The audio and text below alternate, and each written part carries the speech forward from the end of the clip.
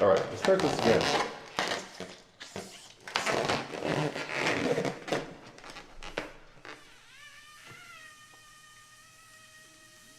Yeah, some low notes, some low notes. And let's put some tension. There's some tension. More tension. More tension, less tension.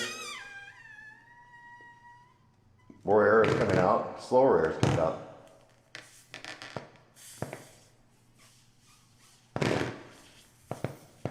Now no vibration, because it's too wide of an aperture there.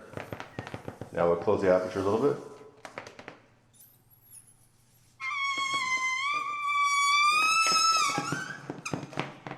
Tension.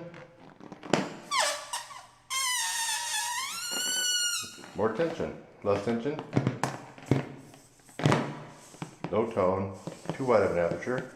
A little bit of a tone, and lower. Add tension. Less tension. Less tension. Less tension. All the way down to no tone.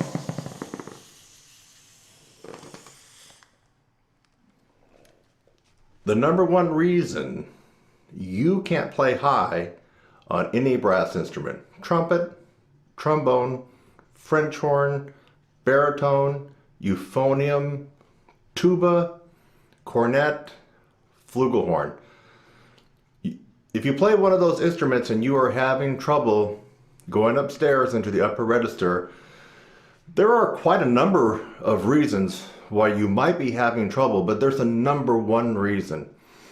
There really is a number one reason, and I can say this because I've demonstrated a lot of the other reasons here on my channel. Various sizes of mouthpieces, great professional horns, horns that are crappy and should be made into a lamp, lower level student instruments. All these kinds of different things will add into whether or not you can climb upstairs on any brass instrument. Your own physiology, breathing and air. But let's get into the number one reason why you are having trouble trying to go upstairs. And the number one reason, drum roll, is muscle strength, lip strength, contraction, and tension. And I just demonstrated that in the balloon trick that you saw there. What did you see in the balloon trick? Well, let's go back and watch it one more time. All right, let's start this again.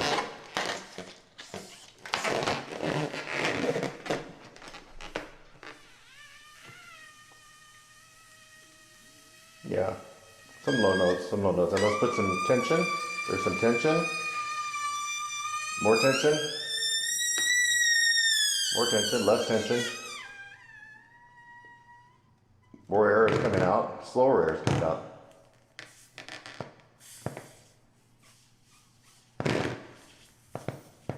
Now no vibration, because it's too wide of an aperture there. Now we'll close the aperture a little bit.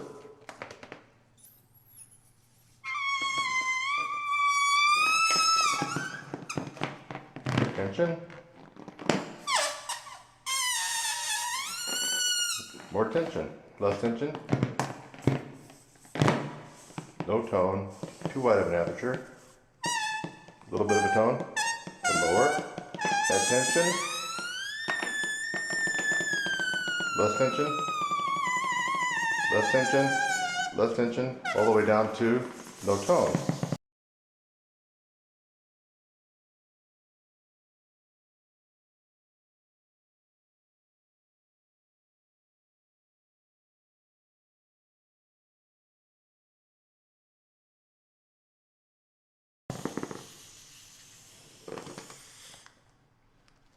When I had the balloon and I manipulated the opening, which is the aperture of the balloon, and I made it more taut and added more tension and contraction and made a smaller aperture, you noticed that the pitch rose.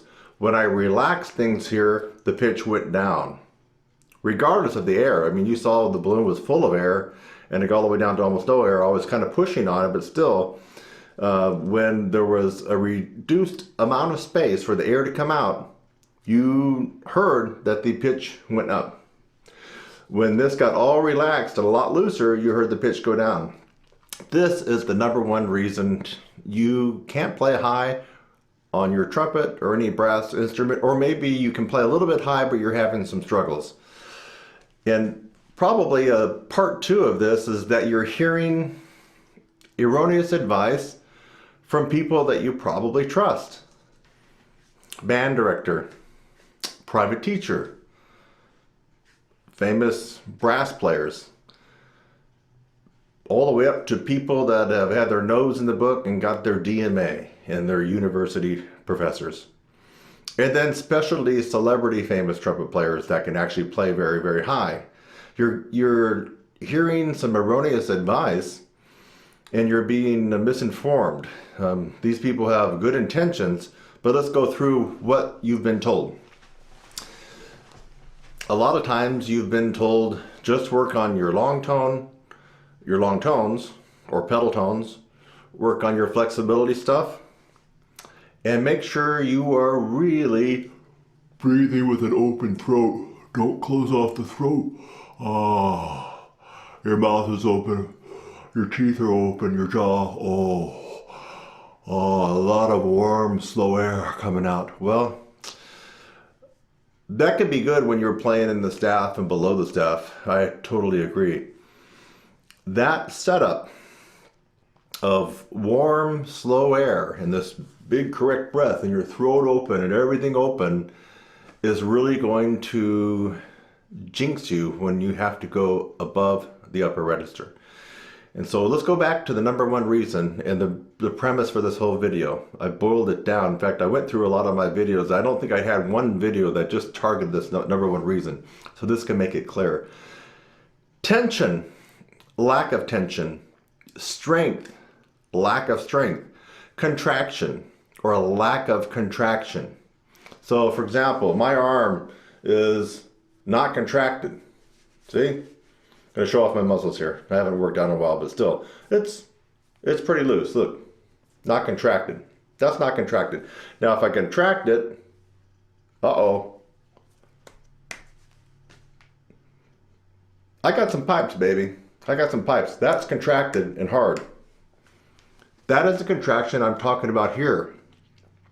If your lips are not well conditioned and not well strengthened, you won't be able to get the contraction you need to be able to play with power, accuracy, but more importantly, to be able to go upstairs.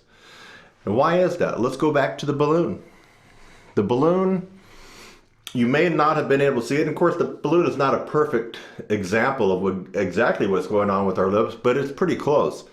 When you saw me stretch it, I'm not wanting you to stretch your lips out, but what was happening was when I was stretching it, I was reducing the aperture of the air coming out of the balloon.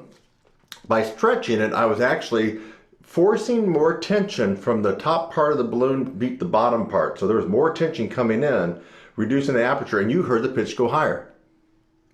You have to have this ability here to be able to add the tension, keep a narrow aperture, and that comes from the muscle contraction like you saw in my arm. Well, that contraction has to happen in your top lip and your bottom lip. If you don't have the strength to make that contraction happen, you're just going to have troubles and you're not going to be able to get into the upper register. That's why you see me doing crazy stuff. If you checked up my channel, I'll pick up, in fact, I have the mouthpiece right here. I got the world's largest Bach trumpet mouthpiece. It's the Bach 1. See if I can get out of the way. And it's not necessarily important that you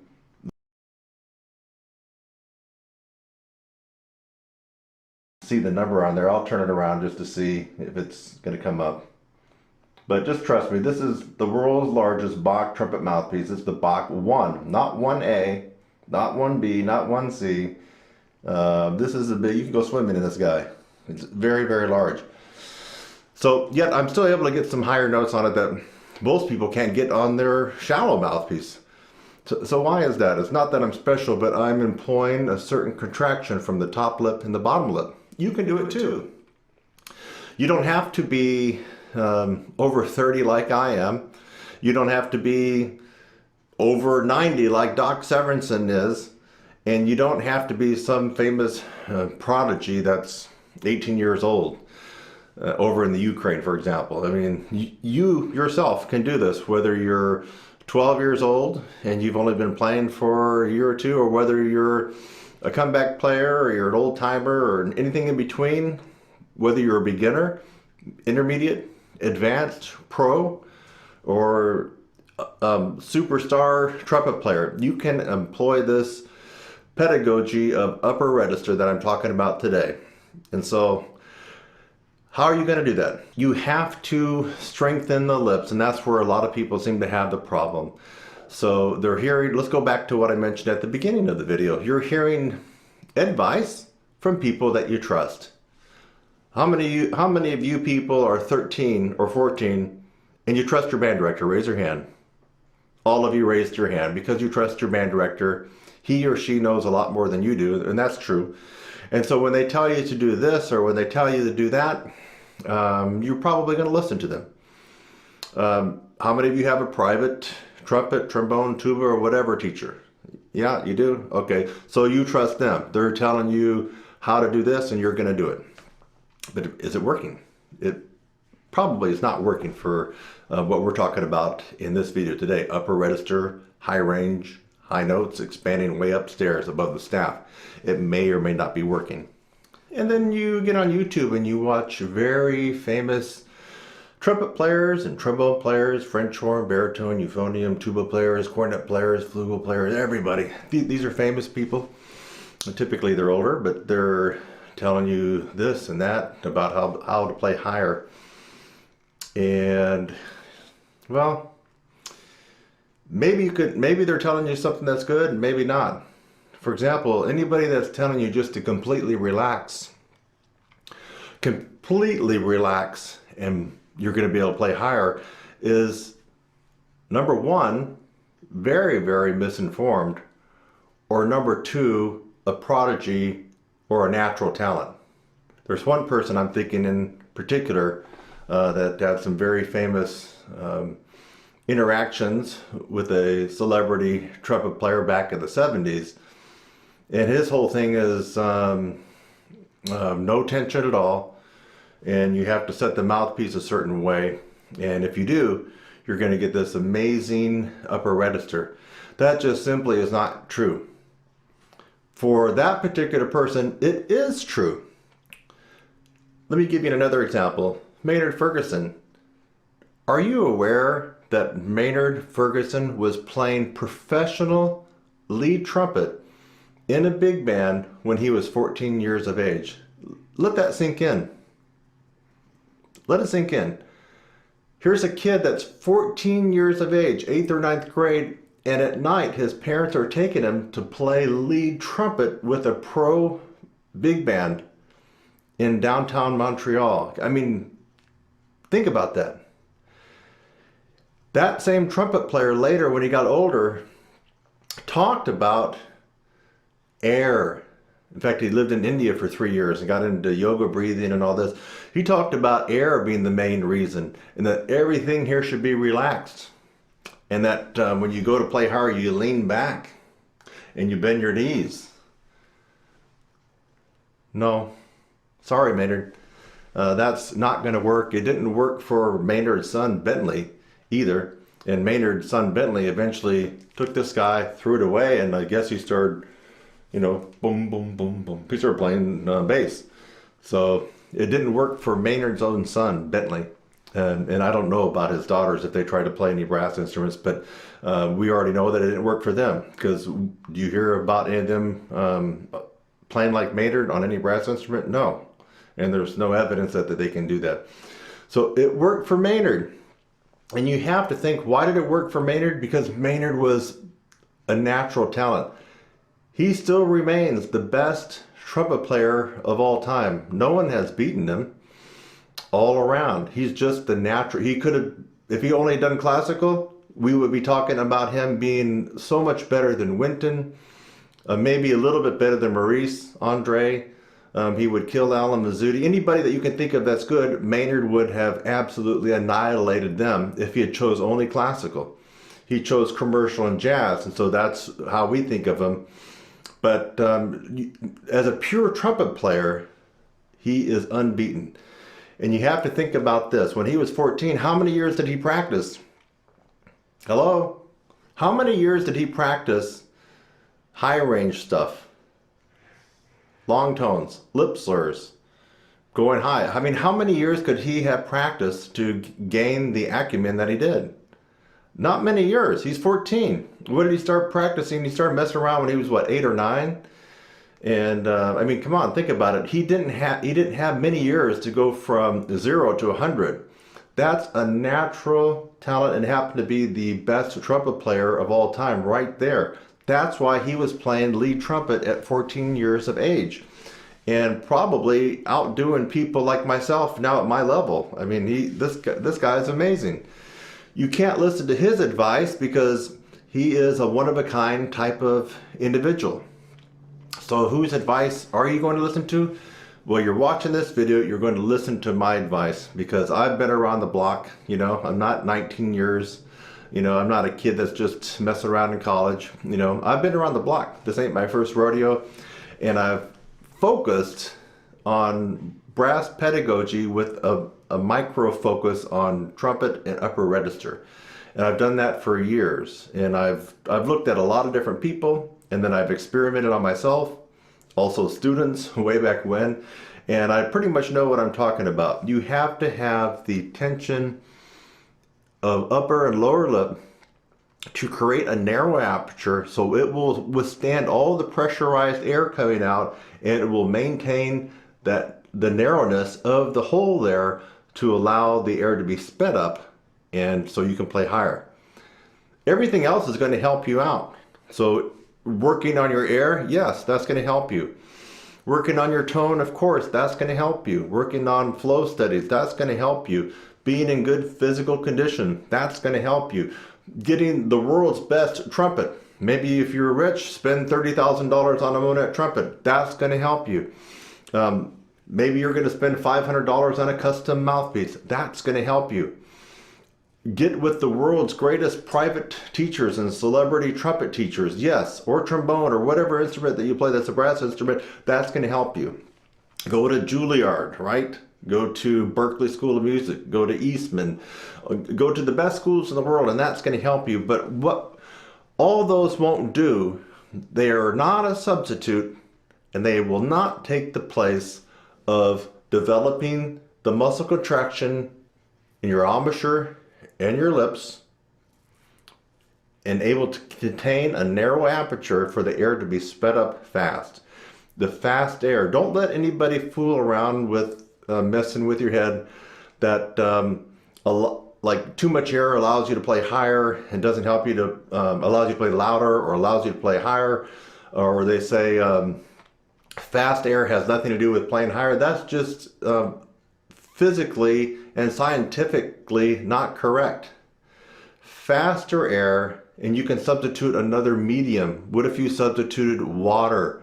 Fast water can be almost extremely violent, like in a pressure washer. If you get a high-powered, heavy-duty pressure washer from Home Depot, I mean, they tell you to be careful, wear gloves, because the water comes so fast, it can inject you with water and get air and water bubbles into your bloodstream and probably could, you know, kill you. So, and if you've used a pressure washer before, you've seen the power that it has to strip off rust and paint and everything else.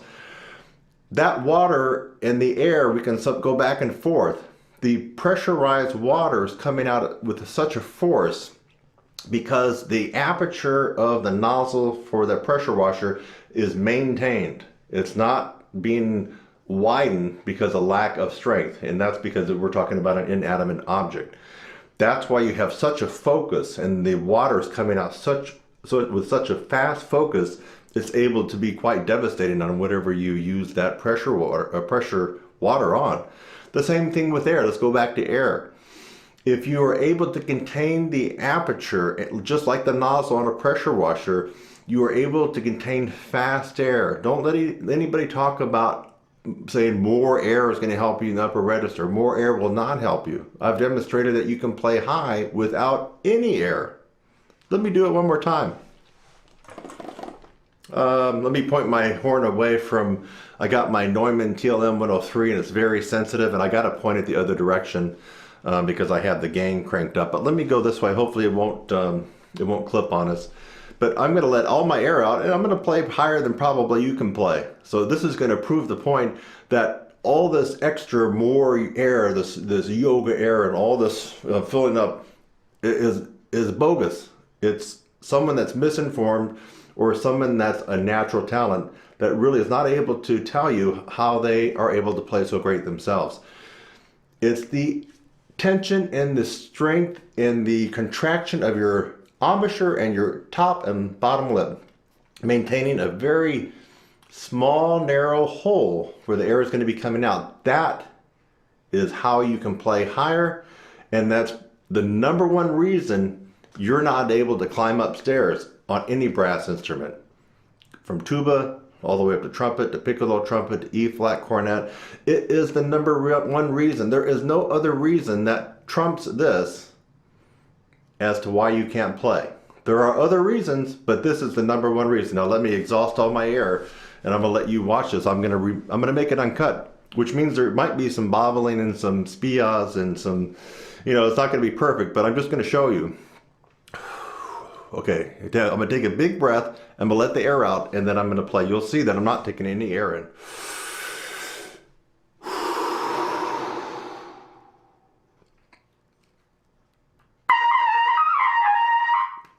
That was a high C with no air.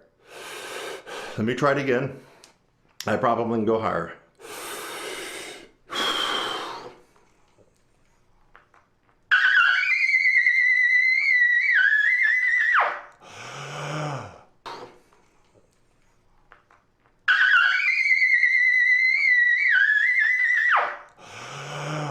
It might not be the best sound, but it proved a point. This is the worst you could possibly play for any brass instrument with no air. No air. Yet this has to be turning on the light bulb in your head, and you have to be thinking, how in the hell could he exhaust all his air and get the high C and then get the double C? How? When my teacher tells me to suck all the air out of the room, keep your throat open, your jaw drop down low, and use a big mouthpiece, and you're going to be able to play high. They're just regurgitating maybe what their teacher told them, maybe what their DMA doctorate told them, maybe what they have heard before, or they are a natural talent that can play amazingly and they really don't know why, and they're just pulling stuff out of the air of what they heard that probably they think might be true. It's not. So go back, rewind this, and watch me play a double C with no air. No air, but just the air that's trapped naturally in my mouth.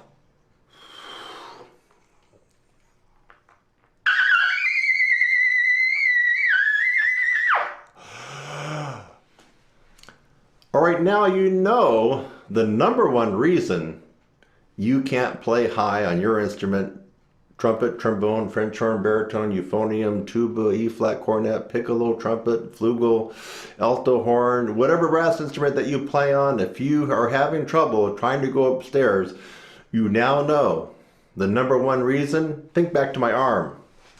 See?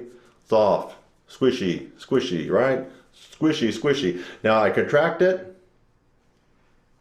Boom. Hard. Hard. Contracted. Contract your embouchure. Contract the lips towards the center and down with tension. Keep this pinprick of a hole, keep that narrowed and unflinching. And the air that comes out compressed and fast will allow you to skyrocket on any brass instrument. I hope you found this video of value. I've been trying to distill a lot of the stuff that I've told you over the years, and I believe that this is the most salient and poignant advice and I really feel like I'm revealing the number one reason why just about any brass player can't go higher. It's they don't have the muscle power and the contraction and the tension to keep the aperture at the smallest and the most narrow as they go higher. What happens?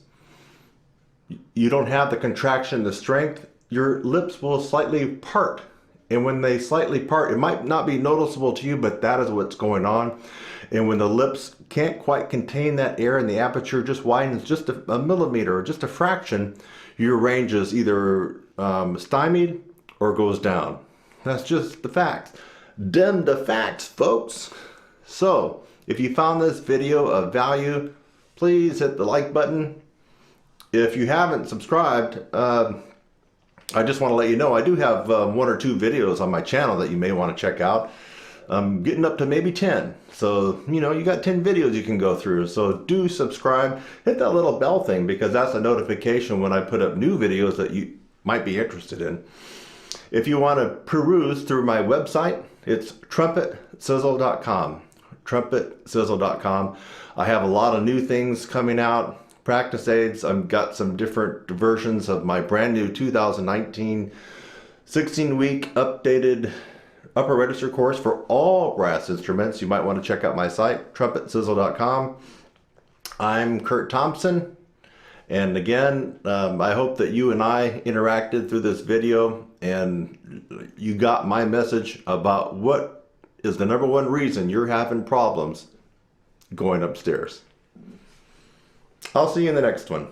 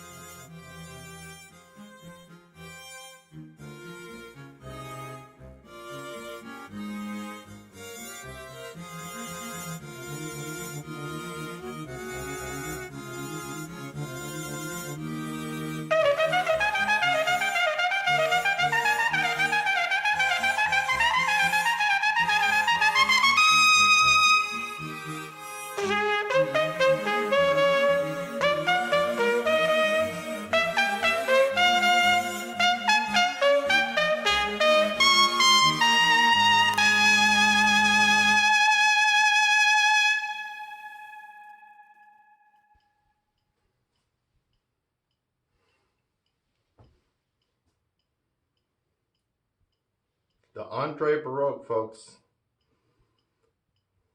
I've developed it. You're going to benefit from it.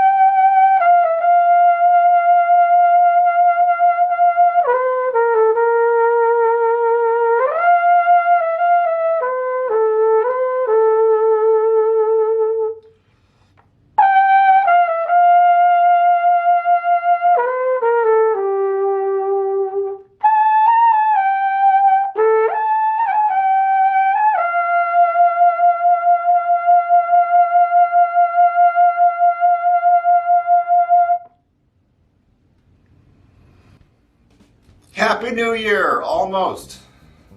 By the way, that was Kurt Thompson, moi, on the new Sizzle Jazz flugelhorn. It's a gorgeous, beautiful horn, inside and out. And I've already kind of let me get out of the way because this camera's kind of funky. If I'm in the frame, it doesn't like to do close-ups. Hopefully you can see the Sizzle Jazz on the horn. That is the brand of this flugel. It's a beautiful horn. Beautiful, smooth valves. Hey, it's Kurt Thompson, and I wanted to give you 3 tips, maybe a bonus or 2 as well, to start the new year right. Or if you're watching this and it's in the middle of the year, maybe you're trying to start a new chapter in your life or turn over a new leaf and just begin anew, begin fresh. And this is a couple of things that you could try. So number 1, don't be intimidated. There is a psychology to playing just about any brass instrument, especially when it comes to trumpet. What makes trumpet different? Because you are going to be heard, ladies and gentlemen. You are going to be heard. I played all the brass instruments in various organizations, and when I screwed up on trombone or when I screwed up on tuba, no, not too many people cringed. You screw up on trumpet, above the staff, especially at the end of the song, everybody will hear it, everybody in the audience will hear it, and then people outside. It's a whole different ball game. So there is a psychology to playing the brass instruments, especially when you are almost out there naked and you're playing trumpet. I mean, there's a psychology to it. And so here's my first tip. You have to break through the psychological barrier, and the number 1 barrier I see for people wanting to improve their range and endurance is they don't ever try to test their limits with their range. That doesn't even seem logical, right? Someone that wants to get better, someone that wants to play higher, play with more power, play with better endurance. Yet it's like one of the number 1 things when I ask, hey, when's the last time that you tried to go for a double C? Or if it's a pro player, when's the last time that you really crunched down and tried to get that double E, that triple F sharp, that triple G? When was the last time? A lot of times either it's a nada or it's a no-go, or they're scratching their head like, well, I think I did something last month. If you are intent and serious and motivated, you should know the answer to that right away. You should say, I did that today. Kurt, I just did that yesterday. Kurt, I just did that 2 days ago. You know exactly when you did that. Not, well, I believe sometime maybe last month I went for a high C. No. So the reason people don't do that, they don't push their limits, is psychological. It's kind of intimidating to go up into the sky, and maybe you've had bad experience before and you just don't like what happens. So your number one tip right now is to break past your psychological barrier. If you're watching this before you practice, get out your horn. And of course it's flugel for me, but usually I'm on my trumpet. So go ahead and get out whatever instrument that it is. It could even be tuba. It could be euphonium. And go ahead, and I want you to go ahead and play to your limit and push your limit beyond.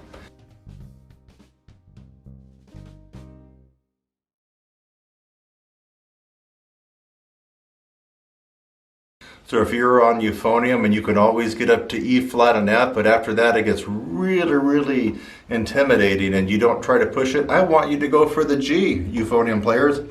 I want you to go for the A, okay? Trumpet players, if you get above the staff and you're good with high C and D and E flat and E, but doggone it, you don't want to go for that F because you know what happens.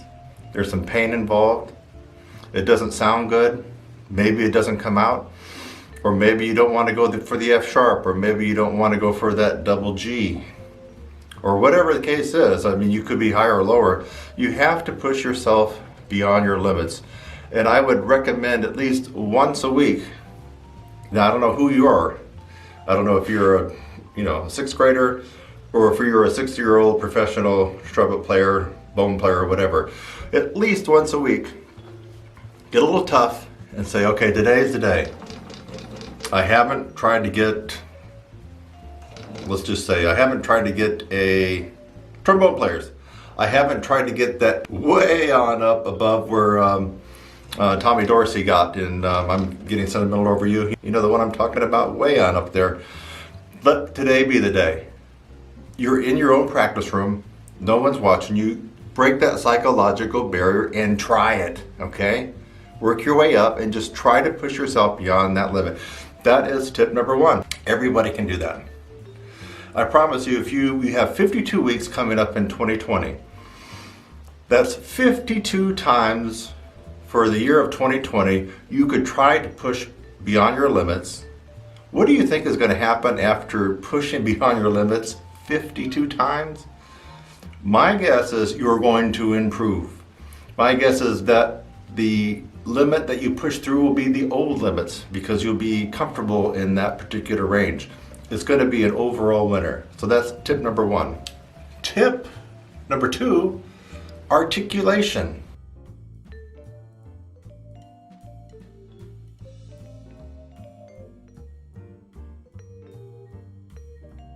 Articulation. Try adding in 5 or 10 minutes, at least every other day, of some extra articulation. Quarter note equals 120. Bum, bum, ba-dum, bum, bum. That's about 120, right? So, if you can't do that, put down where you're at. Are you at 116? Are you at 108? Are you at 92? Or if you're a whiz at classical music and maybe even an advanced or pro player, maybe you're way beyond 120, maybe you can single tongue at 132 or 138. Write that down and try to best yourself every other day on single tongue. Add in K tongue, double tongue, reverse double tongue. Now you guys know what that is, right? Add in kata kata kata, kata kata kata kata kata kata kata kata, right? Kata kata kata kata kata kata. Add in that. How about your triple tongues? Ta-ta-ka, ta-ta-ka-ta, ta-ka-ta, ta-ka-ta-ta. How about ka-ta-ta, ka-ta-ta, ka-ta-ta, ka-ta-ta? That's like your reverse triple tongue. Add in articulation. My point is add in articulation.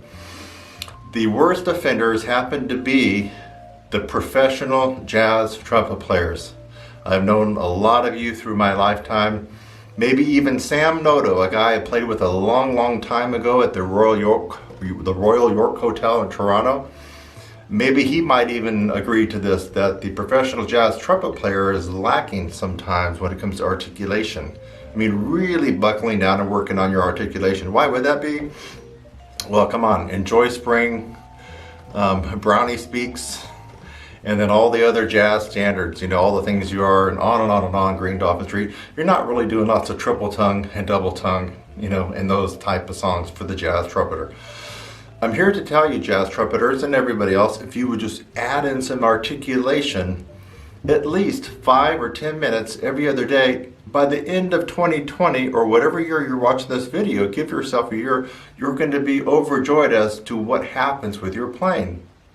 You're just going to have more command of your instrument. I believe you're going to have an improved sound, a more crystal clear pinpointed attack, and who knows, you might even increase your upper register just a little bit. At the very least, you're going to have just a lot more colors and a lot more pops when you go to play your instrument, especially you pro jazz players. You're going to be able to put a little bit more pops and a little bit more sizzle on those different notes that you want to get. So that's my tip number 2. Add in 5 to 10 minutes of articulation in addition to what you already do every other day, at least 5 or 10 minutes every other day. Now for you classical only players, maybe you can dilute that down because maybe you already spend an hour on what I'm just talking about now, and I'm not telling people to spend an hour on it, but if you're a classical person and that's all you do, then you have to substitute something else. Maybe for you have to add in 5 or 10 minutes of lip trills, for example, or 5 or 10 minutes of some other part of the instrument that you tend to put on the back burner. Tip number 3, at least once a week, turn one of your practice days into piano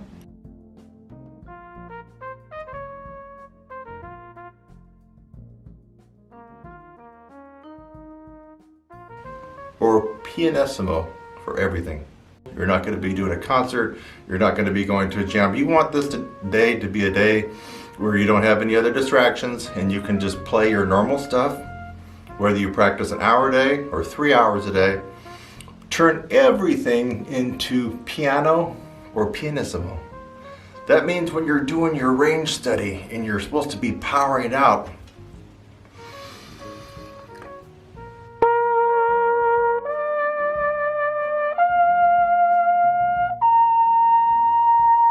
I want you to go even softer because it's going to be your pianissimo day.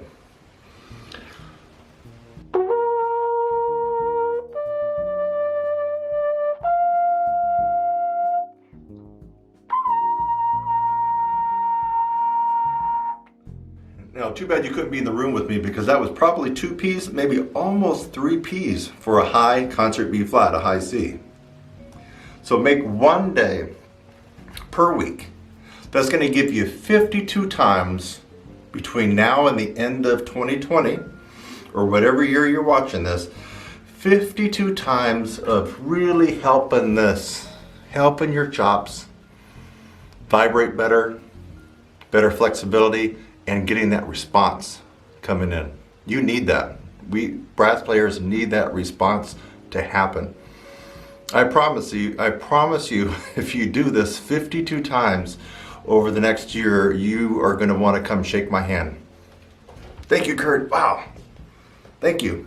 And you can do it and you're not adding any extra time to your practice regimen, right? You are taking what you normally would already do. You're already going to practice this particular set, for example, on a Saturday.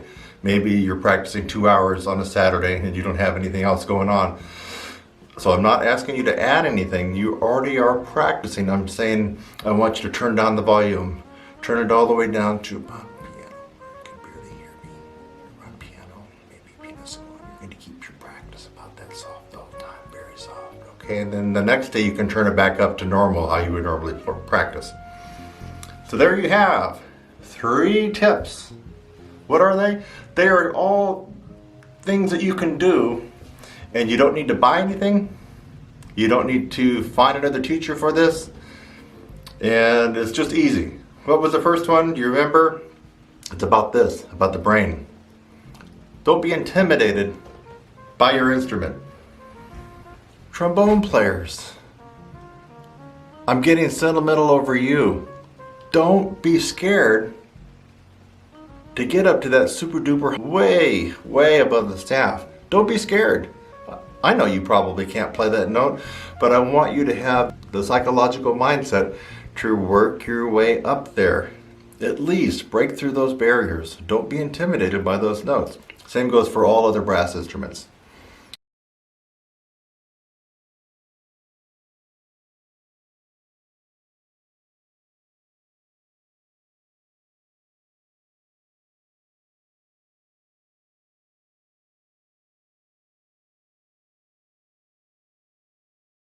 What was tip number 2?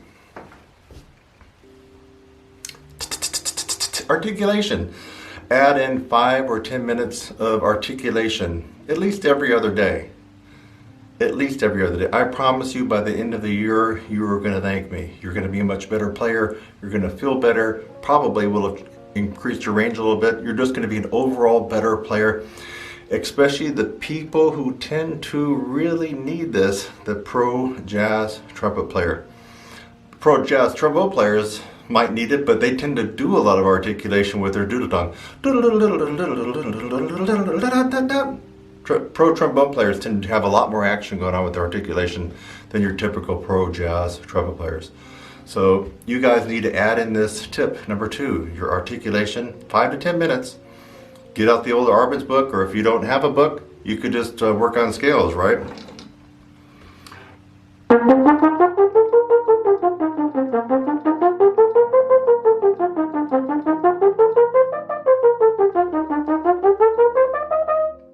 On and on and on. Add an extra 5 or 10 minutes of that every day.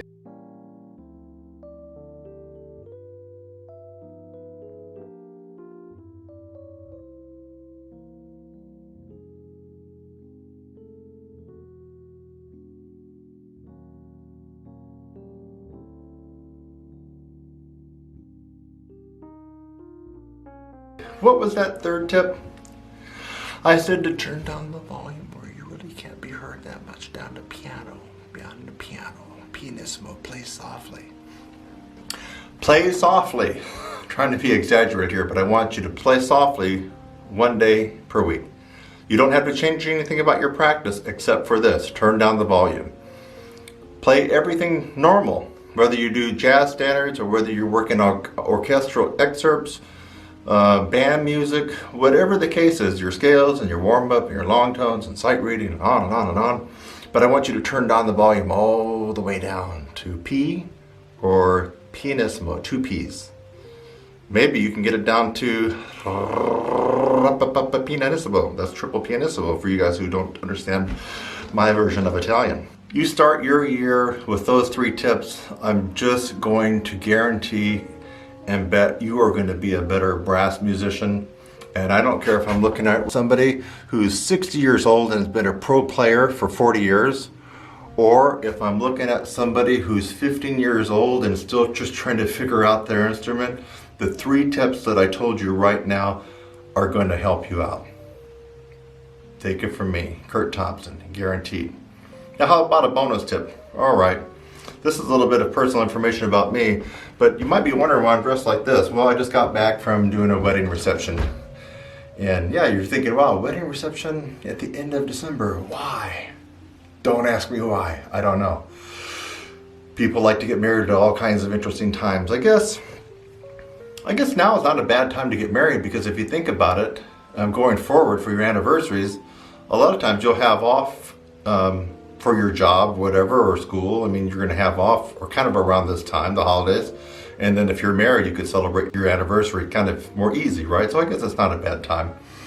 Now, I could still be at that wedding reception right now, drinking, getting my drunk on, and a bunch of other stuff, but I'm not. What am I doing?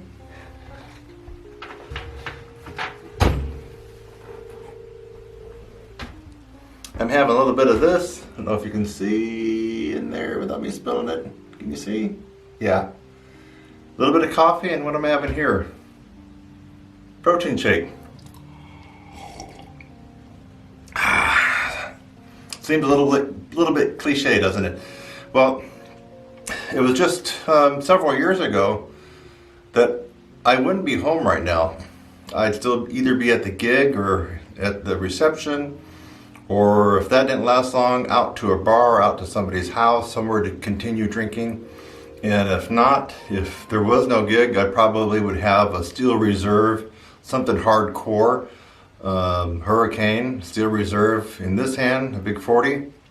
And I wouldn't have a protein shake or coffee. I'd be waiting for the Domino's guy to deliver a pizza. And so I had developed some pretty bad habits. Being a professional musician, a full-time professional musician, now this is a topic for another conversation, but let's just make it clear. Being a full-time professional musician does not mean you work at Best Buy during the day and then you play a jam or something at night. It doesn't mean that you sit at home and mess around while your wife is a realtor bringing in the money, or your wife is a teacher or an insurance agent. That is not a full, you have no skin in the game because you got it on Easy Street. I'm talking about you full-time musicians where everything depends on you playing this instrument or another one close to it, and you don't play this, you don't eat. Okay, there's no Easy Street. You haven't gotten married, or you haven't the luxury of a girlfriend that's a realtor, you know, and she's out actually making, or it could be a he if you're a female player, but I'm just going to use he's for right now. You're a he and she's out there selling houses and you're on Easy Street. That's not what I'm talking about. When you are a full-time musician, you get as many gigs as you can. Come hell or high water, they could be good ones, they could be bad ones. The number one thing that happens, I will tell you, if you're a real pro player, and also I'm not talking about university and college trumpet instructors and brass instructors, you are not a full-time pro player, you're a teacher who happens to maybe play a couple of gigs. You have somebody holding your hand with that paycheck. That doesn't count. I'm talking about a real pro player that doesn't play, doesn't eat. There's a huge difference in that world. And what happens when you are a pro player, you tend to want to get all your compensation. What is your compensation? It's going to be usually cash or a check at the gig. It's going to be a dinner voucher or some kind of free food. And it's going to be almost always alcohol and drink tokens that you're going to get, or accommodate, or a voucher or something like that. As a result, you can find yourself, if you've been a pro musician like I have a very long time, you can find yourself really having to develop some bad habits. Being on lots of gigs where you get your cash, you get your money, you get your free dinner or lunch or whatever it is, but damn it, you're going to take advantage of that alcohol because it's part of your compensation. You're going to drink those 4 or 5 beers, or those 4 or 5 or 6 shots. They might even give you more. A lot of times they give the band more, or that bottle of champagne. So it can be a pretty overwhelming and insidious bad habit that develops as the result of being a full-time pro player that isn't able to depend on anybody else for their income. When you're on the bandstand and you're in between sets, it's not likely you're going to be offered a protein shake. Yeah, maybe you can get coffee, but most players that I played with are going to grab a cup of coffee at midnight on that 10 or 15 minute break in the set. They're going to get a beer or wine or something like that. And you're not going to get a protein shake. You're going to get some kind of chicken wings, fried mushrooms, fried cheese sticks, or something like that. So it's insidious. If you're a full-time pro player, you're going to have developed these bad habits, and sometimes it's just like an 800-pound gorilla that's tough to get off your back. A couple of years back, I made these changes. It was very tough, and now I'm home early. I could still be out partying up and going crazy, but I'm home early and I'm having a protein shake, which I'm getting ready to indulge in right when I shut this camera off. And I got a little bit of coffee left. So that's kind of like my bonus tip for you guys. I feel like my playing has improved over the last couple of years just by doing that. But I've even gotten my health a little bit better. My health is a little bit better. Blood pressure's down, stronger, slimmer. All by getting rid of some of those old bad habits that developed being a pro musician for so long. The kind of pro musician I just gave a definition to. You don't have a day job, you don't have a teaching gig during the day, and you don't have a wife or husband who's an insurance or realtor bringing home the bacon so you can just do whatever. You have to get out there and play. That's how I define a 100% full-time pro musician. Anyway, that was my bonus tip.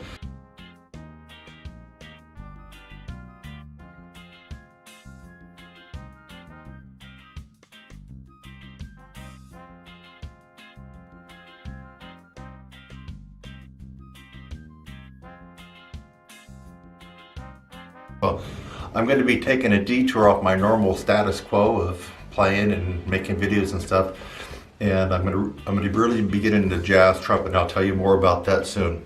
So Happy New Year 2020, Kurt Thompson. Take a visit to my site, trumpetsizzle.com. You could hit the like button, you could leave a comment below, and you could subscribe. See you in the next one. Bye-bye.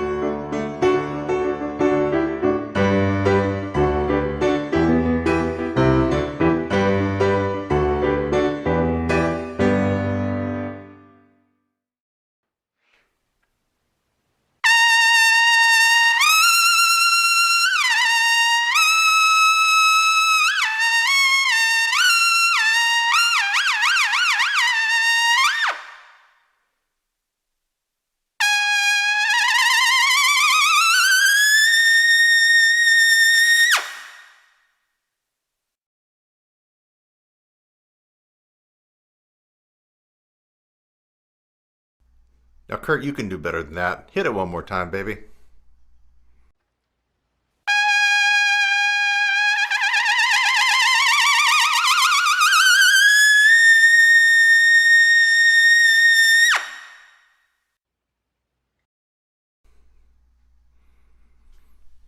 That's what I'm talking about. Now I'm happy. How to turn any trumpet mouthpiece into a screamer. You'd like to know that, wouldn't you? Well, a couple of key points. In order to do this, you have to have uneven or lopsided asymmetric lips. That means one lip is a little bit larger, a little bit thicker, a little bit wider than the other. So if you look at my lips, let me get into the camera a little bit closer.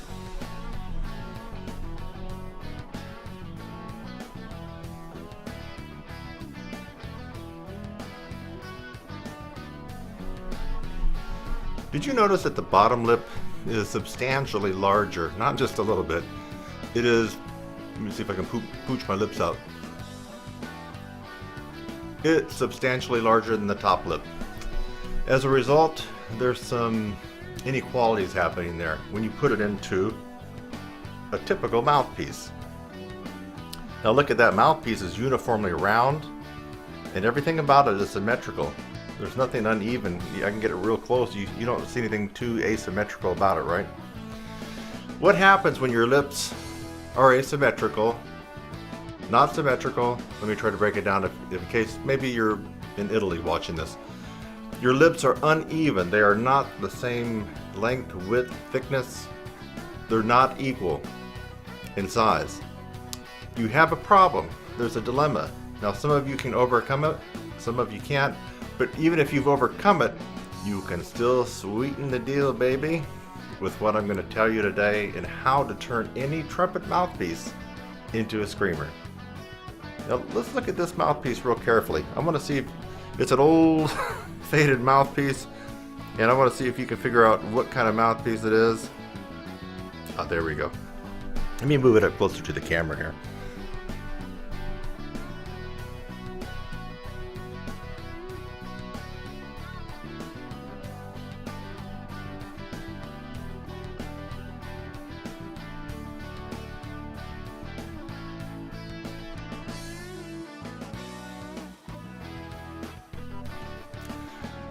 You saw it was one of my least favorite mouthpieces, right?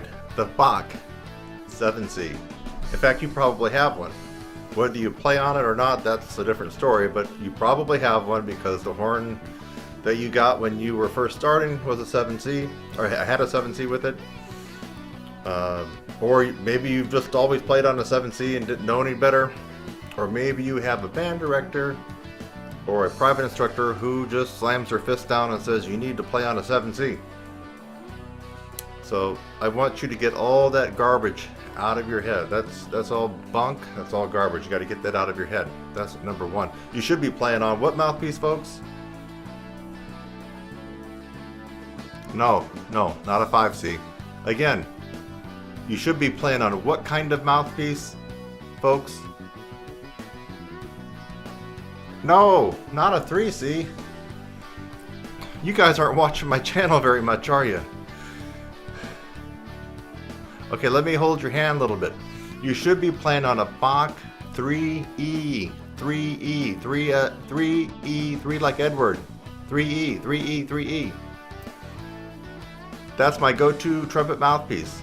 If you have not invested a lot of money and time on getting a custom mouthpiece made for you, or you haven't been on a mouthpiece quest, you don't necessarily have to have a custom mouthpiece made for you, but maybe you're going to try several custom type mouthpieces that aren't the typical norm. For example, maybe Parduba, for example, isn't your typical mouthpiece.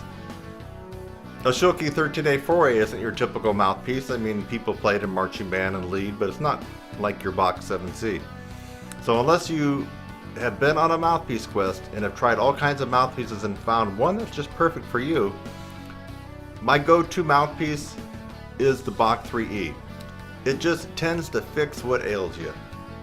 You can play a little lead on it, you can use it for marching band, you can definitely play it in brass quintet, you can play it in a wind ensemble, orchestra, pep band. It just has a lot of uses, solo and ensemble. It really does have a lot of uses that you back off on a little bit, open up your aperture slightly, and you get a darker, bigger sound. You roll it a little bit, you push that air and fire it up, and you get that brighter sound for jazz. It just is a great all-around mouthpiece. 3E. But you saw that I don't have my favorite mouthpiece, my go-to mouthpiece, the 3E. I got the one I don't like, the Bach 7C. And I got the Bach 7C to prove a point with this video. Now you're already saying, I can hear you right now. I can hear you. You know, I'm psychic and I also am omniscient, and I can hear a lot of people saying, Kurt, get on with the freaking video. I want to know how to make my mouthpiece into a screamer. Okay.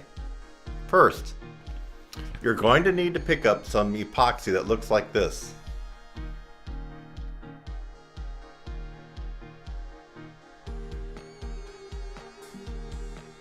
They have all kinds of epoxy that you can get at your local hardware store, at the big box stores like Home Depot and Lowe's, even grocery stores. This one here I happened to pick up at Harbor Freight. It's not expensive, $4 or $5. So you want to get a tube of this. Now they have liquid epoxy and they have all kinds of different epoxy. This one has the consistency of Play-Doh, pretty much, until you start mixing it together, and then it can harden like steel. I've actually used this with emergency plumbing situations. I remember a leak under the sink in a rental house I used to own when I lived in Washington State. Middle of the night, had to go there and stop this leak. I took something similar to this, broke it open, wadded it up, made a little snake of a ring with this, put it around there and kept holding it, and this works even while wet. This stuff hardened, it stopped the leak until down to just a couple of drops, and I was able to sleep and call a plumber the next day. This stuff is pretty miraculous. So you might be thinking, well, Kurt, what has this got to do with me and becoming a screamer on my ordinary 7C mouthpiece, or whatever mouthpiece that you play? Because this is going to help even the score. It's going to help make your playing and your lips more symmetrical while turning your mouthpiece into an asymmetric mouthpiece. Let me say that again. Your lips will go into the mouthpiece more symmetrical when you've made your mouthpiece asymmetrical. You're going to make your mouthpiece a little uneven to balance out the unevenness that's in your lips. What will the end result look like?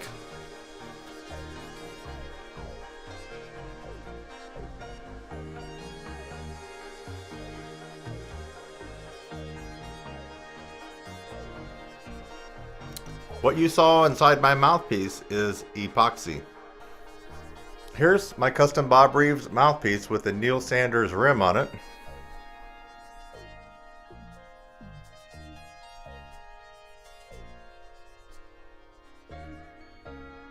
Still beautiful on the inside.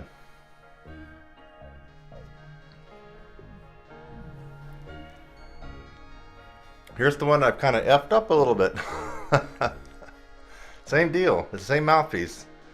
Bob Reeves cut off the Neil Sanders 17S, put that top on this bottom. But you can see I've gone to work and suffered some abuse. But this mouthpiece here is a killer. It allows me to get some meat on the bone with triple G's and even a little bit above. It's pretty miraculous. So let me put both of them together.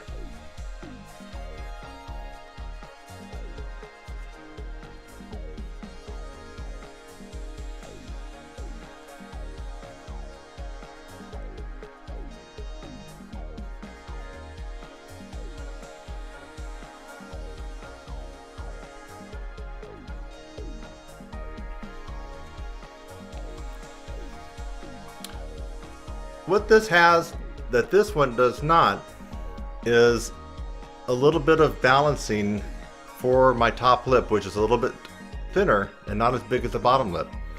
You wouldn't think it would make that much of a difference, but when you put both lips in, now both lips go in quite equally compared to before with this one, where more of the bottom lip will get shoved in, even if I don't want it to. If that is just going to happen. So we're now creating a equal balance in the embouchure and a more equal vibration.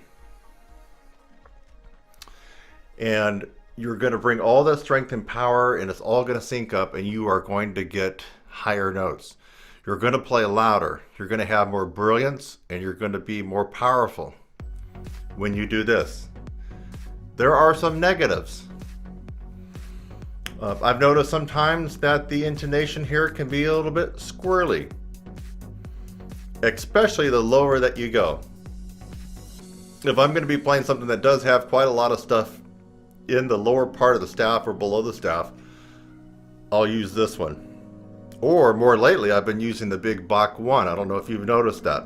I have been pulling out the Bach 1, the largest of all Bach mouthpieces, more often than not. I really get a great sound in the middle to lower register on the Bach 1. So, but I'll use this one if I have to play something that goes all over the horn, the tessitura of the horn, but it does get down low. I will have to play this one just so I can be more in tune and the notes are slotting a little bit better. Another negative, should you do this, you will notice your accuracy goes out the window a little bit. We'll say maybe 10%. You'll notice the slotting is not near as good. Okay? You just have to there's the pros and cons. So you want to bury the band, you're probably going to do this. You want sizzle and fire and electricity and thunderbolts shooting out of your horn, you're going to probably want to do this. You want to be the man or the lady in your band.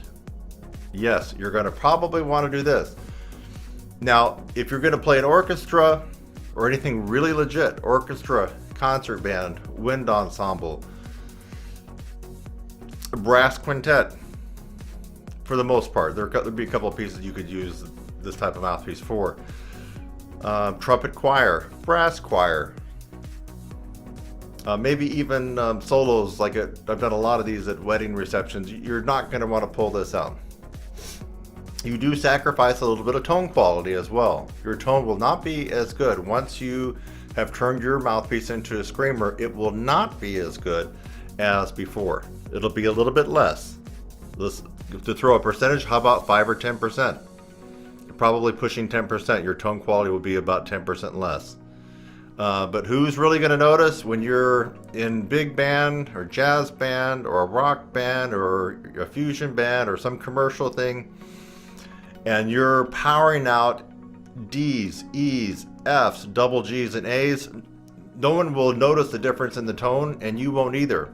because it's going to come out as pure power and electricity to anybody in the audience.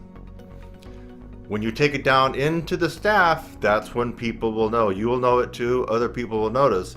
If you're playing this, I notice it myself. Now, how do we do this? So hopefully that you found the epoxy, and maybe you pause this video, or you've already watched this video, but now you're coming back to it for the how-tos and how to put this all together.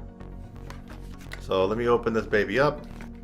Let me read the warning here. It does have a warning, and yours probably does too. If you swallow this, I mean, if you took a bite of this and swallowed it, you might die or get very, very sick.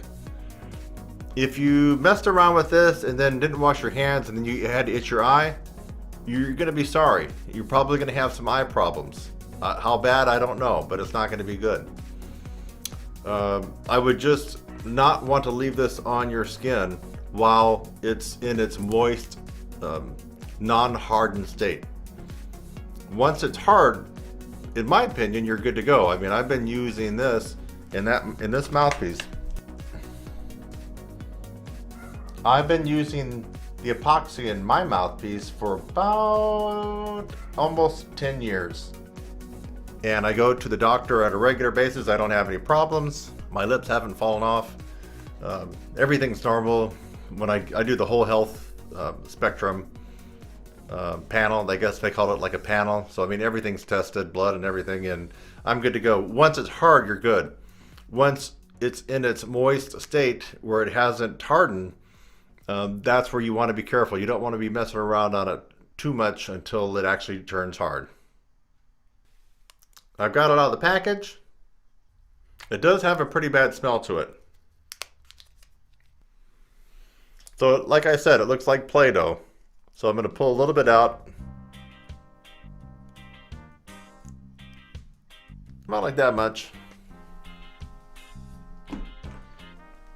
Now sometimes you'll get an epoxy and it'll have a gray color on the outside, and then there'll be another part that's a whiter or a lighter tan color, two different colors, and that's fine too. And then when you mix them together, they become one color. This one, I guess, works once it hits air. So I can already feel it's getting tacky now that it's hit air. I can feel like there's a chemical reaction happening. What you want to do is get this into about the size of a little pea.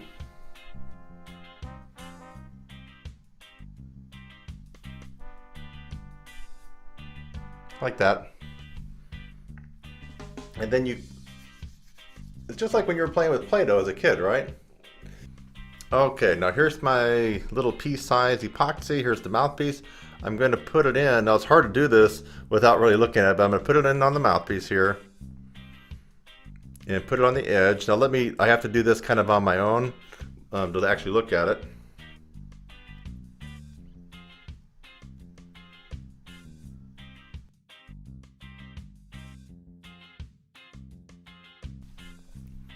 Just so you know, I had to take a little bit of piece off of that. It was too much. All right, let me let you take a look at it now, and I'm still going to get a little bit more out of near the hole, the throat.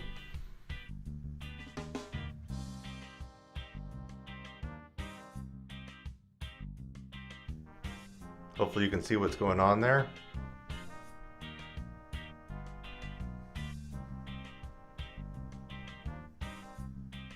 Now notice it goes down a little bit too far near the hole or the throat. I'm going to try to remove that out with a pen now. Or the pen cap. And if you're more high-tech, you can probably figure it out. I'm just going to take this and scoop a little bit out.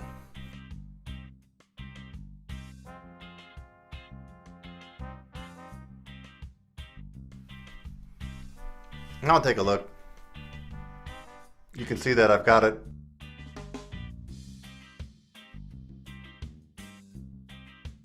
further away from the hole. Now I'm going to go ahead and let this dry, so I'm going to have to come back, and after this is dried and hardened up a little bit, I'll come back later and we'll proceed further with turning your trumpet mouthpiece into a screamer. Alright, I am back. It's been about 4 hours, and I would say this is probably somewhere around 60 or 65% cured, meaning it's not quite there. It needs to likely go a good 10, 12 hours, maybe even up to 20 hours, like a full day, and let it totally cure and harden. But just to go ahead and finish up this tutorial, and I got to move on to other projects, I want to come in and go ahead and give my final thoughts on this, let you see how it looked. You can see that the darker gray is now turned a little bit lighter, and I suspect this will become even lighter than what you see here.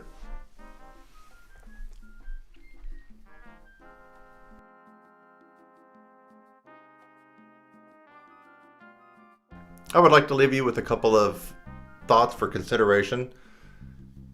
And then after that, I'm going to leave you with a final word, and my final word will be me playing on the new improved Box 7C Screamer trumpet mouthpiece. A couple of thoughts.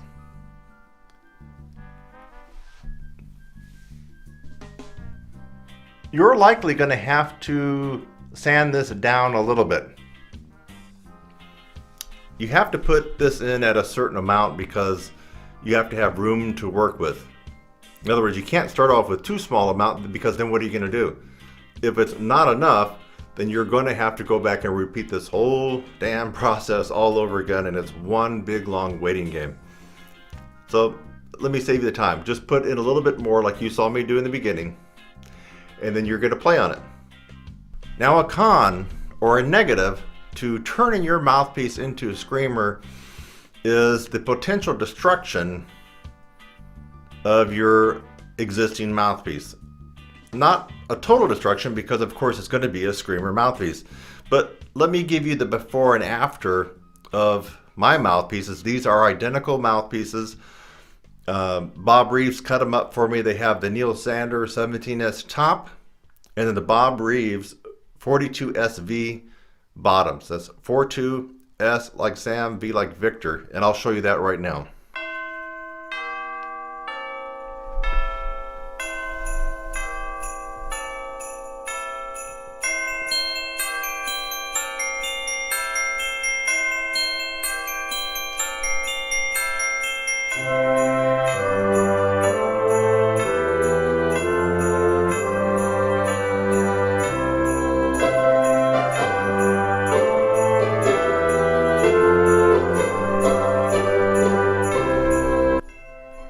You might be thinking to yourself, wow, Kurt, one of your mouthpieces is really effed up.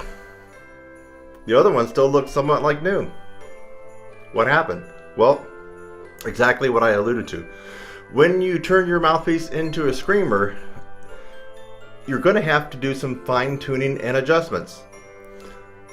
What you saw in the 7C is probably a little too much for most folks. You're going to have to shave that down a little bit with some super duper fine sandpaper. I mean, it's got to be extra fine, or extra fine steel wool. And what you're going to do is you're going to rub on the epoxy, get some of it off, make sure you wash it off with water, rinse off your lips, don't swallow any, and then play on it. And you're going to keep going back and forth until you find that magical sweet spot. That sweet spot when you play and bam! If you're a high C player, now you're a high E or a high F player. I shite you not. It will be that significant.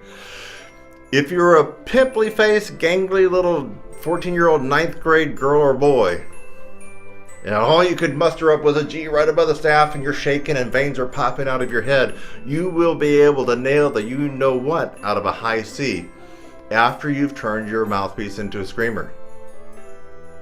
But it comes at some destruction of your mouthpiece.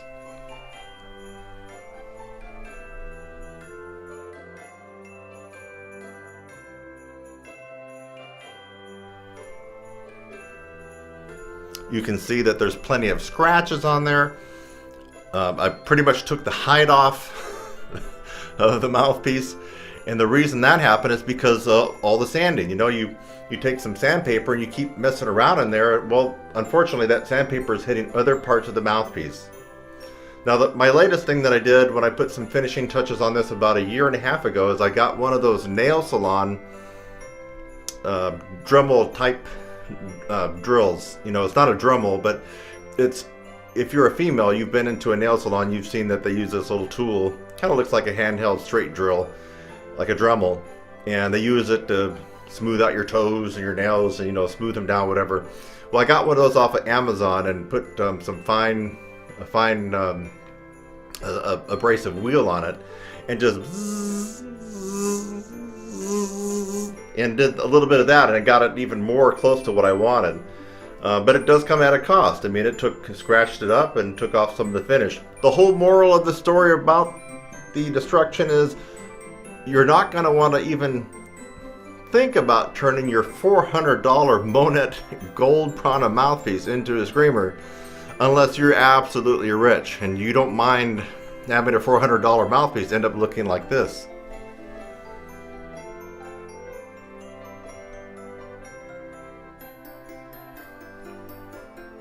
When it used to look this good.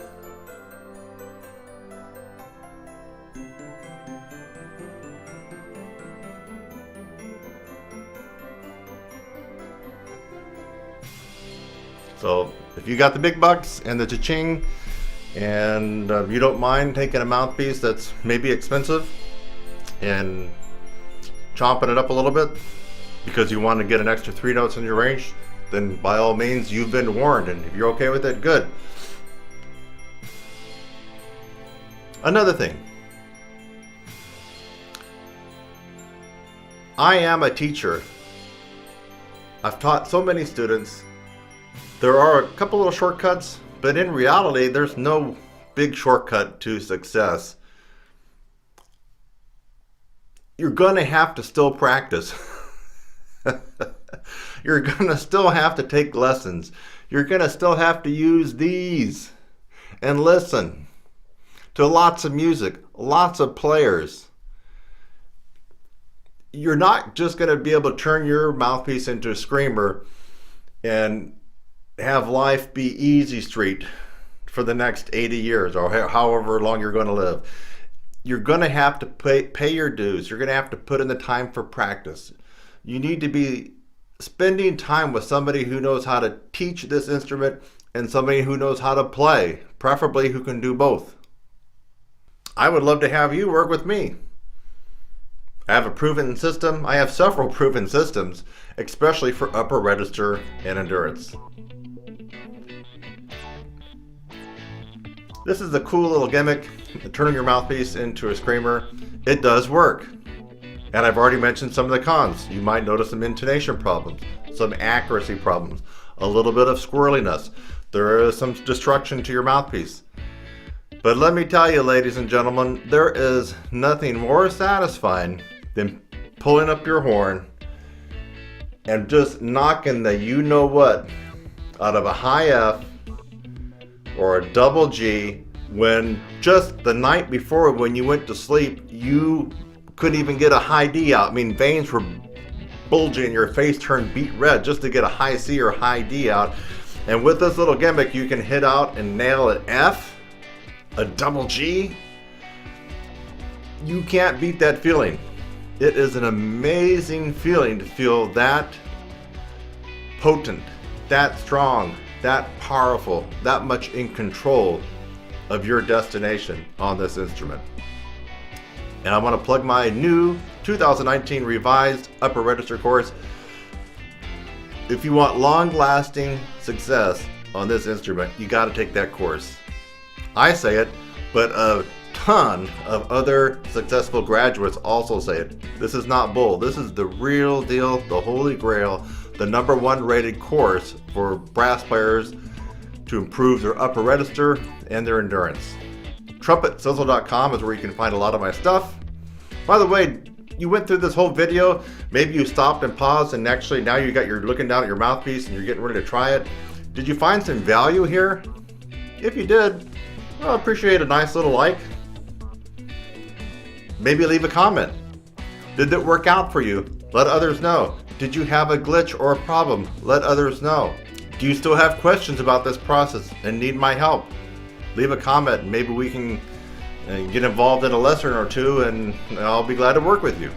Alright, so it's been my pleasure showing you this amazing trumpet tip to increase your range almost overnight. It really has been my pleasure. And remember, we talked about taking your plain old vanilla trumpet mouthpiece and turning it into a screamer. You go to bed, a high C player. You wake up the next day and you got Fs all day long. That's Fs above high C or even double Gs. I mean, you can't even put a price tag on that. I mean, it's just an amazing feeling to feel that powerful and that in control of your destiny on this instrument. I'll leave you with a final word, and my final word won't be coming from my words. My final words will be spoken through my instrument, showcasing my 7C mouthpiece that has been turned into a screamer.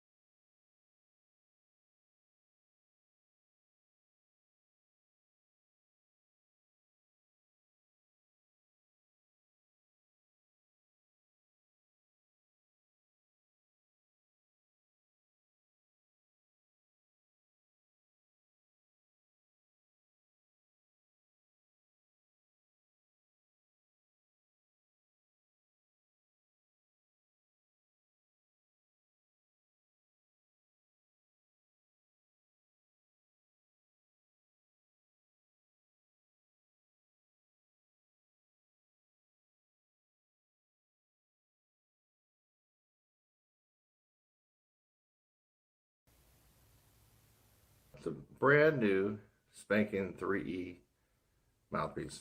Most of you watching this video are looking at your trumpet or pulling their mouthpiece out and you're going, holy crap, he's right. I have one of these guys. And I don't know if you could actually see that, so we'll try to zoom in a little bit. The 7C. This is the all-time favorite mouthpiece that's in the case of a typical beginner intermediate. I've even seen it in a box Stradivarius, brand new case, a 7C. For some reason, someone somewhere along the line decided that 7C was the best all-around mouthpiece for everybody. And then you could branch out depending on what you wanted to do, jazz or rock or symphony or whatever, and get different mouthpieces better suited. I'm here to tell you that the 7C is not the mouthpiece for you. And it may be a specialized mouthpiece for a few. So how does that translate to you? That what you need to know is there is a much better all-around mouthpiece, and it is not the 7C. The 7C is too deep, too narrow, and has a nice sharp rim to bite your lips as soon as you try to go to the top of the staff. It happens to me, and I got powerful chops, and it happens to 4th and 5th graders who have no chops and they're just starting the horn. Why start on an instrument when you got your hand tied behind your back with the Bach 7C? Don't do it. I consider this more of a specialized mouthpiece. Maybe if I wanted to audition for fourth trumpet for the Chicago Symphony, I get off my current custom Bob Reeves, and I probably would use something like this, a 7C, maybe a 3C or a 5C, somewhere in this general vicinity, for get a real crisp, clear attack down in the low register. So, but for everybody else, you don't need to start on a 7C. Instead, there is a better solution, the 3E.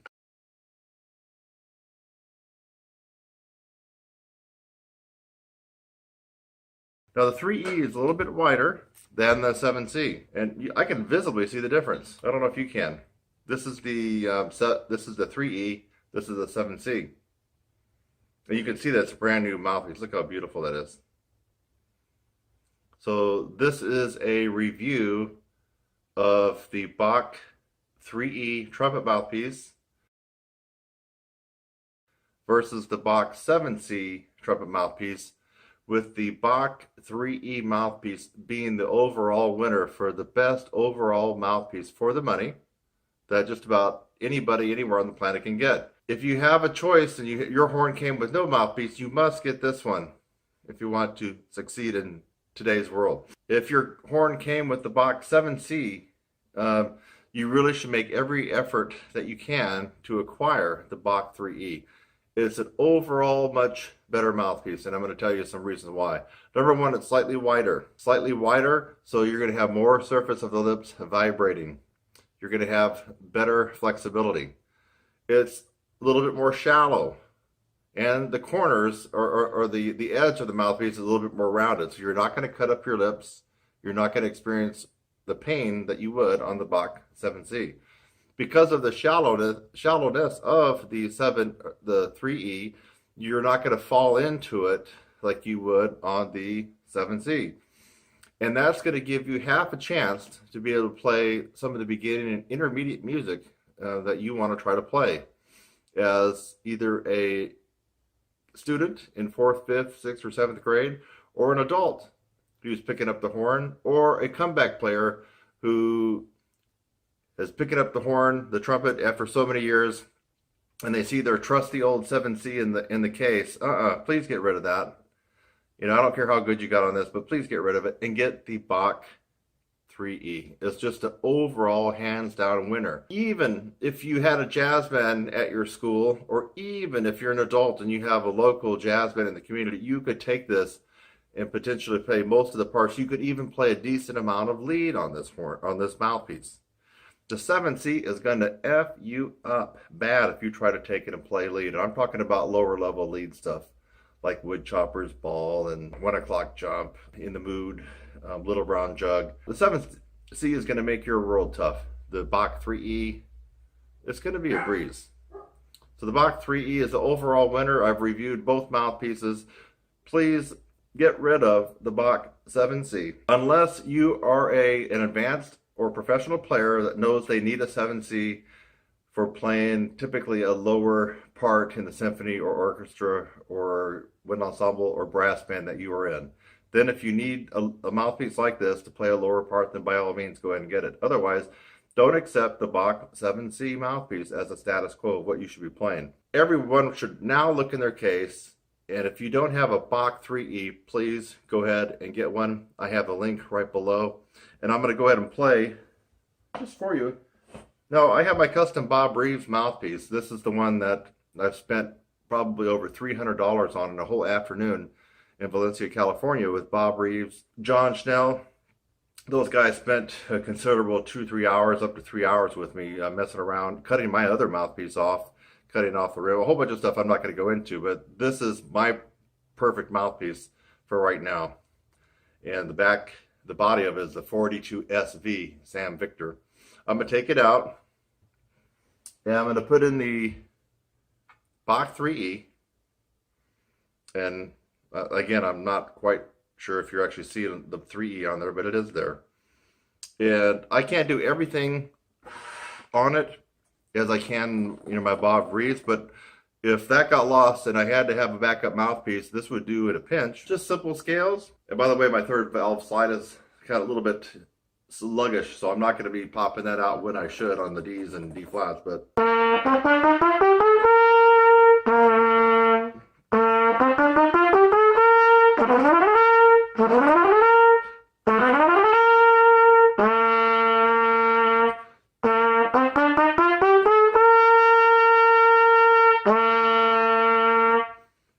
feel it gives me a pretty decent tone. It's relatively easy to tongue.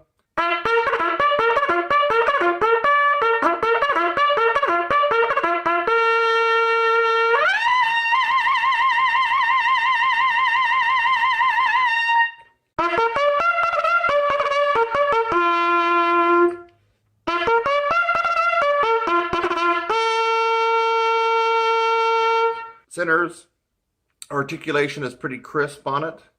Pointed attacks, that's the tonguing.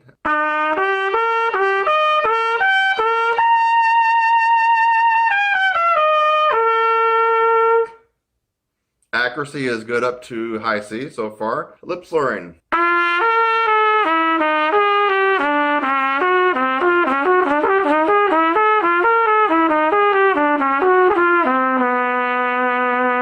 Glissandos.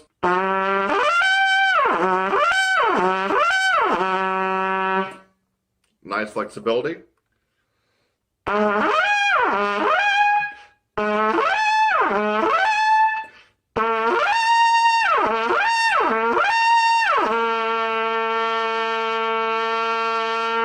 And get around the horn well. How about shakes and lip trills?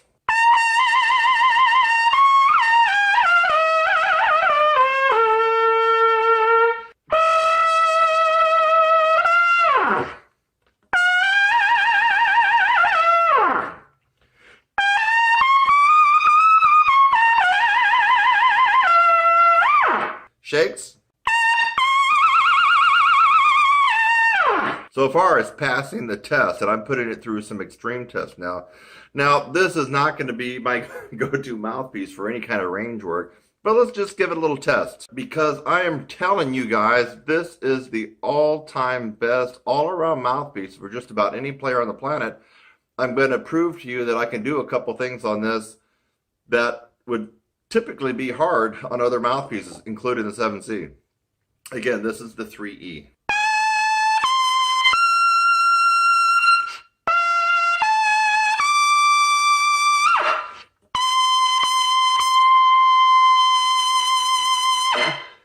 The start of Maynard Ferguson's Birdland. Hey folks, that was on the Bach 3E trumpet mouthpiece. Not a Shooky 14A 4A, not a Purviance, not a jet tone. Hello? Are you getting the picture here?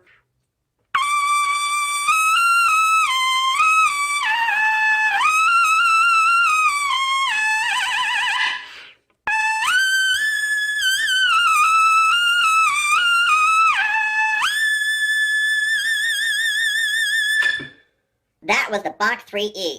Oh my god! Kicking butt on that Bill Chase lick. Awesome. A Bach 3E.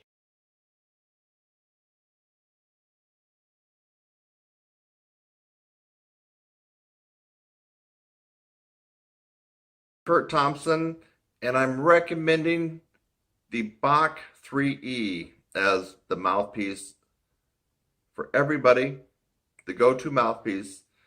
And if you have the 7C, which probably most of you do, especially you beginners in band and junior high, please get rid of that or put it in a shoebox, put it in your chest of drawers, put it in the closet, and you need to go out and get a real mouthpiece that's going to allow you to do a lot more, play higher, get a better sound, better tonguing, better everything. I'll see you in the next one.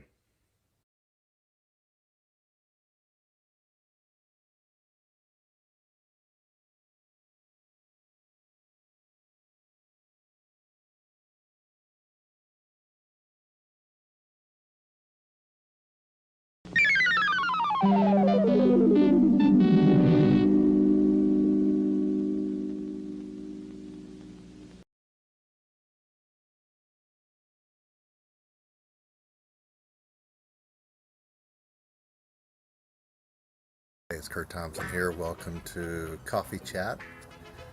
And this is a response to the big fight, the big slug out between the Bach 3E trumpet mouthpiece and the average, plain vanilla, most common trumpet mouthpiece around the planet, bar none, no debate, no question, the Bach 7C. So, you know, if you look down in the comments I didn't memorize everybody's names, so I'm not going to say names, but it seemed like people were interested in this, and they were talking about, hey, Kurt, why not a 7E? Or what about a 5C? Or hey, yeah, Bach trumpet mouthpieces are very sharp with their rims. Why not Dennis Wick? Why not Parduba? Why not Purviance? Why not Giornelli? Is that one? I'm probably not pronouncing it correctly.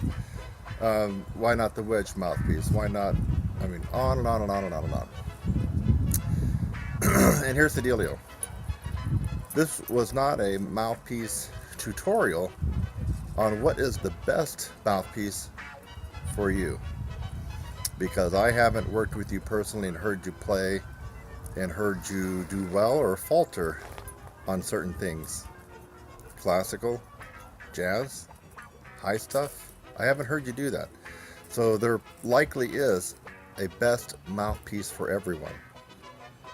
In fact, I don't play on a Bach mouthpiece. I play on a really weird hybrid custom Bob Reeves mouthpiece that took quite a while to put together. So, but what I'm saying in this particular video that you just watched, the slug out between the 3E and the 7C, is that with decades of experience and trying a plethora of mouthpieces, and believe me, all the mouthpieces that you guys have mentioned, I've tried. Marsikowitz is another one. There was a Claude Gordon Benj mouthpiece where I've tried them all. And some of them I even played at one point. So, Monet mouthpieces, I've tried those. What's another one? Jet Tone, I've tried those. All the Schilke, the 6A4A. Of course, I went right out and got the Bill Chase 6A4A thinking I was going to scream like Bill Chase when I was in college. No, didn't happen. Of course, the quintessential Schilke 14A4A. I've done it all, folks. And I'm here to tell you there is one mouthpiece that's the best all-around mouthpiece for everyone for the money, and that is the Bach 3E. I'm talking about all around. So I'm talking about your 4th grade, 5th grade, 6th grade, and you're just starting, and you see that 7C, you get rid of it, and you get the Bach 3E.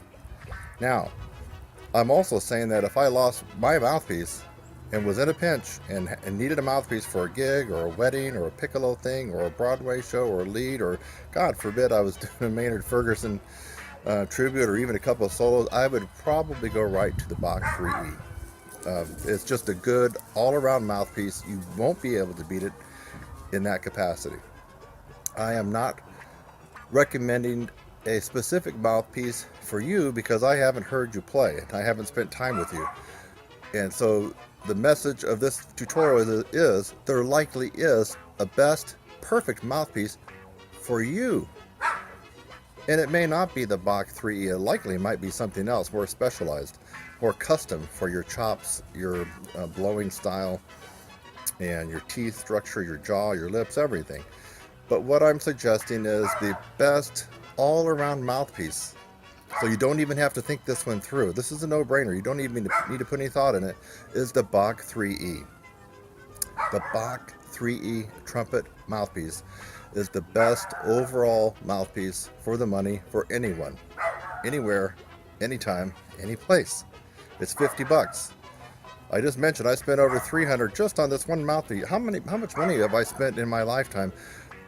$3,000, $4,000, I don't know. I mean, when you factor in shipping cost and all kinds of stuff. I mean, I've had the Prana before. That was $300 or $400. I mean, I spent a lot of money. So to get the best all-around mouthpiece for $50, it's a no-brainer, folks. So I'm Kurt Thompson. That's my follow-up with the fight, the slug out, and the controversy of the Bach 3E versus the Bach 7C. So get your brain out of it, folks. Don't be thinking whether you need a Bach 1.5C or a 10C, or you need to go over to Marsikowitz or Giornelli or whatever. The other, some of the new ones, like the wedge. And I mean, those might be great mouthpieces, but there might be more specific. Just don't think and do. It's the Bach 3E mouthpiece that's the best all-around mouthpiece for the moolah. Hope this settles some of the controversy and the questions that were in the comments below. You don't have to have a doubt or a question or any more comments, because really It's the Bach 3E mouthpiece. See you in the next one. Bye-bye.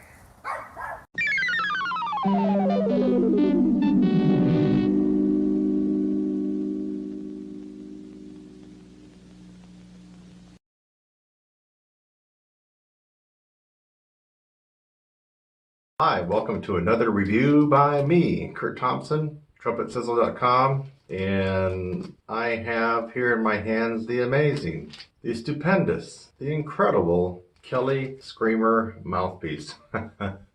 Kelly Screamer trumpet mouthpiece. If you're a first trumpet player, whether in high school or college, coming up soon, guys. I know for at least college, but maybe even for some high school. Pep band parades outside. I don't know if you're doing Veterans Parade and just Christmas parades. I mean, you're going to probably need to have a secondary mouthpiece that doesn't freeze up in the below 32 degrees of weather that some of you have to endure. I wonder if this is any good, so we're going to try it out. It's a pretty mouthpiece, though, isn't it? I mean, it's definitely attention getting. If you were playing with this in your horn.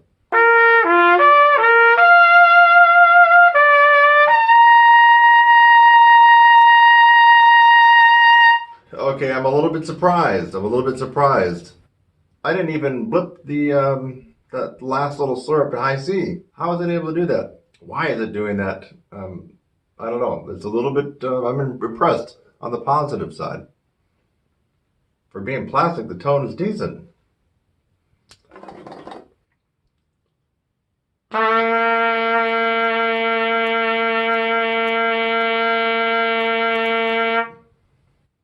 It vibrates very, very well.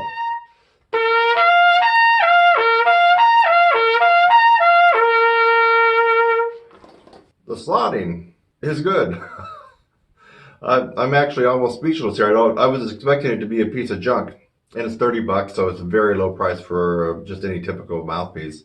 I'm really not believing how well this sounds. Can you tell the difference? I'm just using my phone. I'm not using the venerable, this guy. I don't know if you can see it. That's my Neumann TLM 103. We're not engaging that today. And my new ribbon mic, and I got a review of this one coming out very, very soon from Amazon. I'm not using the nice mic, so I'll have to go back and watch this to see if it actually came out good. So let's see, we'll push the envelope on this a little bit. Well, let me think of an actual lead trumpet chart, not a solo, that I could get. I'm not warmed up for the high notes here, but so there might be a little blips and flips here, but first off, let me just see if I can get upstairs a little bit. And then I'm gonna play a lead trumpet lick, which is kind of what you would buy this mouthpiece for.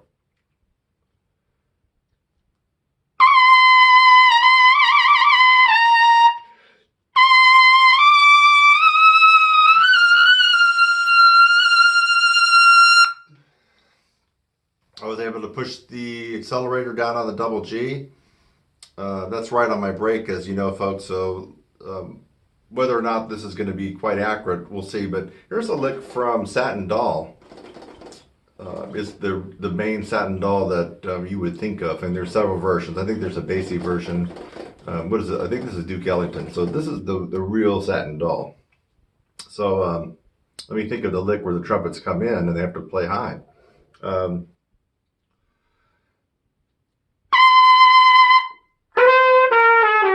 That's it right there, yeah.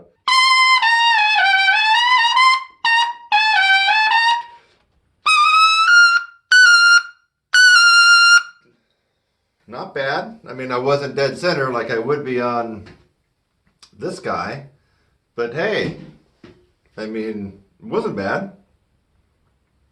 Let me do a take two and see if maybe I'm slightly getting used to it, and maybe I can get those G's to come out. It's not bad. I mean, I'm not expecting a plastic mouthpiece to be able to scream out some real lead trumpet parts. This is off the cuff. I don't have any music in front of me. Let's try it again.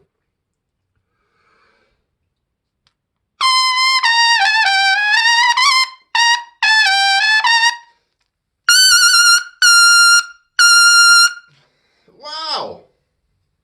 Did you hear it got a little bit better as I'm slowly getting used to this Kelly Screamer mouthpiece? That was a real lick that many of you have probably played, and if you haven't, you will likely encounter this piece at some point in your career. I mean, it's a fun piece. The audience loves it. What's another one? Oh gosh, the notes are kind of coming at me in a blur. Um, okay, here we go. Let's see if I can get the right notes. I'm not even sure what the key is.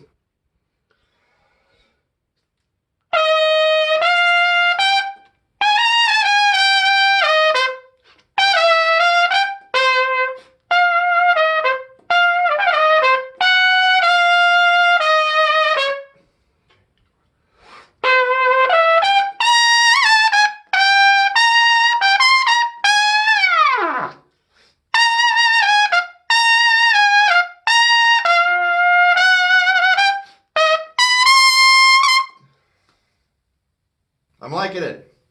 That was the last shout chorus on All of Me, which is, in this particular arrangement, is my favorite version of play. So, okay, I'm going to give it 2 thumbs up. I mean, I've spent a lot of money on a holy grail quest for mouthpieces, and it's not as good as this. I mean, I can tell you, I guess on my quest for the best mouthpiece that I started back in my late teens until I got this one about 10 years ago, how much money have I spent on mouthpieces? Thousands of dollars? When I say thousands, at least 2,000? Could it be 3,000? Trying and playing different mouthpieces. So to have a mouthpiece, for me, come up very, very close. I mean, this is quite extraordinary.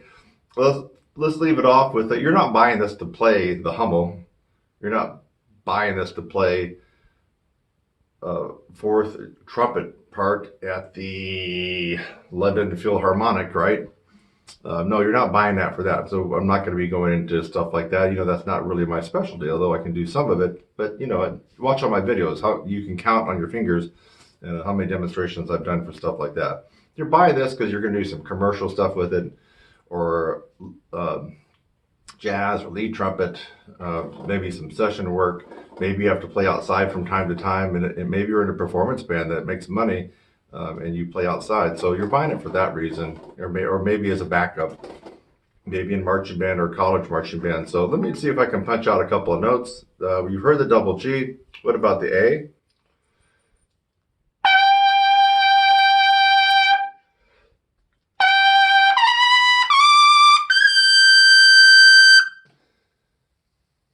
Again, I'm kind of impressing myself, not because of my playing, but because how this mouthpiece is responding to my playing. That was a dead center bullseye double A. Would you agree? I I definitely would. Let's see here. Oh, we can do one more little lick. Now I'm thinking of one that's one of my favorites. You've heard me do this a couple of different times.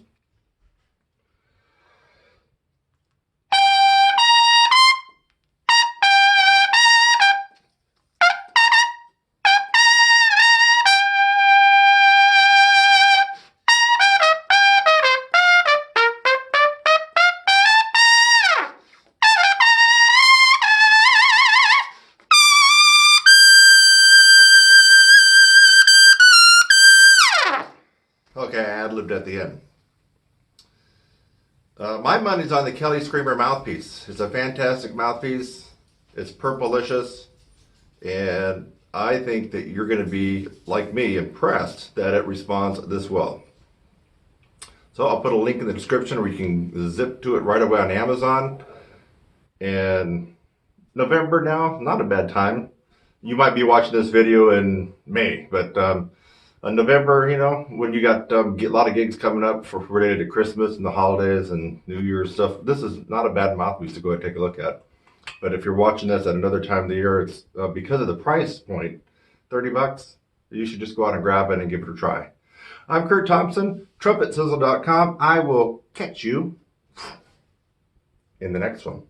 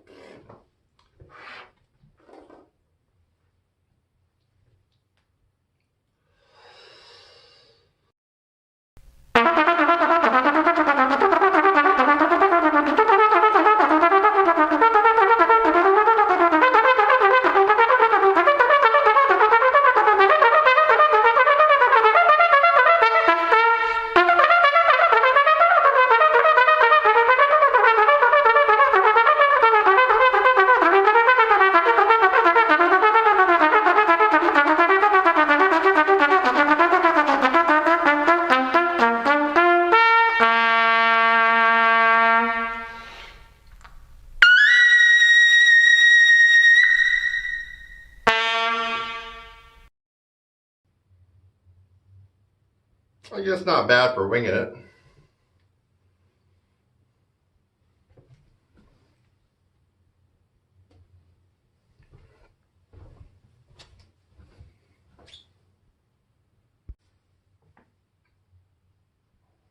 Hey, it's Kurt Thompson here. Welcome to Trumpet Player Street once again. It's been a while, right?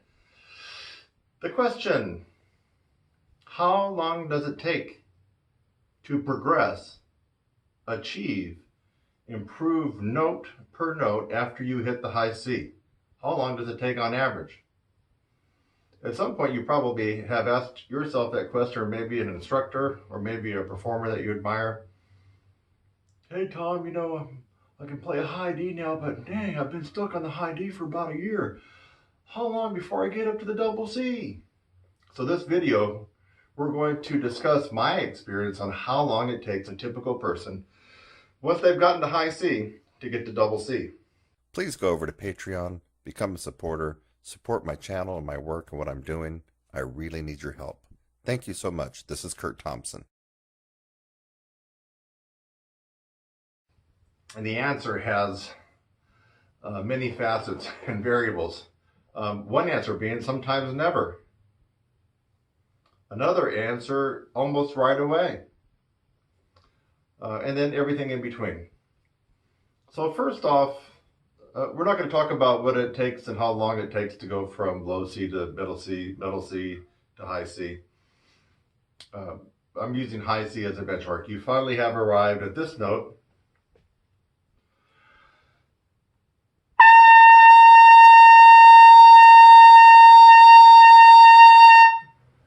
And to keep it real, baby, Bach 1.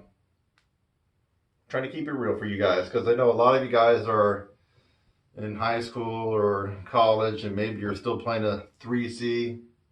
Ooh, feel sorry for you on that one. Maybe, unless you want to play fourth chair in the Chicago Symphony, hey, play the 3C. Good for you. If that's all you aspire to be as a fourth chair player in some symphony, then play the 3C or do the 1 if you can. This would even be better if you want to play fourth chair in the Chicago Symphony. This is the Bach 1, the largest of all mouthpieces. But for a lot of you guys that do play on all these Bach mouthpieces and these large mouthpieces, because it makes you feel a little bit good about yourself, that you can tell people, well, I can't do this.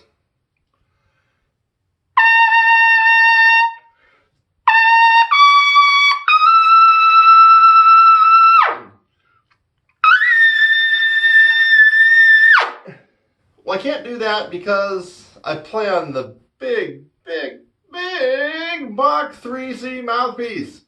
And you, my friend, play on that Schilke 13A 4A, right? See? That's why you can hit that double C.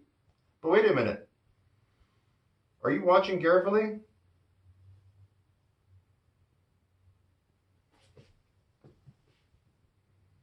Are you watching real carefully what I did? Did you see me swap out this big Bach 1 mouthpiece for a Schilke 13A 4A? Go back and rewind. Watch real quick. Notice there was no switch out. But yet, I went up to double C like it was nothing. It really was nothing. How'd that happen? And how long does it take for you out there watching me to get to where I am right now? Well, as I alluded to in the beginning of this video, it varies. For example, I guess one of the most talked about trumpet players, it seems like it always comes up in videos of mine, especially when I start talking about high, is a guy named Wayne Bergeron. And they're saying, Kurt, can you play his stuff from some movie, whatever it was, The Incredibles? Oh, geez, I don't know. I don't know if I could do that. It'd be real hard. Just stuff like that. It gets a little irritating, but, I did check on this guy, and sources seem to corroborate that when he was in elementary school and he picked up a French horn, I guess he started on French horn, he played a double C. Then he went over to cornet or trumpet, and he was playing double Cs. So from what I've heard, he had to learn how to play a low. So there's one answer. Some people start off right around the double C range, and we're not talking about high C. Let's get this straight, guys. A lot of you confuse the double C with high C. is not a double C. I don't know why so many of you call that high C note a double C. It is not. The first C that you come to above the treble clef staff is what we refer to, especially people in the know, as high C. The C above that is called a double high C. It's not another high C. It's called double high C.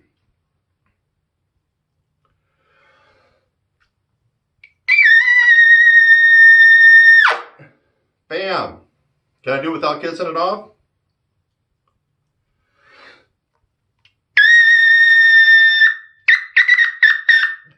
Of course I can. I can do that double C any which way I want to. I own that note. It's in my back pocket. I've owned it for a long, long, long time. I can do whatever I want with it, however I want, whenever I want. So you got guys like that. You got guys like Maynard Ferguson. How many of you are in 8th grade going to 9th grade? I just had an awesome student graduate recently. My youngest student, you can watch his videos. It's kind of up in the tall part of the order here because it was recent. He started this 16-week course when he was 14 and just turned 15 when he graduated, and was sporting a nice, pretty solid E above high C. There's another guy. Are you recognizing some of these people? This guy. When he was 14, he was playing professional lead trumpet in Montreal. I kid you not, I'm not exaggerating. My guess is at 14 he might have had a better range than I do now. I haven't heard him play at 14, but I bet it was probably close. Here's another guy that was amazing, that had, now he practiced, but it came naturally to him. It came easy to him. You know, we all practice hard. He practiced hard, but it came very easy for him. So at 14 years of age, it's almost sounds like it's made up, right? But he was playing professional lead trumpet at age 14. So these are the exceptions. So now that I've told you about these guys, you kind of need to pull them out of your head so you don't worry about it, okay? Because for the rest of us that aren't blessed, no, blessed. Maynard Ferguson, blessed. Maurice Andre, blessed. It's a good thing these guys didn't do something else besides trumpet, because that's where their real talent is. What if they had got into accounting or become a lawyer? Maybe they would have just been a so-so CPA or a so-so accountant, never knowing that their real true genius and talent was trumpet. Luckily for them and for us, they got into trumpet playing. So these are the exceptions. Almost guaranteed you are not going to be like them. I'm not like them. And if you already are, I doubt we'd be talking right now, and I doubt you'd be listening to me. You're doing something else. So now, if you're a typical person, and what is a typical person? I'm just going to say average. Not above average, not below average, not prodigies and talented people like this. But you're a good player. You got kind of a good noggin on your shoulders. Maybe you take a few lessons. And I'm assuming that maybe let's just say that you're in high school right now. Maybe you're in college. Maybe you're an adult trumpet player that does it for fun. Maybe you make $200,000 a year and you're a trial attorney. But by night you like to get out your trumpet and play in a couple of bands or something like that. But what's kind of gnawing at you is that over and over and over again, you've dibbled and dabbled trying to improve your range. And it's coming slow like molasses. Slow. Like you're moving in slow motion. You do all the things that you've heard people tell you to do. Me too. I told you to do what? Practice on your long tones, which could include some pedal tones. Definitely do some lip slurs, lip flexibilities, some lip trills, right? And to actually try to play high. It's always funny to me when people want to play high, they shy away from it. So when you ask them when's the last time you'd really try to go for a double C, I think last year, it kind of hurts. So last year, yeah, I tried. No, at least you're doing those three things, right? Long tones, pedal tones, which could be part of that, lip slurs and lip flexibilities like lip trills, and actually trying to play high. You have to at least be doing those three things. So let's say that you're doing those three things. And it's coming slow like molasses. You've been on a high D for 5 years. And the high D is good, but just like crap, you go to E flat and it all goes down the toilet. So let's talk about this. On average, how long does it take to go from high C to double C? Now I'm going to throw out some generalities, and for your situation, it could be right on target. It could be a little bit miss on the high end, a little bit miss on the low end. Let me repeat again. Some people never make it to double C. There is a certain amount of endowment, if you will, maybe talent, if you want to call it. I call it more like a physical endowment. Just the setup of your face, your teeth, your lips and everything, maybe your lungs, your oral capacity. For example, I have a kind of a natural endowment that's kind of a negative one. My tongue is a little bit too big for my mouth. And a lot of times, sometimes in speaking, it sounds like I slur my words or have a little s on it. My tongue, my dentist has told me this, several dentists have told me this, and even a speech therapist long ago said my tongue is a little bit too large for my oral cavity. That kind of sucks, that's why I'm not going around doing public speeches and getting, $100,000 like the Clintons, I'd like to be able to do that. But my special endowment has a negative and a positive. This tongue, got a big tongue.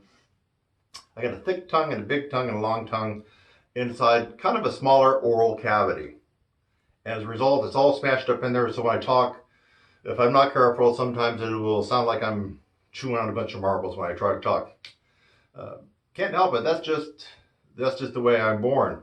But the silver lining of that, the positive, is that because of this smaller oral cavity that I have and this huge tongue that gets in the way of my speaking a lot of the times, guess what? That enables me to really have amazing compression for playing a brass instrument. I don't have a lot of space in here and a small tongue and very difficult to compress the air like some people. I have the opposite. So I'm really kind of happy about that. Unhappy, especially if I had to do the State of the Union address. I mean, I would be a little bit kind of fearful of that just because of my natural setup. But if I had to go play the trumpet somewhere, I would be thankful for how I am built. So for you, you might be more like me, or you might be the opposite. Maybe you are quick-tongued and you can do all the poems and all those tongue twisters, and you can sail through them at amazing speeds, crystal clear speech and tongue. Possibly you might have a smaller tongue and a larger oral cavity, which will result in very clear, sharp, pointed speech. Just like you'd hear people on TV and the radio. That could also be a slight detriment when you're playing a brass instrument. You might have a little bit more of a challenge trying to compress that air. It doesn't mean you can't overcome it. So think about these things. So I'm going to talk in terms of generalities. So from high C to D, if you're working on the right stuff. Now I'm going to plug my 16-week course because, as you may have seen my other video that's kind of popular here on YouTube, it's called the Top 3 Ways to be able to play higher, or some title with that effect. And I go through what I just talked to you about: long tones, lip slurs, trills, and practicing playing high. At some point, you're going to plateau out on that, and you're not going to be able to kind of budge. You're going to get too used to that.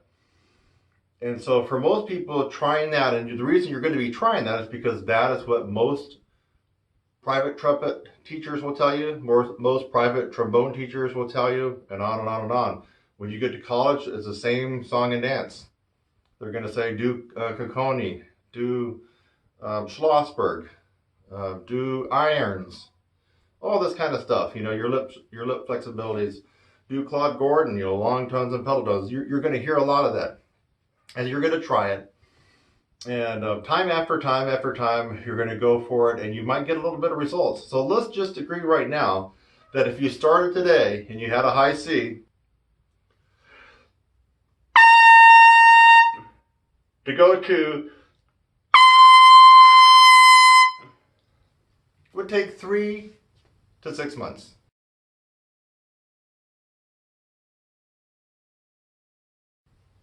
On average. Now, maybe you're raising your hand and say, hey, Kurt, I got it after 1 month. Okay, well, good for you.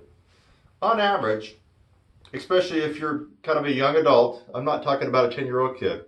If you're in high school or college or older, and you just start focusing on increasing your range, and you're at a high C, and your high C sounds good like mine, and you're wanting to go to high D, but that high D does not sound good. It sounds like a squeak, or a little bit more than a squeak, but not worthy of playing in any ensemble. Write down right now 3 to 6 months to get you a D. And if you get it in 3 months, pat yourself on the shoulder and bow down to these guys. Okay, you need to honor them. They are the gods of trumpet. I didn't say they're the gods of jazz. There's some other jazz innovators. It's hard to beat this guy for classical. He actually is the innovator for the Baroque period. I don't know if you know that Maurice Andre revitalized the whole Baroque trumpet deal back in the 50s. So he did innovate a good portion of our classical trumpet. This guy is the best trumpet player in the world, bar none. Is he the best at Dixieland or the best at pure freeform jazz improvisation? Maybe not.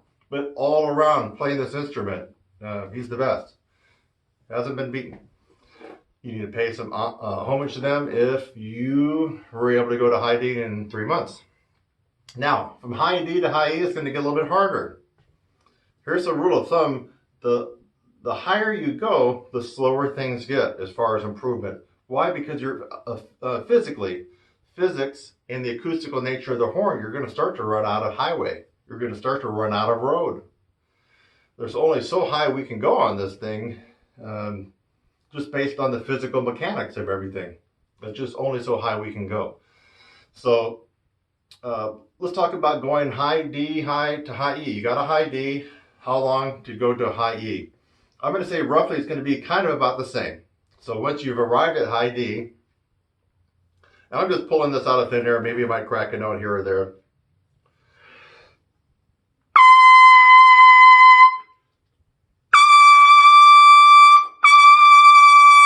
A lot of times I'll play E 1 and 2 because it comes out flat, but to go, notice how nice that sounded? High E? Okay. If you want it sounding nicely like that, where you can use it in an ensemble or a solo or show off here on YouTube, figure 3 to 6 months.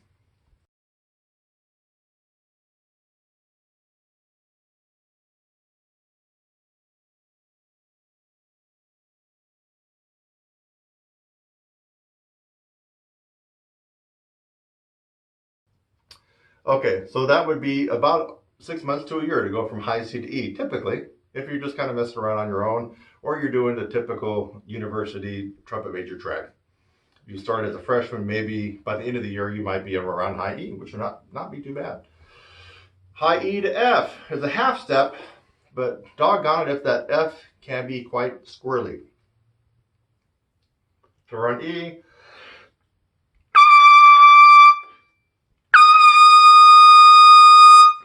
Okay, pretty nice solid E, or E and F. That F actually was not too bad either.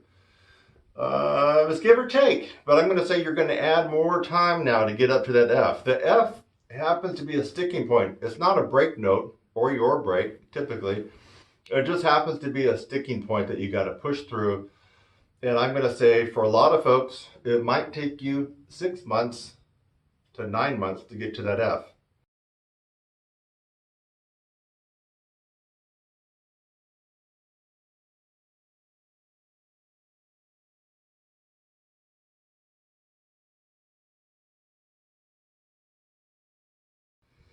Some of you, it might be a year.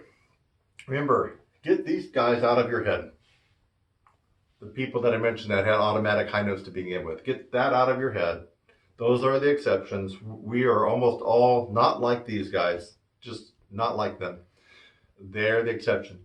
So if you have an E and you're trying to get the E, but the E comes out a little squirrely, or let's say that you got it at home, but then you're in your jazz band, you're going to play, and you can never get it to happen without it being out of tune or squirrely or just not centered.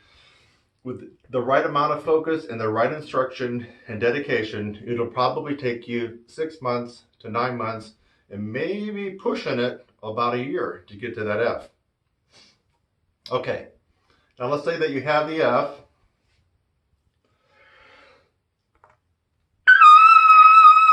Oh, and the F. Yeah.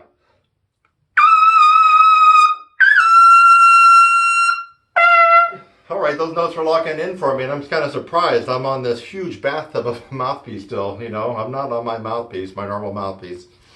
Okay, so the F came in. I almost overshot it. The G came in just sweet, the double G. Double high G. Why double high G? Low G. We can't go any lower than that. That's a middle G. That's a high G. If we double it,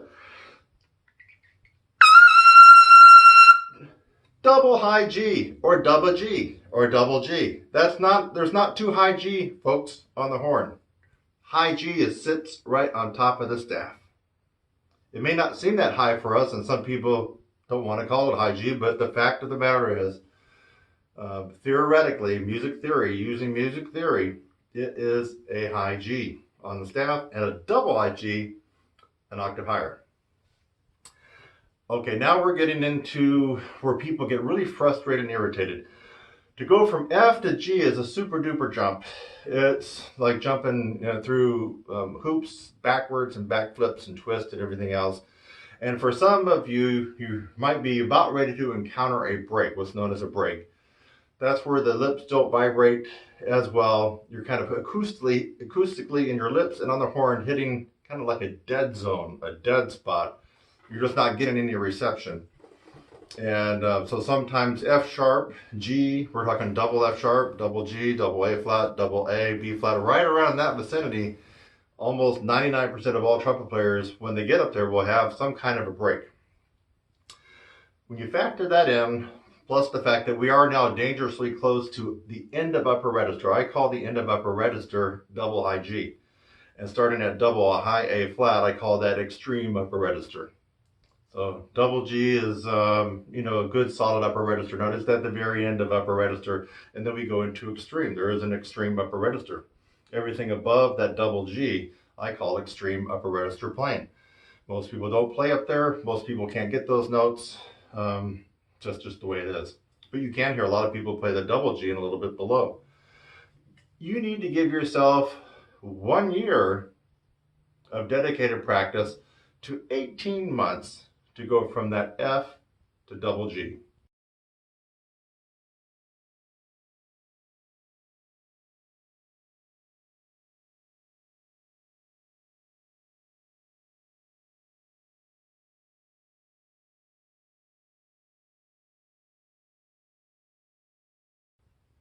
F to double G. It's just going to take that long, folks. Unless you happen to get with a very highly skilled teacher who's used to working with people wanting to play higher. I don't really see anybody in the room that kind of fits that description. But if you happen to get with somebody who has a tremendous amount of track record, history, experience, and students touting the fact that this teacher was able to help them get higher quicker, well then you need to run and grab a hold of that teacher and get going. So there are some methods that can expedite your ability. I'm talking to you as if you're just trying to do stuff that the normal trumpet teacher at the college level or in the local community is helping you out with. Long tones, working on your breathing, pedal tones, Schlossberg, Cocconi, airflow, you name it, lip trills. It's going to take you a year to a year and a half to get up there to that double G like that, just the way it is. Okay, now let's move on from, let's say that you've got the double G and you've listened to some of my stuff, watched some of my live stuff, watched me mess around on the horn, and then heard some of my recording session of me playing some Maynard or Doc Severinsen. And you go, wow, I'd like to be able to play that, but I don't have double A's and double C's. So to get up and play a lot of Maynard, you really do need to have more than just the top double G as your ceiling, because you're going to be playing on the skin of your teeth just after about half a song. So you have to have more range. To go from double G to double A on your own, or with a typical instructor who doesn't specialize in range and embouchure coaching, I would suggest, and this is, I'm being modest here, but probably 18 months to 2 years.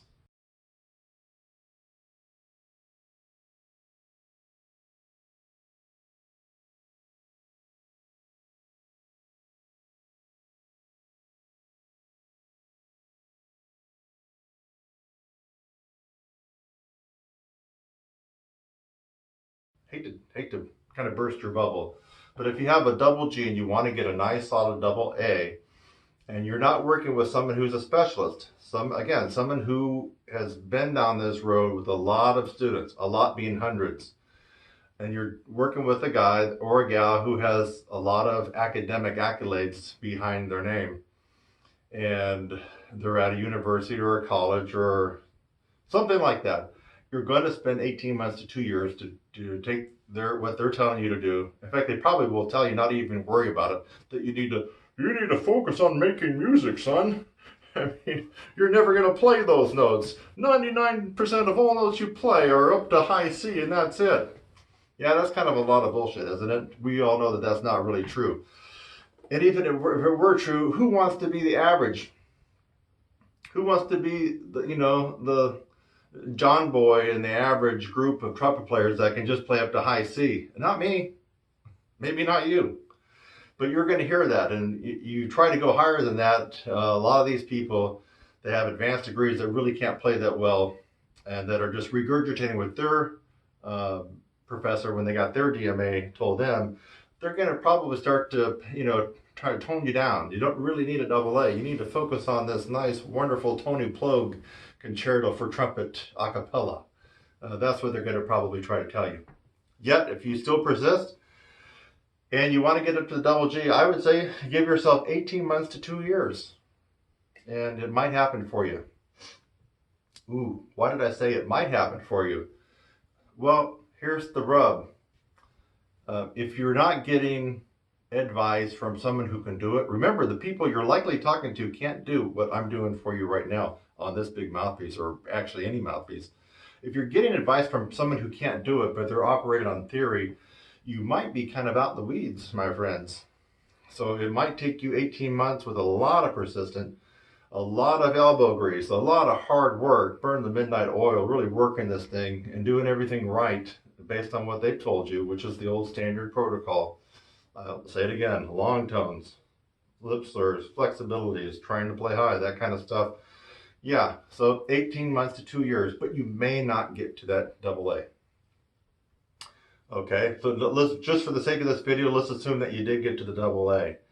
And so now you're at double A, and you realize that you would love to be able to play the double C, because a lot of Maynard stuff has double C. A lot of the Bill Chase stuff has double C.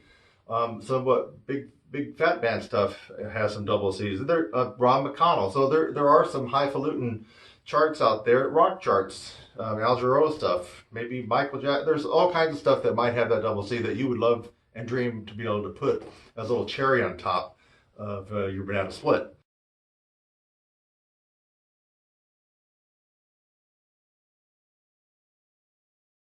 Hey everybody, I'm Kurt Thompson, trumpet player, brass teacher, and I just wanted to tell you a little bit about myself in case you've never heard of me. I make trumpet videos, lesson videos, also quite a lot of brass playing pedagogy and instruction, and I help out quite a lot of people, and I've been doing it almost all for free all these years since 2007. What is that, 10 years? Look at my channel on YouTube. All you got to do is search Kurt Thompson and I come up right away. I have 1,000 videos plus on YouTube, all free.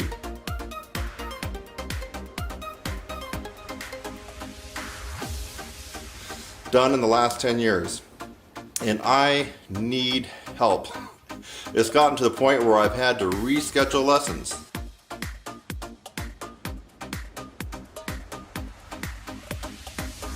It dawned on me a couple of months ago when I was rescheduling yet another lesson to finish up a video on YouTube, and I thought to myself, wait a minute, I just shifted a paying student to a few days later in order to finish up a video that's going to be free on YouTube. No money, Mr. Ching, I'm hurting here. So I want to keep bringing awesome content to you. I want to improve my content, improve my equipment. I want to bring higher quality everything to you guys. This cool idea called Patreon.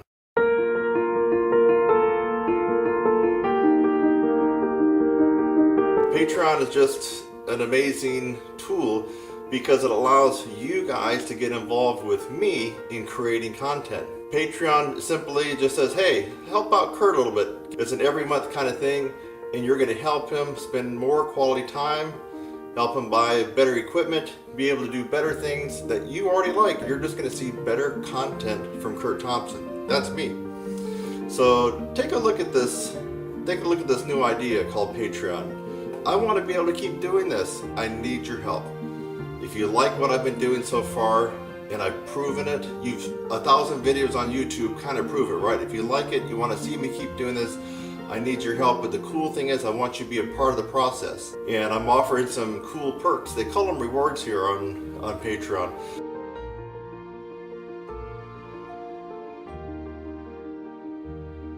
Things like mentioning you in a video, putting your name in the credits on a video, having you meet up with me and chat with me in a video. Wouldn't that be cool? Having you suggest a topic, having you suggest something for me to play, having you suggest something for my next professional official video. I'm bringing you the best of myself on this instrument, and I really want your help. I hope you can appreciate, and I want you to be a part of this process.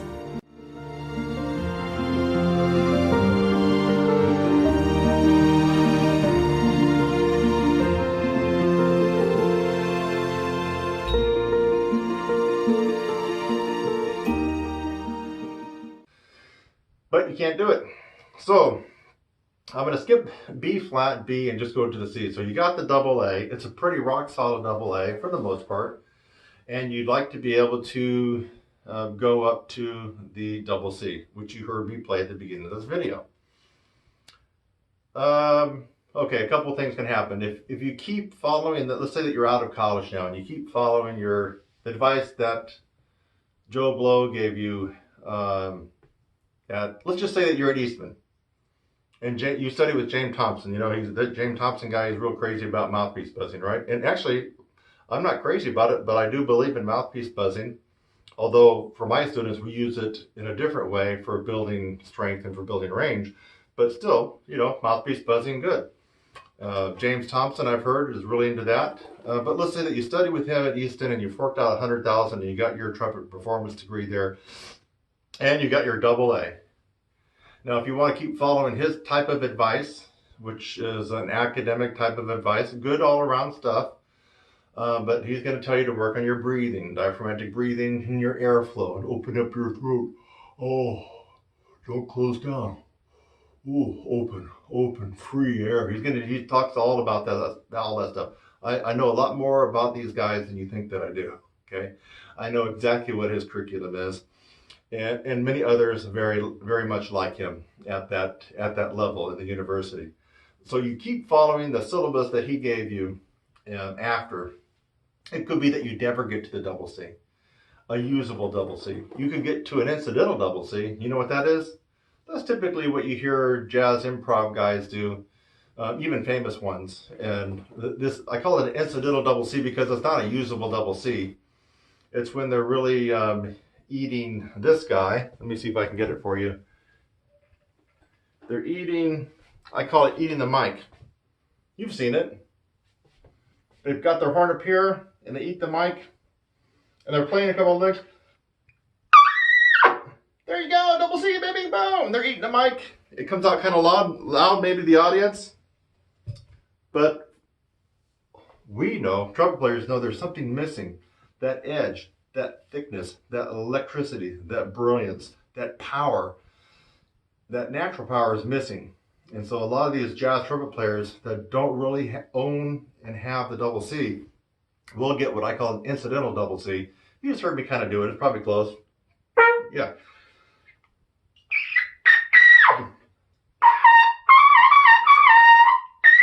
Something like that. That's not a real double C, but when you put it in the mic and you eat that mic and it blares through the auditorium or the clubhouse venue, people might go, wow, that guy can also play some high notes. No, not really.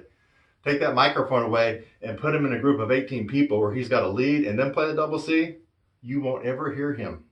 He will not be heard. He does not own that note. It's possible that maybe you might end up with an incidental double C. That if you were in a small ensemble or a jazz ensemble, or you're taking the second book in a big ensemble, but you're Mike and you're eating that mic, that you could throw in a couple double C's, but they would be what I call incidental, not real double C's. You're definitely not going to sound like him. He's got an awesome double C, and you're not going to sound like him. He's got an amazing double C. So you're going to have to switch gears and get with someone who you can look at and investigate and go, wait a minute, for decade after decade, this guy consistently plays awesomely in the upper register and just always seems to have double C's and beyond. Then you look at his students. Wow, this guy's students has gained 4 notes, 5 notes. This guy's gained an octave. This guy can play a double C. You have to find somebody like that who is a specialist on the brass instrument. This could also go for trombone players who would love to be able to get up into the Bill Walters range, who would love to be able to play smoothly like Dave Steinmeier, who would love to have the power and the pop and the punch of a Carl Fontana, right? Well, you're not going to get to that level by doing your university curriculum and continue it after you've already got your degree, whether it's low brass or trumpet. So let's kind of add it up. What did I say? 3 to 6 months, maybe to go from high C to D. 3 to 6 months from D to E. From E to F, longer, right? What did I say? 6 months, 9 months, you got to add it all up. And so where are we right there? Let's just take the longest of each one. So 6 and 6, that's a year. 9 months, let's say we're at a year and a half to get to the F. And then what did I say, like a year or a year and a half to get to the double G. So now we're at 2.5 years. And then I said as much as 2 years to go to the double A. So let's boil it down to say that probably on average to go from a high C to a double A, you're probably looking at 4 years and lots of luck.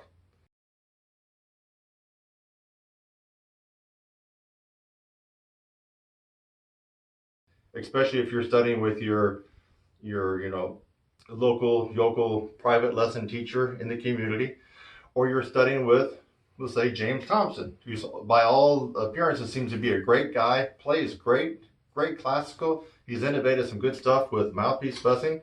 I'm not taking away anything from him that way, but I am lumping him into the group of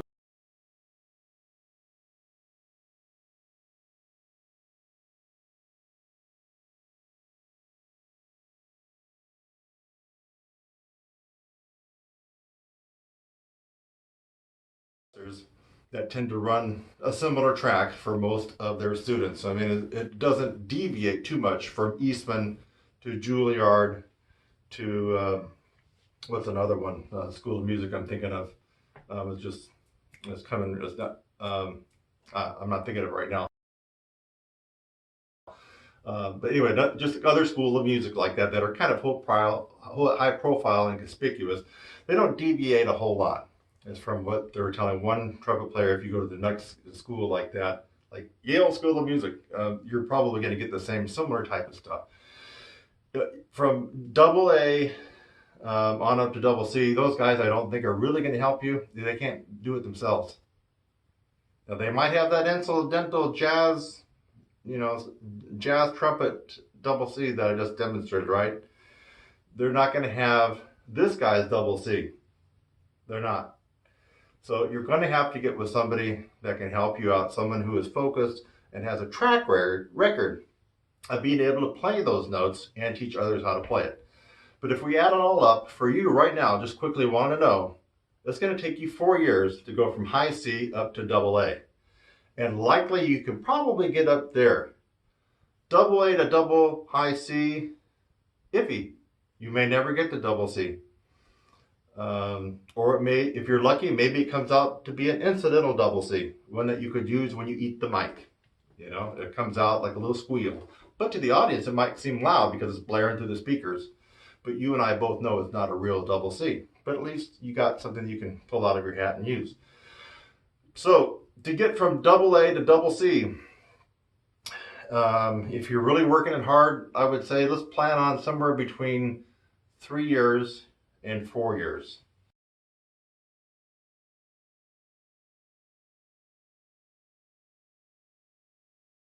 If you haven't got with somebody that knows what they're doing, but you're working hard, you're stubborn as an ox, and you're just focusing and you're just killing yourself, I would say you might look into it. Let's plan on 3 to 4 years. You've got the double A, and it could be with a little bit of luck and a lot of dedication and the right mix of practicing and rest, you could get to the double C, a usable double C in 3 years, maybe 4 years after you have a solid double A. So if you added it all up, from high C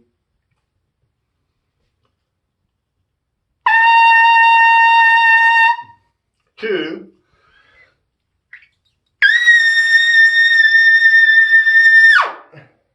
double C, and one that loud, that usable, that on command, you own it. That is your baby. You own it. It's got your name written on it. 7 or 8 years.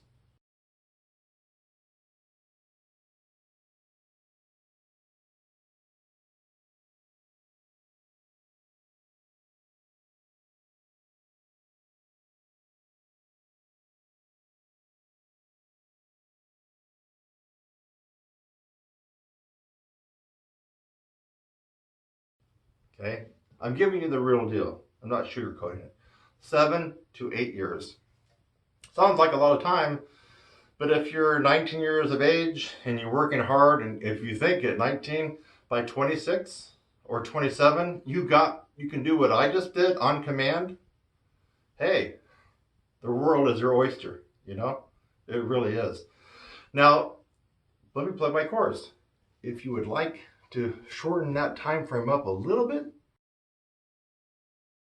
or a lot of it,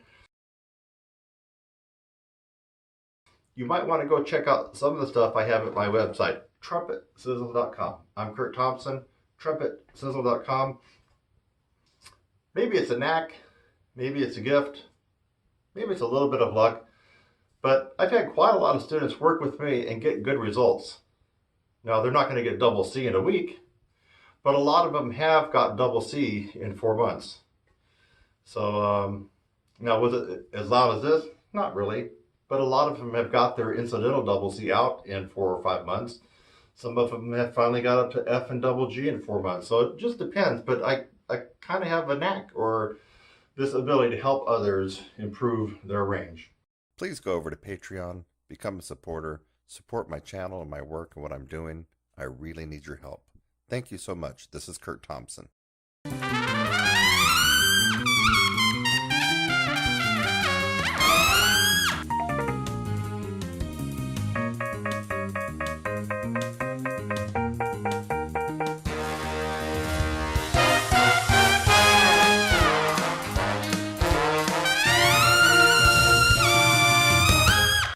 So I'm Kurt Thompson. I hope you found this useful. What is the recap? 4 years to go from high C to double A. Let's give it another 3 years to 4 years from double A to double C. We're talking about a rock solid, big, usable, heard at the end and at the back of a big auditorium, double C, unmiked. 7 years to 8 years to high C to double C. Keep that figure in your brain. High C to double C, 7 to 8 years, and you probably will own this note. You need to maybe shorten that time frame a little bit. I think so. Then you might want to get with somebody who knows a little bit about kind of what they're doing, and other people have said so. And you know someone's onto something. You know it when other people are hating on that person. You know Donald Trump's onto something when a whole bunch of shitheads are hating on him. You just know it, right? Okay. You know that I might be onto something when you hear some negative press out there. You got so many people that are jealous. And if I investigated a couple of these people from time to time, you notice a lot of times they have nothing. Zero. Zilch. It's either a fake account by another teacher who's jealous of what I'm able to do and jealous of my success and track record, or it's a player that maybe tried to, pull down their pants and take a big crap on me, and I smacked them really good. And they go on around crying to people about, oh, Kurt hurt my feelings. He said some bad stuff. He's a jerk. Yeah, well, that person can't play. And if he took a crap on me, you better bet I'd give him a little bit of this. Bam, bam, bam, bam, bam, bam, bam, bam, bam. Just like Trump does to the shithead Dems that constantly tried to irritate him. Sometimes referred to as the Donald Trump of Trumpet. I am Kurt Thompson.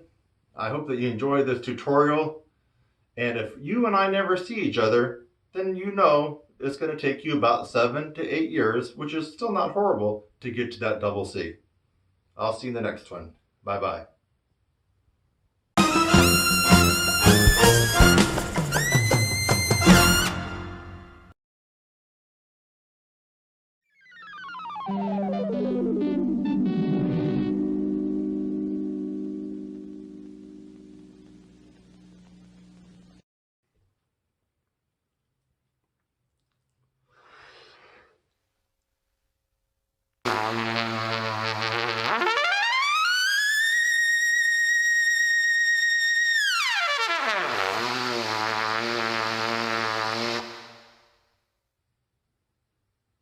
That's it.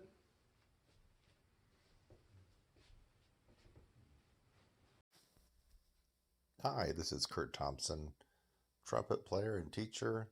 It's October 13th, 2019, and this may be the first time I've done a foreword or an introduction into a student review. And this is going to be quick, and I'll let you get on to hearing Alec's review. But I believe this is the first time that I've had somebody 14 years of age actually start my course and complete the live version of my upper register course. The previous student who had the distinction of holding that honor was Chaz, and I believe Chaz went through this course about 8 years ago. So if you look at all my reviews, Chaz states that he was 15. I believe he was 15 or 15 and a half, and he finished the course close to maybe almost 16. So as of today, we have a record breaker, and in first place for being my youngest student to go through the live version. Now, this isn't the video version. This is the live weekly version, which is the one I recommend for everyone. Alec started this course in between 8th and 9th grade when he was 14, and he just turned 15 about a week or two ago before he finished the course. But basically, he was 14 years of age for most of the time he was in the course, and he got an amazing result. He has a lot of raw talent.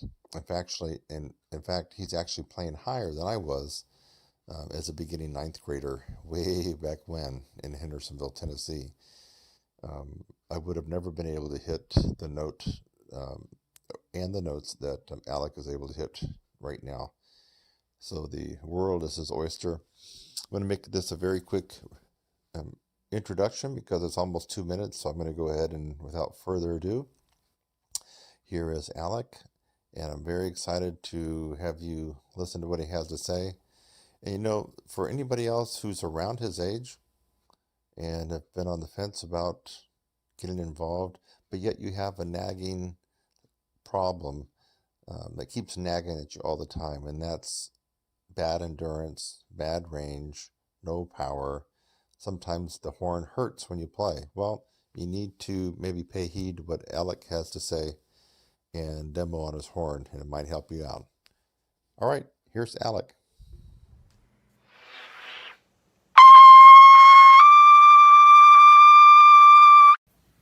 Hello, my name is Alec. I just completed Kurt Thompson's 16-week upper register course.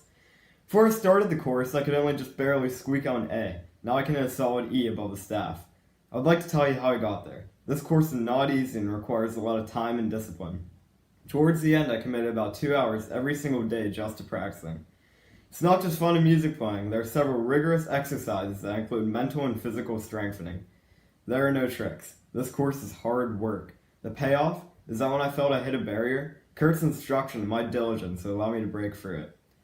Prior to the course, I did what all high school students were doing, working with the popular books and my band director, but looking back now, I realized that the methods and techniques that I was doing were not going to get me not even close to where I am today. Thank you, Kurt.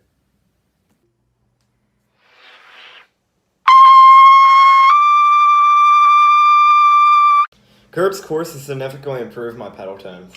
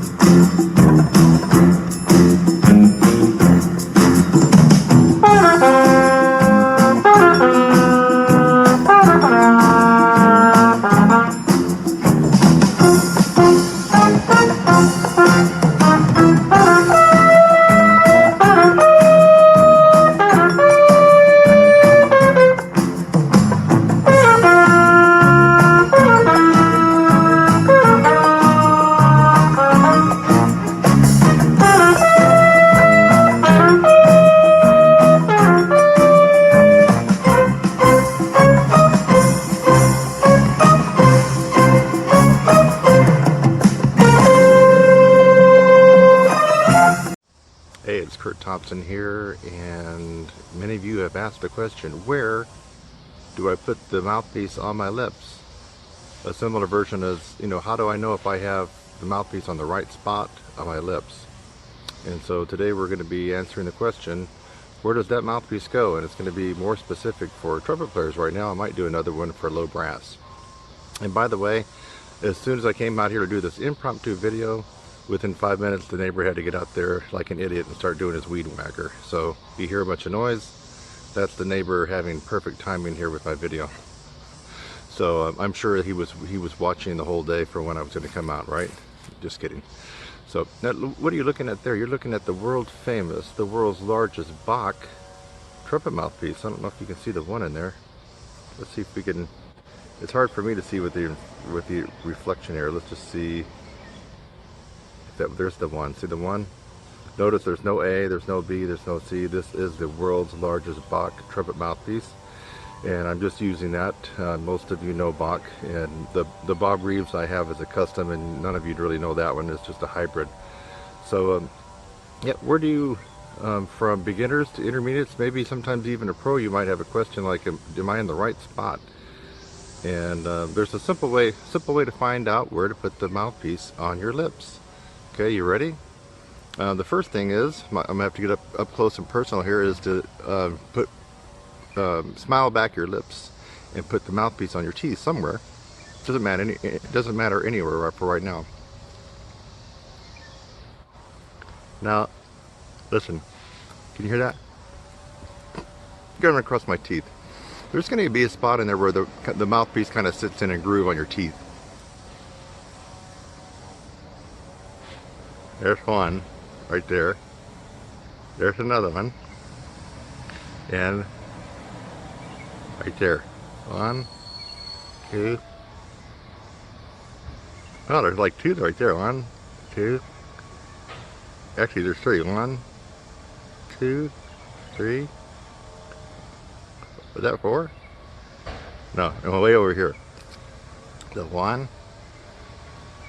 2, 3, 4, 5.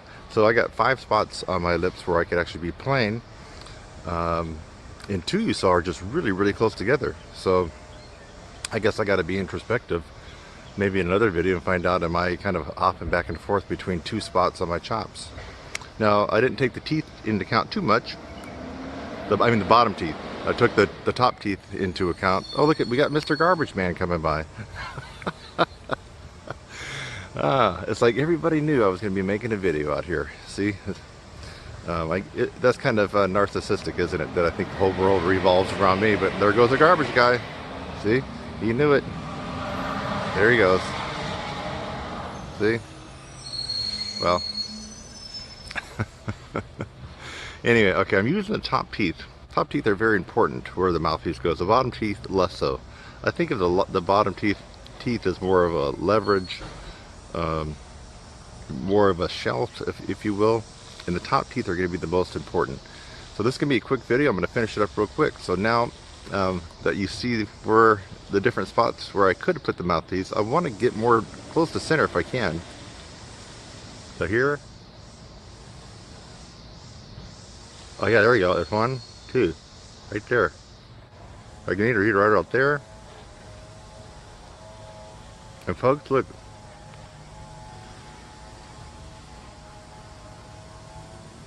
I played just a fraction off center. I mean, from 10 feet away, you probably would think that I'm dead center on. But if you get up closer, if you've watched my videos, you've seen that I play just a little bit off center sometimes, especially when I go higher. You'll see me kind of torque it in. So here. Right there. Where's that quick one at? There. 1, or 2 together. See? I go here or here. Let's go here. Or right here. So I guess I'm kind of comfortable right around here. That is going to be your sweet spot, and that is how you know where you put your trumpet mouthpiece on your lips. So, and this is going to contradict probably what your band director, your private instructor said when they said put it dead center and a little bit on the top lip. And that's where you got to be. Well, when you start off, that's kind of a general starting point for the parameters of where to begin. But after you get going a while, let's say maybe you played a couple years, if you really want to pinpoint where you need to be, you're going to find your top teeth and find where it just naturally fits in the grooves, and then that's where you're going to be. Hope this helped out. It's Kurt Thompson with this trusty, friendly Bach 1 trumpet mouthpiece. I hope you found this video tutorial very helpful for you and your trumpet playing. And this was just impromptu. I'm going to be doing a couple of these now between now and the rest of the year. This is October 4th, Friday. It's a lovely, what is it? I think it was around 91 or 92 when I came out here. Yeah, I'm in shorts, see? It is a lovely 92 degrees in Central Texas. Isn't that beautiful? 92 degrees, folks. I'm out here in shorts. October 4th, Friday. Happy Friday, everybody.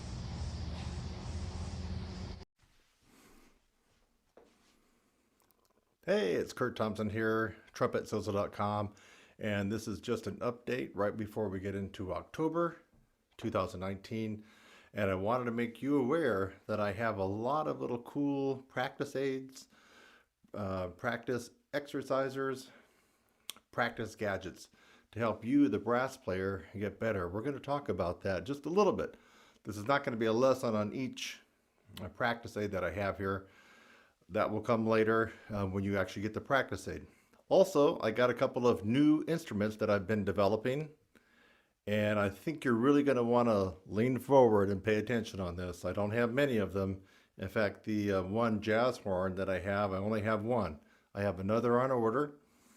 And I got a couple of piccolos, and I also have a flugelhorn coming with a copper bell, a copper rose brass mix. I think you're really going to like it. I think for those of you that like flugel or are looking to have something nice without breaking the bank, you're going to want to pay attention to this. Actually, I don't have the flugel in hand, but it's coming. It should be here in about a month, so we'll talk about that when it gets here. But I do have the double bell jazz horn, and my piccolos I want to talk about. Please go over to Patreon, become a supporter, support my channel and my work and what I'm doing. I really need your help. Thank you so much. This is Kurt Thompson.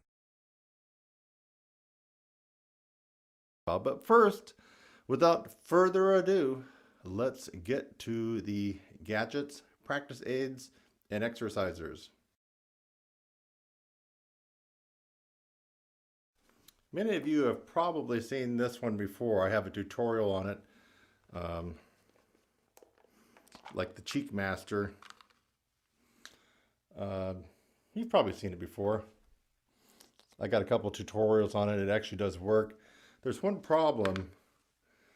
This little guy here is about 50 bucks on Amazon, and I've provided a link in my other video. So that has kept quite a lot of you from becoming involved in this particular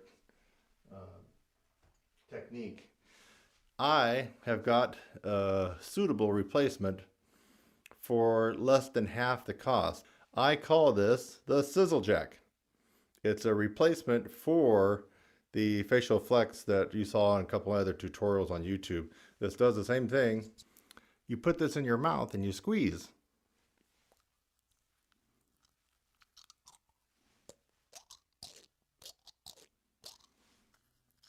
And there's a certain way to do this, and I describe that in a tutorial that will accompany this.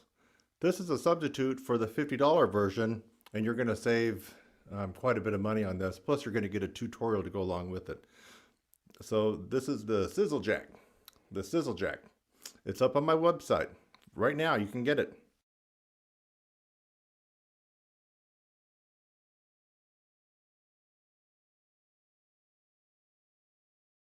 Many of you see me do the tutorial on the Expand-A-Lung. Works well. I got a nice in-depth video on it. Actually, I don't know if you've seen the tutorial, but you've seen my review of it. It's called the Expand-A-Lung.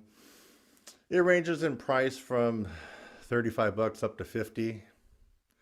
And this is a inhaler restriction device. So the way we use it, it puts a drag on your inhale, which puts a load on your diaphragm as the diaphragm pulls down. So that's what you're using it for. I found a suitable replacement at a significant savings. And I'm not exactly sure what the name of this one is going to be yet, but it's going to involve sizzle. Maybe like the sizzle restricted inhaler. That's probably what I'm going to call it because that's what it is. So it has 3 levels. So you just put it in your mouth and you inhale. But of course it puts a drag on your inhale and there's different levels. So that was the first one. You can go to the next one. That significantly reduces the amount of air you can pull in. And the third one is the most restrictive.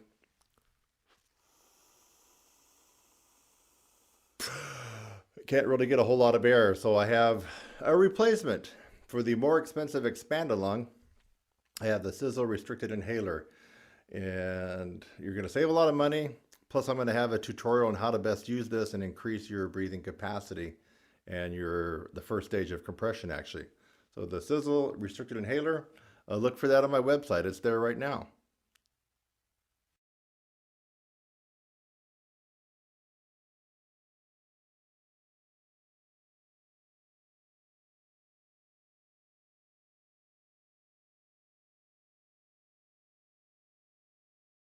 Next, I got the Sizzle Bite. The Sizzle Bite. And by the way, for those of you, I'm not jumping up into the camera, you can see close-up pictures of these on my site. I've been studying and actually experimenting on myself over the last couple of years of increasing all the face muscles here because they kind of all sync up together, right? So if you make one part of your face stronger, it's going to affect the other part, especially from your nose on down.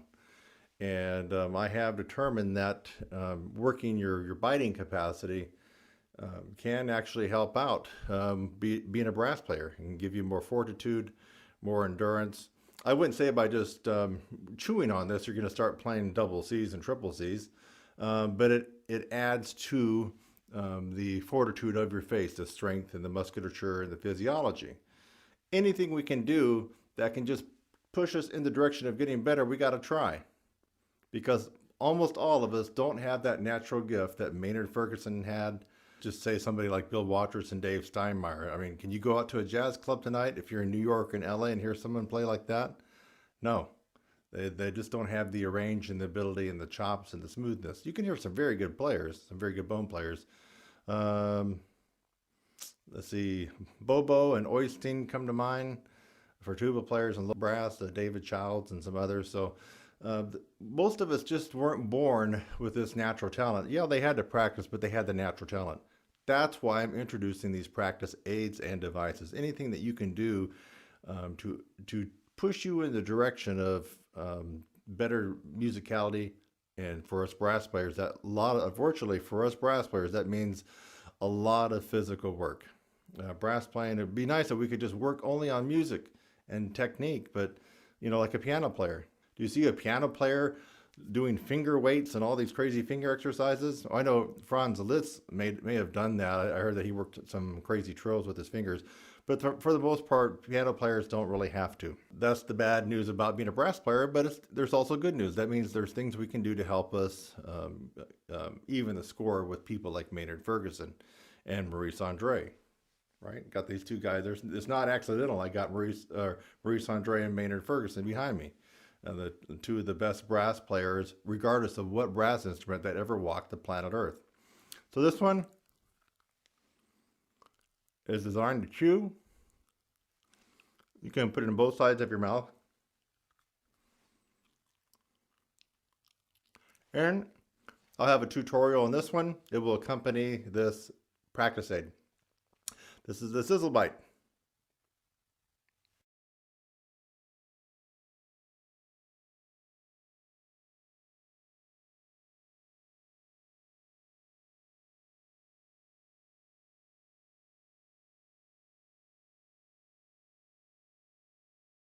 Next up, we got this Sizzle Chomp.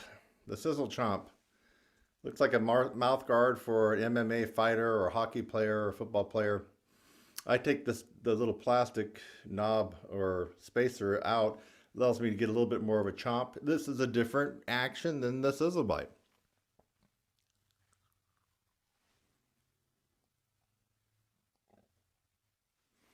There's just a different action that's happening when you put the whole thing into your mouth. So this is a Sizzle Chomp. It will come with a tutorial on how to do it. You might just think you put it in and you chew it a couple times. No. Or you might think, well, I'll keep it in my car and I'll chew it all day. No. There's a thing called TMJ, and I'm not going to spell it out for you, but you don't want to screw up your face, your jaw, and everything, because then you might not be able to play. I have a specific way to do this. It's like all these little practice aids and devices are like seasoning, like a little bit of cayenne, like a little bit of paprika, salt, pepper, dill, even jalapenos, a little garnish. This is not the main course. Your instrument is the main course. This is just like a little spice, a little seasoning, and you have to make sure you do it the right way and do it in small amounts. So this is the Sizzle Chomp.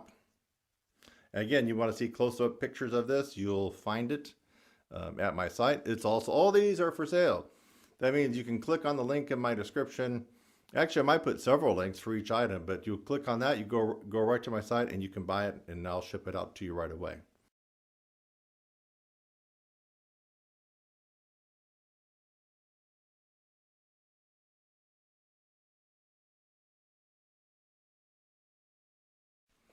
Next is a wacky one.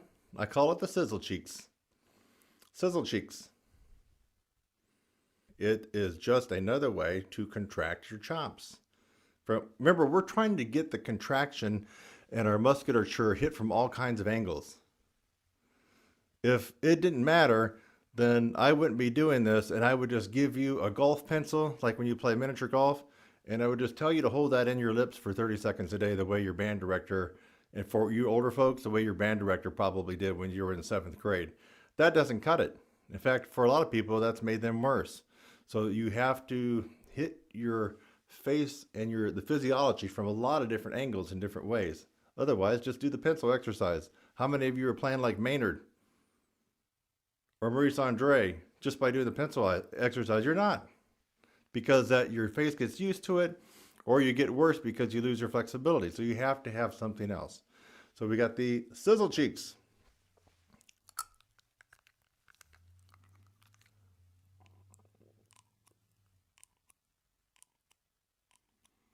This is hitting your squeeze and contraction even different than the Sizzle Jacks. It's a cool little device.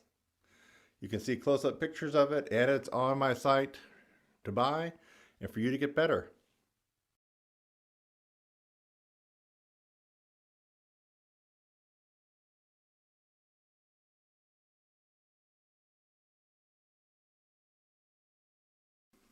And last and least are the sizzle lips.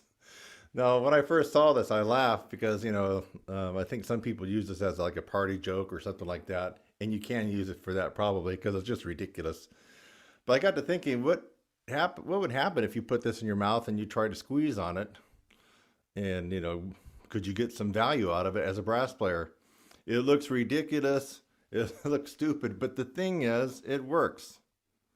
It works. I mean, it works different than the other ones I just showed you. So here we go. The sizzle lips.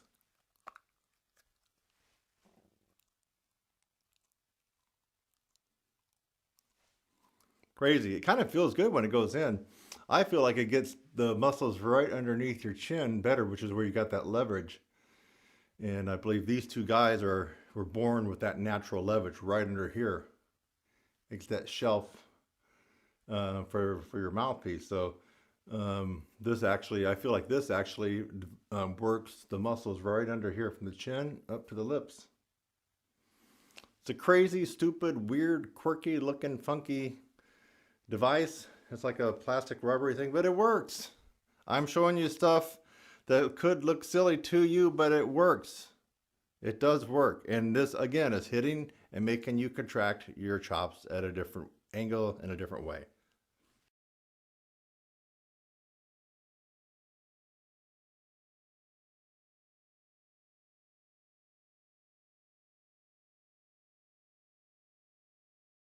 This is like a weightlifting belt, the back brace belt. And this is I call it my restricted inhaler. It's actually in the course. Some of these are in the course. Some of these practice aids I might put in the course as a bonus, my 16-week course. And so this one, we're using it. It has Velcro. I don't know if you can hear it. Velcro. This is extra large, so it should fit most people. And I'm also going to include extra Velcro straps that reach out about another 3 or 4 inches, 5 inches on each side. So if you're bigger than me, those extra straps will be able to accommodate you. And you might want to just let me know if you're bigger than I am. I'm a pretty big guy, and I can actually use this for this particular technique. But I figure there might be some people bigger than me, and I do have the extra Velcro straps for you to put it around your torso. Now, I'm not going to exactly show you how to do that because that's part of the tutorial that you'll get with this. We're using this for restricted inhaling and to develop your physiology to be able to pull in more air against a restriction or against a heavy load. So that's what we're going to be using this for. This is actually available now on my website.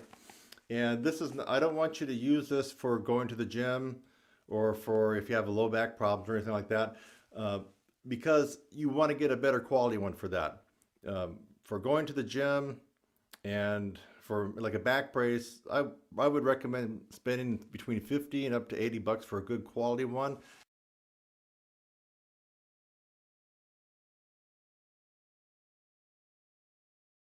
This is not that kind of quality. We're only going to use it just for this specific exercise that I'm going to be giving you. And then you put it away. It's just, this is good for that, but this is not the $60 or $70 quality kind of back brace or back support you would take to the gym. So that's just a heads up on that. So this is the restricted inhaling belt. So we'll talk more about that.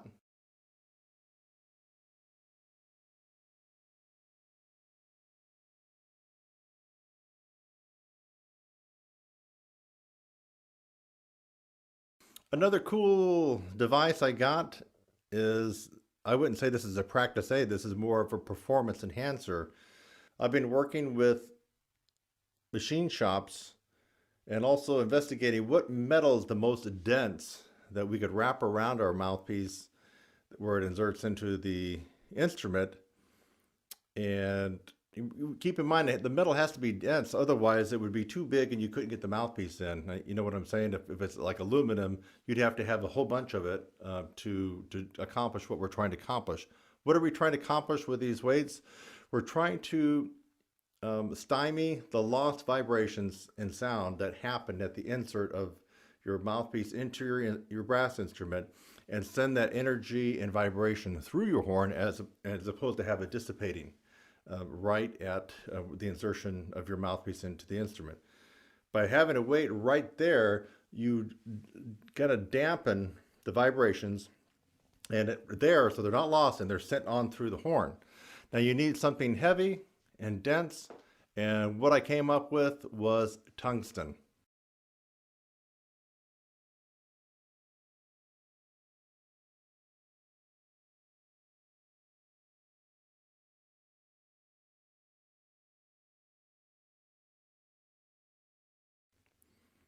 I didn't even really know about tungsten. I'm going to be honest with you. I didn't know too much about it, but I was impressed. Tungsten is twice as dense as lead.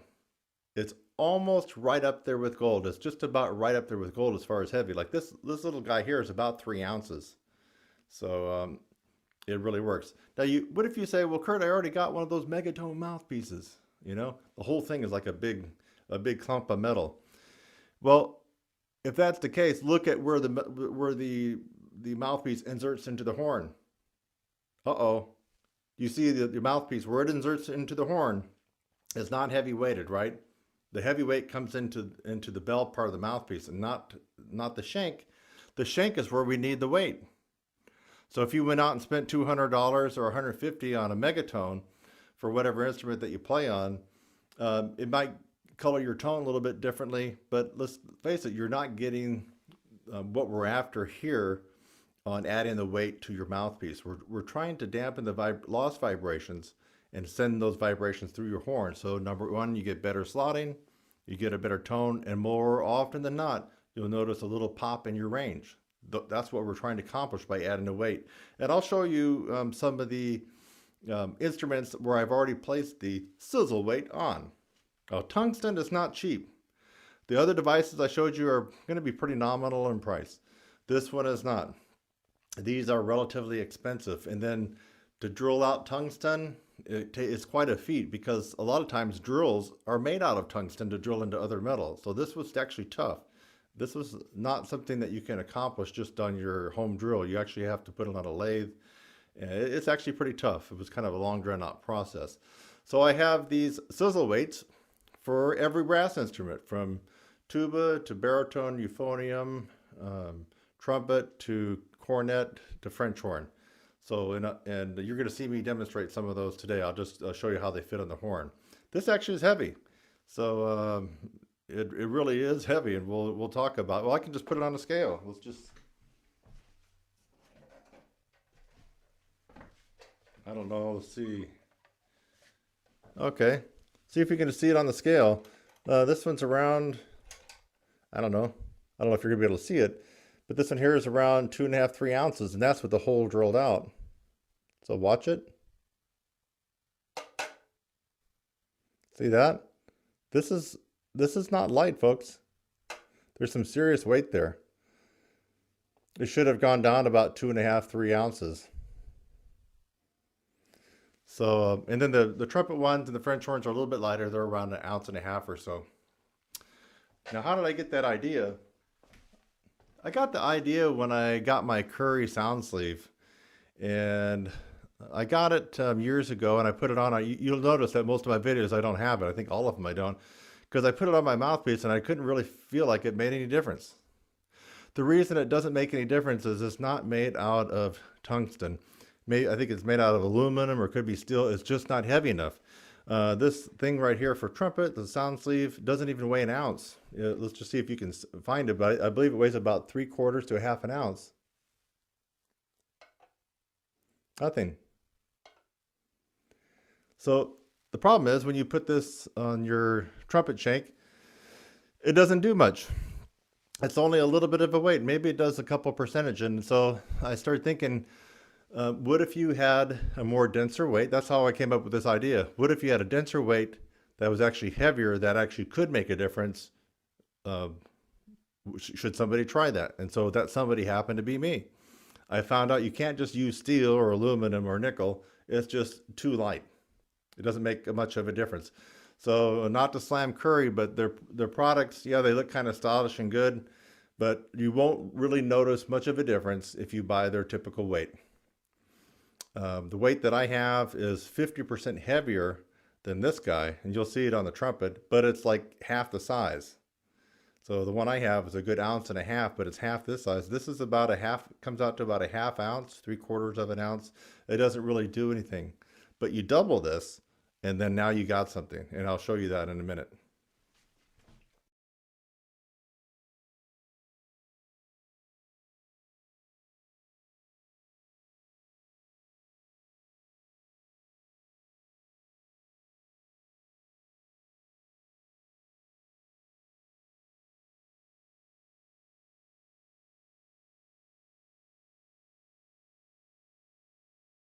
Now, just to recap on stuff that you already know about, if you don't have the sizzle pipe, boy, are you really missing out. I mean, I do this, I don't know, at least every day. Sometimes I miss a day, but it's pretty much every night I try to do it, or in the morning. Just depends. Now I have my big Bach 1 mouthpiece in this one. I also have a French horn mouthpiece, another one, just for kicks, just trying to get up my French horn chops a little bit. But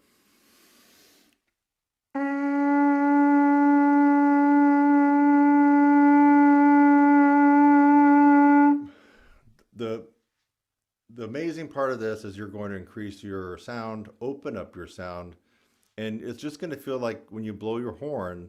Now I have this mainly geared towards trumpet players right now. It's going to feel like the horn blows easier and your sound is going to be better. Really, if you don't have one of these, now you can do this on your horn, but there are some kind of pains about that with the slide grease, pulling out, scratching it up. This one's mobile. You can take it in your car and be doing it at stoplights or in traffic. And since it's open, by the way, this is super extra large bore. It's a 0.495. So big, a lot bigger than any trumpet that you're going to play on. That's another thing. You get used to doing this, and the trumpet feels, I don't want to say it feels smaller, it just feels like you can, put more sound through it.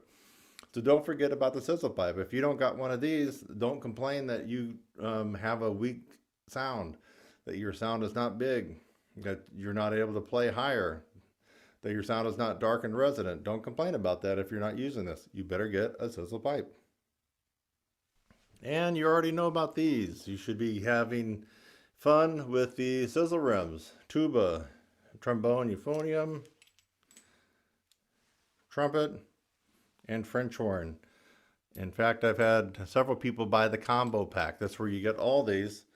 And I have a tutorial on that where you actually buzz and in different ways and different amounts throughout the week, depending on what your instrument is, on all 4 rims. Tuba, trombone, euphonium, trumpet, French horn. Or if you're not quite sure, just buy the 1 rim of the mouthpiece that you play on. There is absolutely no question in my mind that the rim buzzing is almost essential now. In fact, I've actually put it into my 16-week revised course. I'm revising my course this year for the 10-year anniversary. The rim buzzing is going to become part of it. It's going to be required. Just because I believe in that much, I proved it to myself. It will pop up your range. It will increase your flexibility and help out your tone. I've already had this on my site for quite some time, but just a reminder of the sizzle rim. If you don't got it, better go get it. I'm going to introduce a couple of new horns for you. I only have one of these right now, but I have another one on the way. This is the Sizzle Jazz Duo. Duo for double bell, right? And you can see that it has a rotor in the back to switch you over to the second horn. This is a pro quality horn, Monel valves. The tuning's great. I could almost say that you're playing on a Bach Stradivarius. It kind of has that same kind of feel. It has a darker, warmer sound. I wouldn't use this for playing lead trumpet, but it would be ridiculous. You don't need 2 bells for lead trumpet. But this is perfect for you jazz trumpet players. Perfect. If you play jazz trumpet, just think of the possibilities you could do and play with this horn. In fact, hey, go ahead and take a listen.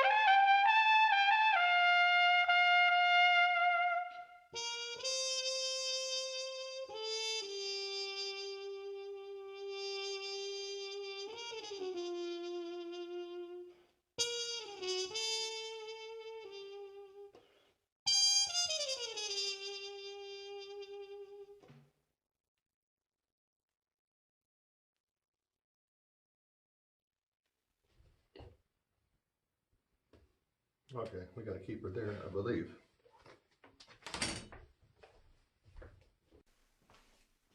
All right, hope you liked listening to me on the Sizzle Jazz Duo double bell trumpet. I only got one right now.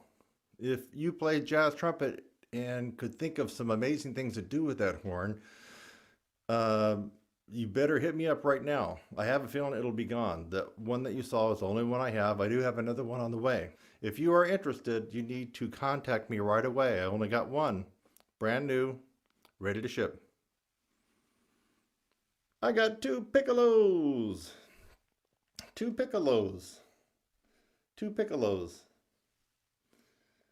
Silver flavored and brass flavored.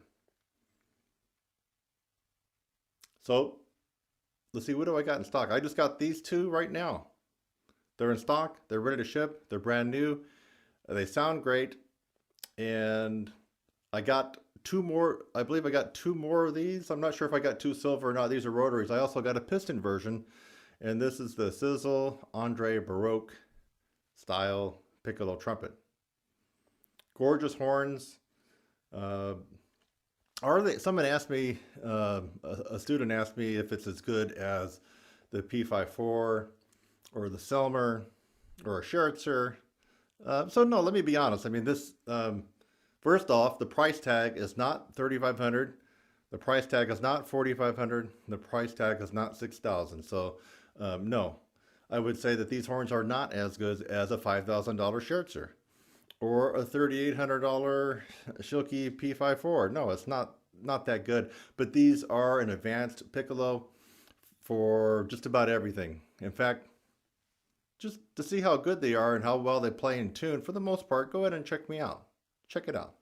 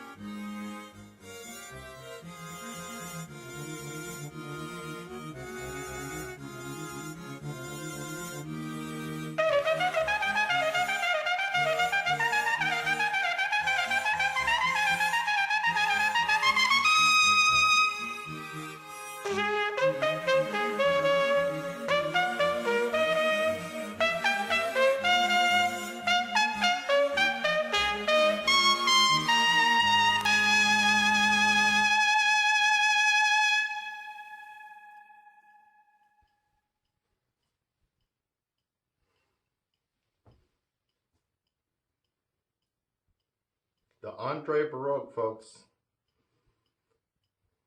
I've developed it. You're going to benefit from it.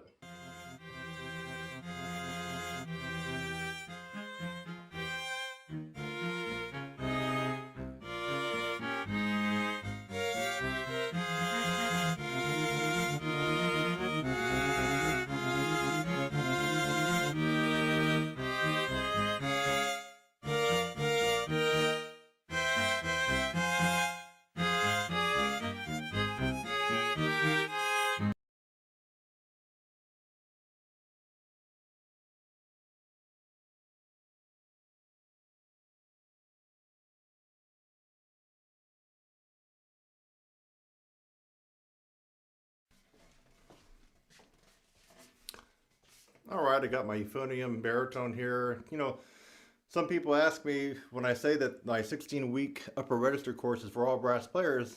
I do get comments like, well, if it's for all brass players, Kurt, how come we never see you playing tuba? How come we never see you playing French horn?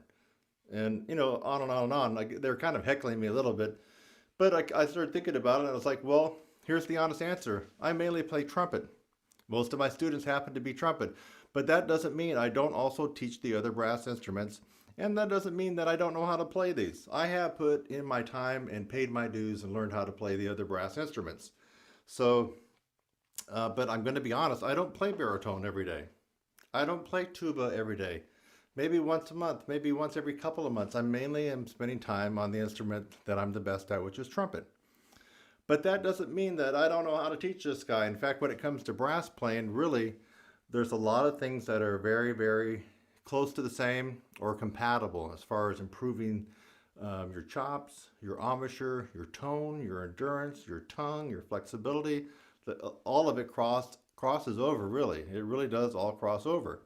So that is why I say my 16-week brass upper register course is for all brass players. In fact, I just had someone recently graduate from the course, euphonium. He's a euphonium player named Riley.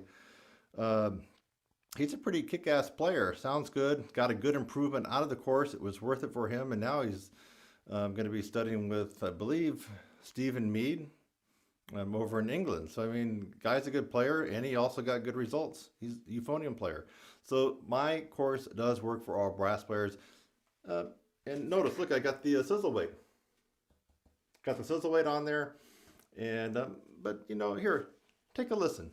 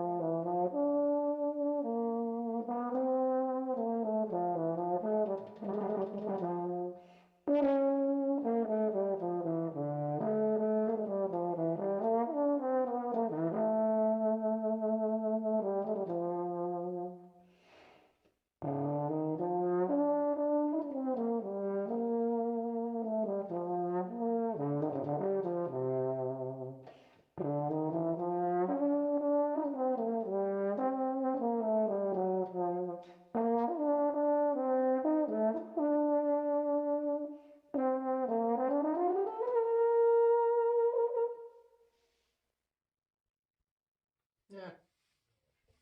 Oh, we got it. Let's get this out of here.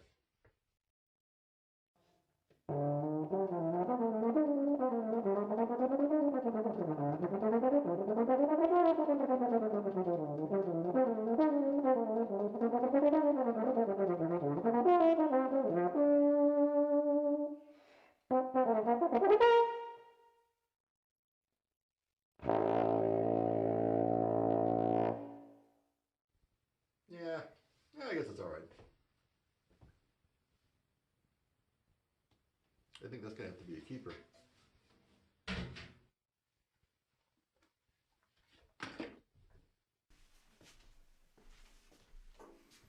Hope you like that. And see, I can play a little bit of euphonium baritone, right?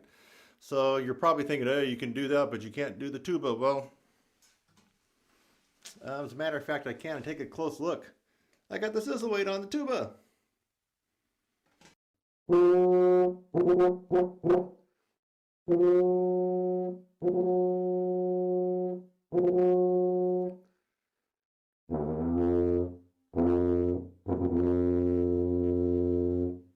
don't play tuba all the time, but I can certainly teach you how to become a better tuba player, better breath support, better attack, better articulation, and yes, better range. Let's face it, low brass players, look at it.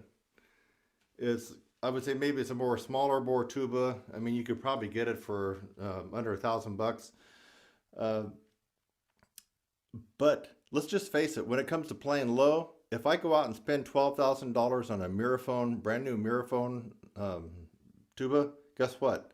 I can play just as low as you, just as loud and low as the best tuba players on planet Earth.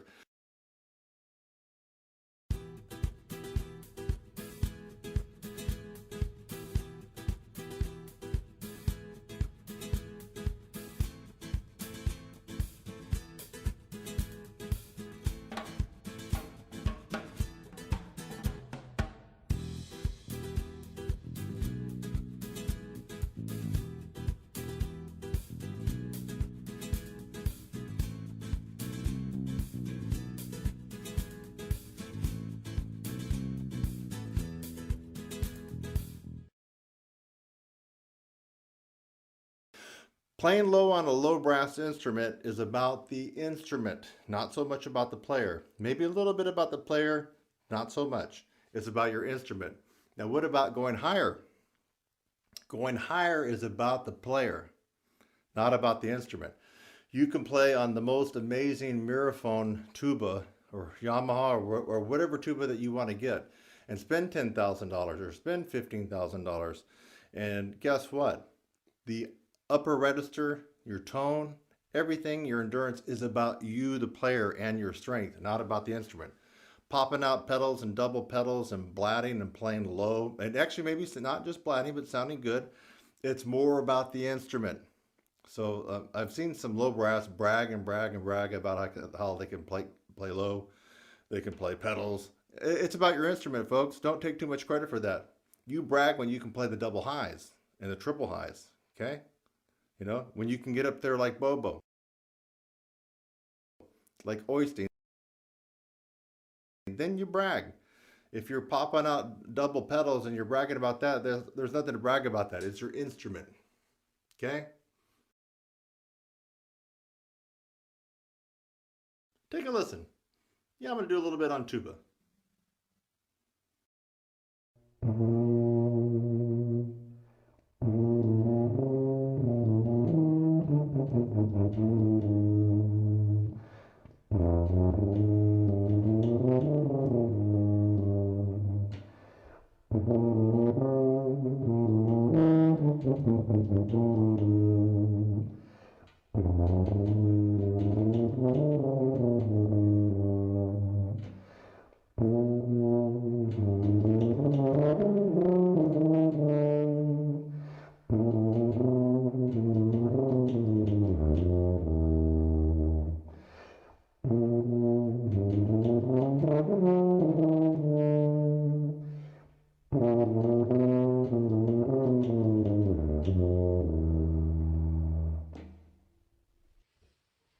Tuba. Hey, hope you enjoyed tuba. And yeah. So no, I don't do tuba every week. I don't do it every month, but I certainly know how to play it. I know how to teach it. I know how to make you a better tuba player. That's 100% the fact. Now, what do we got here? Trombone.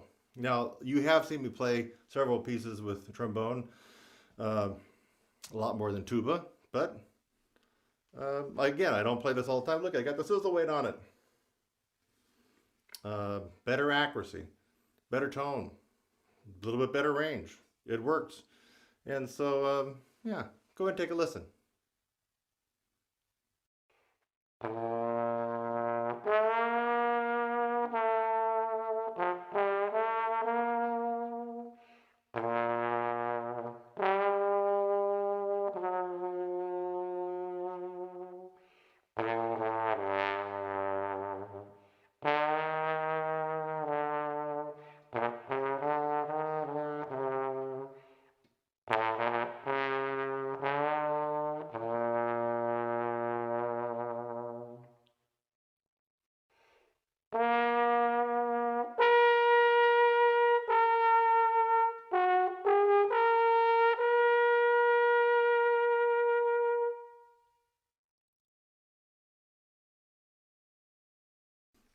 I also can play and teach cornet. It's about the same as trumpet, not exactly.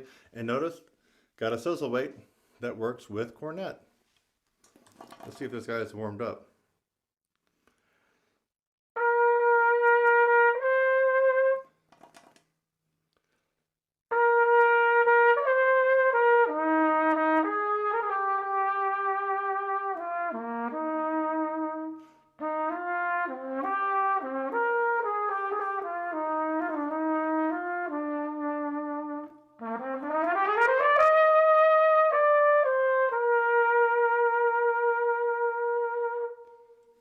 Cornet. I'm just showing you this mainly to let you know that there is a sizzle weight that will fit your cornet mouthpiece. French horn. And look at sizzle weight on the French horn. I got one for the French horn. Most of you don't see me play French horn that much, and that is true. I don't play French horn all the time, but I do teach it. I do teach you how to get better.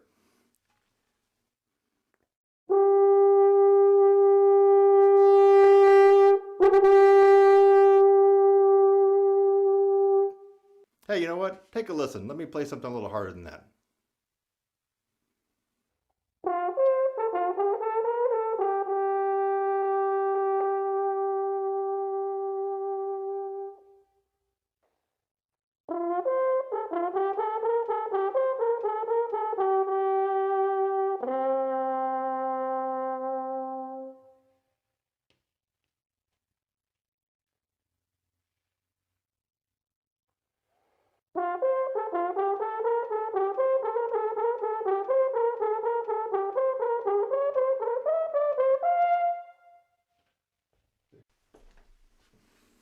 Okay, I hope you enjoyed this in-depth discussion about practice aids, practice devices. I'm giving you tips and tricks and exercises and all kind. I'm trying to get your brain thinking and turn the light bulb on. I've got new instruments that are going to be much more affordable than the typical brand name. You've seen me post a wanted piccolo ad for quite some time. I really wanted to get involved in piccolo. I didn't have $4,000 in my pocket or my bank account or $5,000 for a share, so I just didn't have that extra cash to go put down on a piccolo. Now I got a great piccolo. It's going to be either half or even 1/3 the cost of some of these brand name piccolos. And it's a decent horn, as you'll see. The double bell jazz horn. I only got one right now. You better grab it.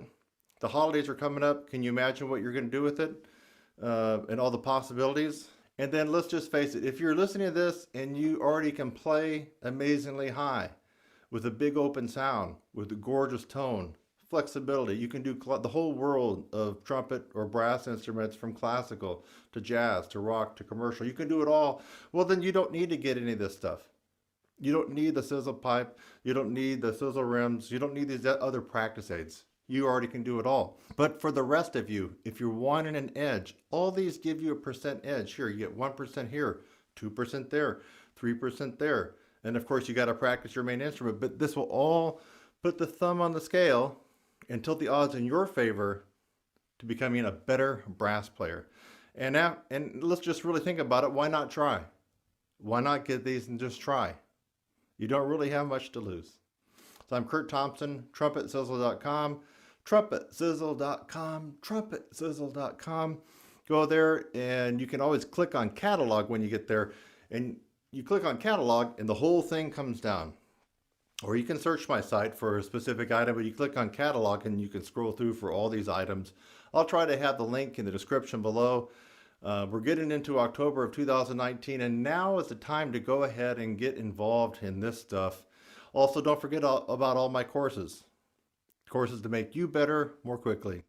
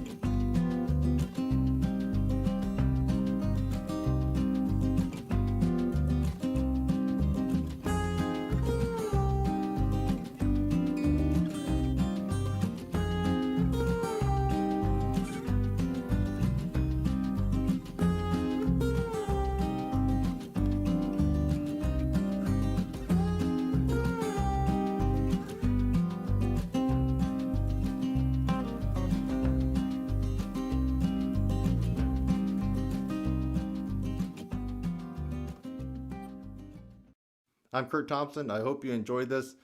By the way, it wouldn't hurt a little bit if you wanted to support this channel. That would be great. I got patreon.com that some people kind of throw me a bone from time to time. It's really cool. I do a lot of work. All this is pretty much for free, and it takes a lot of time to do all this. So anyways, just a thought. Hope you're having a great day, that you enjoyed this, you got something out of it, and the light bulb came on for you. Bye for now.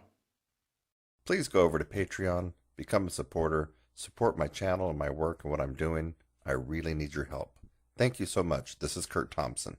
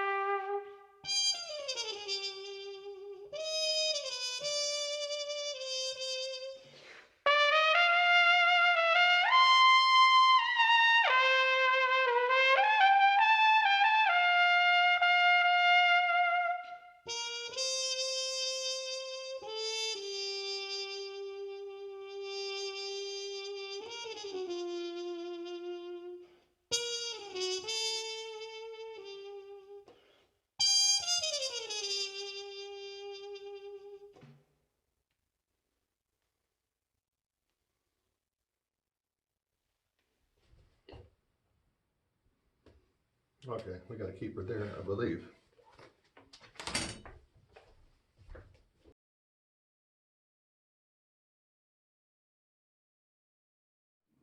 Herbert L. Clark Kim. Herbert L. Clark Kim. What is a Herbert L. Clark Kim? Herbert L. Clark Cornet and Technical Studies for Trumpet and Cornet. Did I say cornet and trumpet? Trumpet and cornet. Cornet and trumpet. Let's try the easiest one in the book, okay? Here we go. Herbert L. Clark Kim.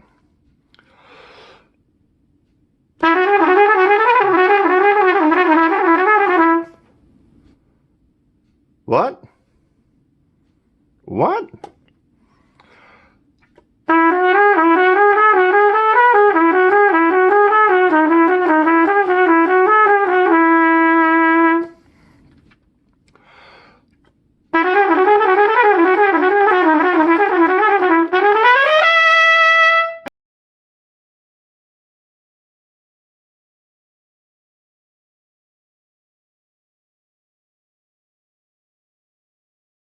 I hope you liked my Herbert L. Clark cam. You know, did you see that? This is all uncut, folks. Go back and rewind. All uncut. All uncut. And I was joking when I said this was the easiest in the Herbert L. Clark book. My guess is if you take this to your teacher, if you have a private instructor, my guess is they can't do what I just did right now. Off the cuff. Guaranteed. Kurt Thompson. I'll leave it a link in the description. You better go check it out. Now is the time to get a hold of me and get started on prepping. And I will help you do that. I will help you be the best and walk in with your A game sometime in November or December, in just a few months. Kurt Thompson, over and out. Herbert L. Clark Kim. Herbert L. Clark Chem. What is a Herbert L. Clark Chem? Herbert L. Clark Cornet and Technical Studies for Trumpet and Cornet. Did I say cornet and trumpet? Trumpet and cornet. Cornet and trumpet. Let's try the easiest one in the book, okay? Here we go. Herbert L. Clark Chem.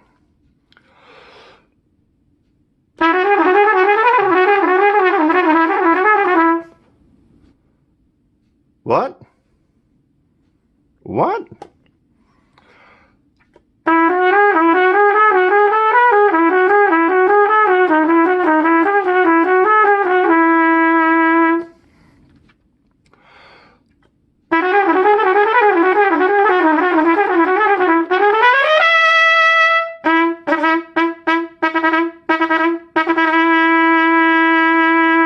Wait a minute.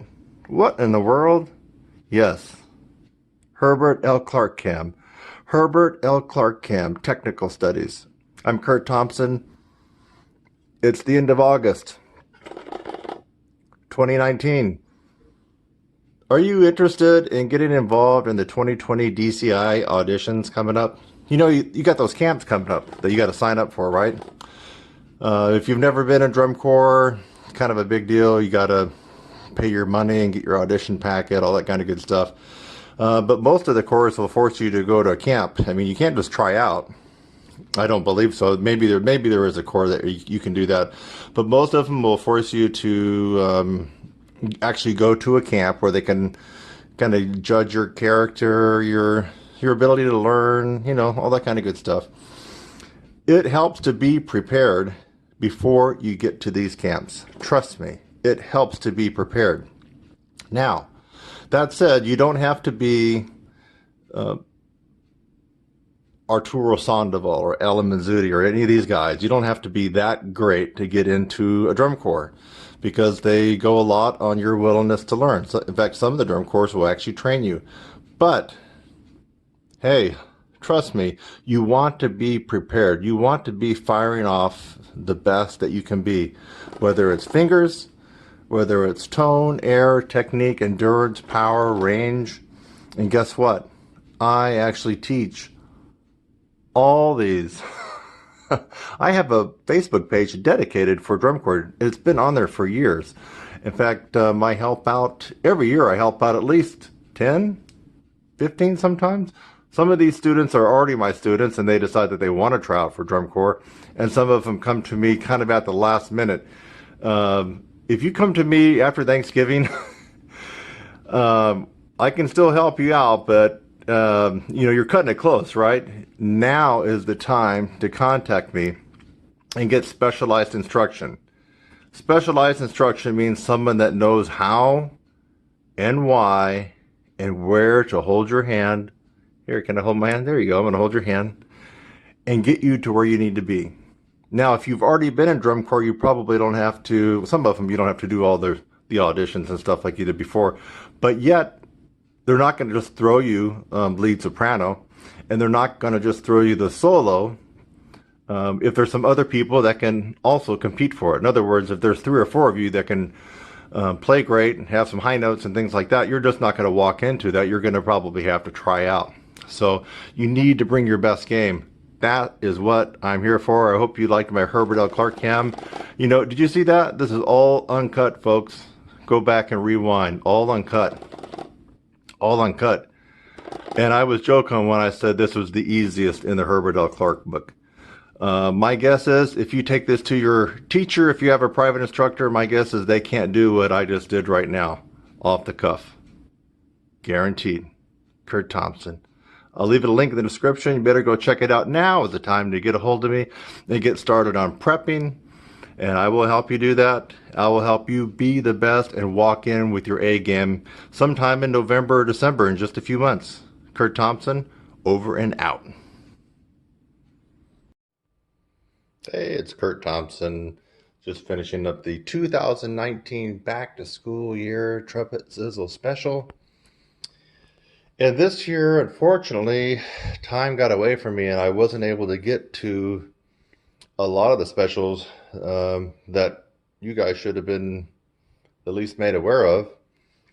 And so what I'm going to do is I'm going to go ahead and extend some of the special on my courses for a few more days, just because I got a couple of things screwed up. Number one, I was under the impression, without looking at the calendar, that Monday the 18th was the last day of my back to school special, until somebody on Sunday said, hey, are your links going to expire tonight? And when I looked, I realized a little bit of a snafu. I got the date wrong. So I think a lot of you thought that the sale was over on Sunday, the 18th, and I had put down Monday, the 18th. Really, it was supposed to be over last night. So I think that weeded out a couple of you just for that. So that's my fault. The other thing that I guess that could be time's fault is I just ran out of time. This is very time consuming, folks, the stuff that I was going to do for you.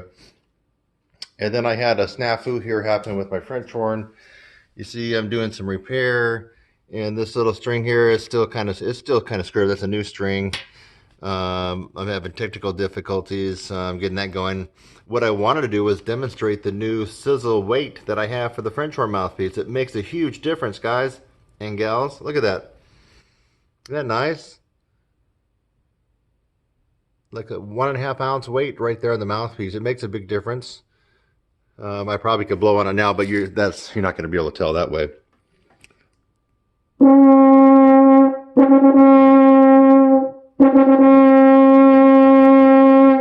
Anyway, I need to get the rotors going, but the sound, I don't know if you heard that, the sound is just amazing with the new sizzle weight.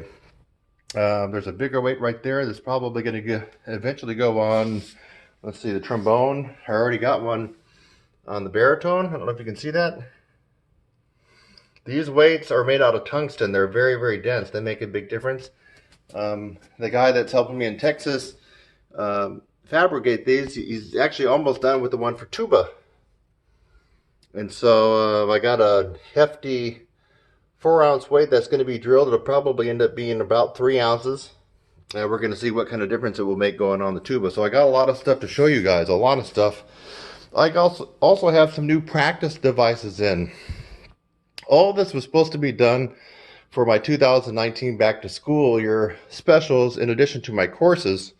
And look, I got a special 1.5 ounce weight. Actually, it's a 1 ounce weight now that it's drilled out of tungsten for the cornet.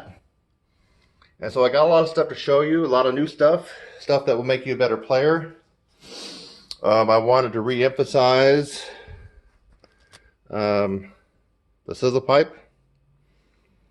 I still got some of these left to sell. I think that you would get a lot of benefit out of using this as a practice aid. Now here's some stuff that's new. Some of it's part of my course. This is a new restricted inhaling device, and I'll be going over more of this. This will be up on my site at some point soon for sale to help you become a better wind player, vocalist, woodwind or brass wind. Really, this works on your diaphragm, diaphragmatic breathing. You guys already know about these the sizzle rims, but I was going to do some more in-depth videos on this, actually showing some demonstrations on buzzing on these rims and how it can really help you out. Here's 2 new devices to develop the strength in your face muscles in a different way. This one here is the sizzle chomp, and I'll be showing you about that in another video. And this one is that's a sizzle bite. This one's a sizzle chomp. Kind of looks like a mouth guard or fighter mouth guard, but really you can actually chew it. And so these help develop certain muscles in the face, in the jaw, which actually translate into strength when you're playing a brass instrument. Actually, these here lend itself even a little bit better for woodwind players that have to bite on that reed, you know. Sax players, clarinet players, to some degree double reeds. I got my own version of this that you saw me do a long time ago. Now this one on Amazon, the metal one, is about 50 bucks. I've got a cheaper version here that I'll be putting up on my site. That's going to be a lot less than 50 bucks, less than half. The quality is decent, not as good as the $50 one, but yet a lot of you didn't want to spend the $50. And so I'll have this up at a reasonable price, probably a little bit under 20 bucks, and I'll send you a couple of these. So I got some really interesting stuff. Oh, this one is hilarious. I call it my sexy sizzle lips. I found this and I laughed and then I cried and then I thought, wait a minute, is this a joke or what? And I actually found that I'll show you real quick. Put it in my mouth.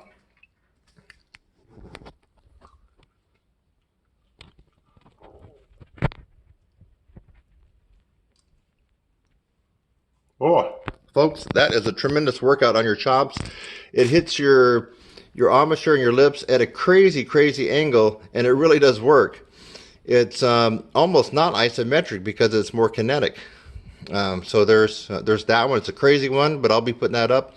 I'm just going to call it the sizzle lips, maybe the sexy sizzle lips, and a nice weight belt that I've got a pretty good deal on. I'll be giving these. Now, I'm going to be using this as another enhancement practice aid for diaphragmatic breathing. What do you think I'm going to be using this belt with Velcro and have it wrap around you, obviously?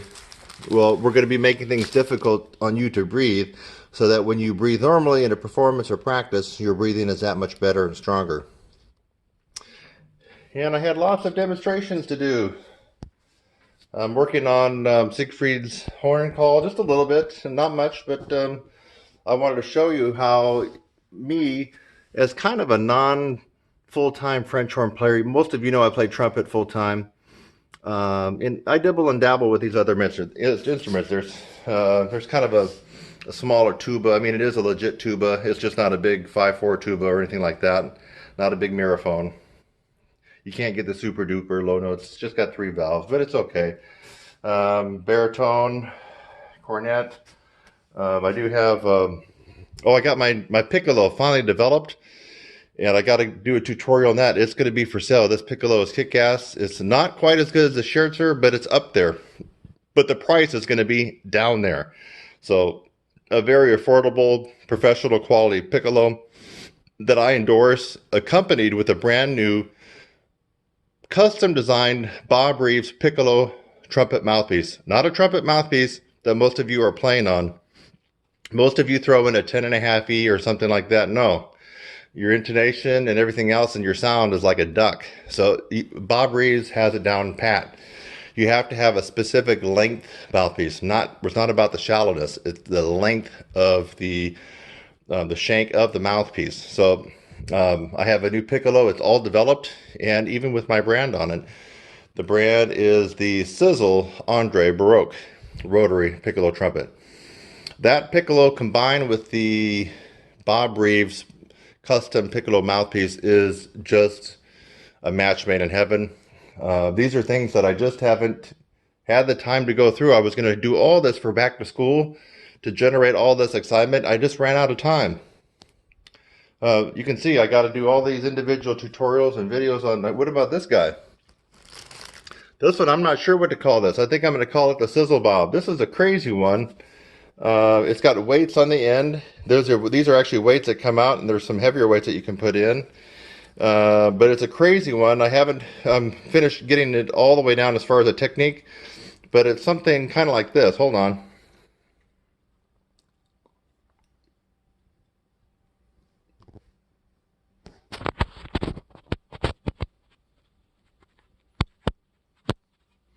Now, I'm not biting that with my teeth, so this is all lip and chop strength. And crazy, right? Some of the stuff looks stupid and crazy, but it's crazy like a fox, which you know a lot of my stuff is crazy like a fox. This stuff is crazy, but it works. I mean, when I can feel it hit me in a different direction, I know it's going to be great for you guys. I'm probably going to call this the Sizzle Bob.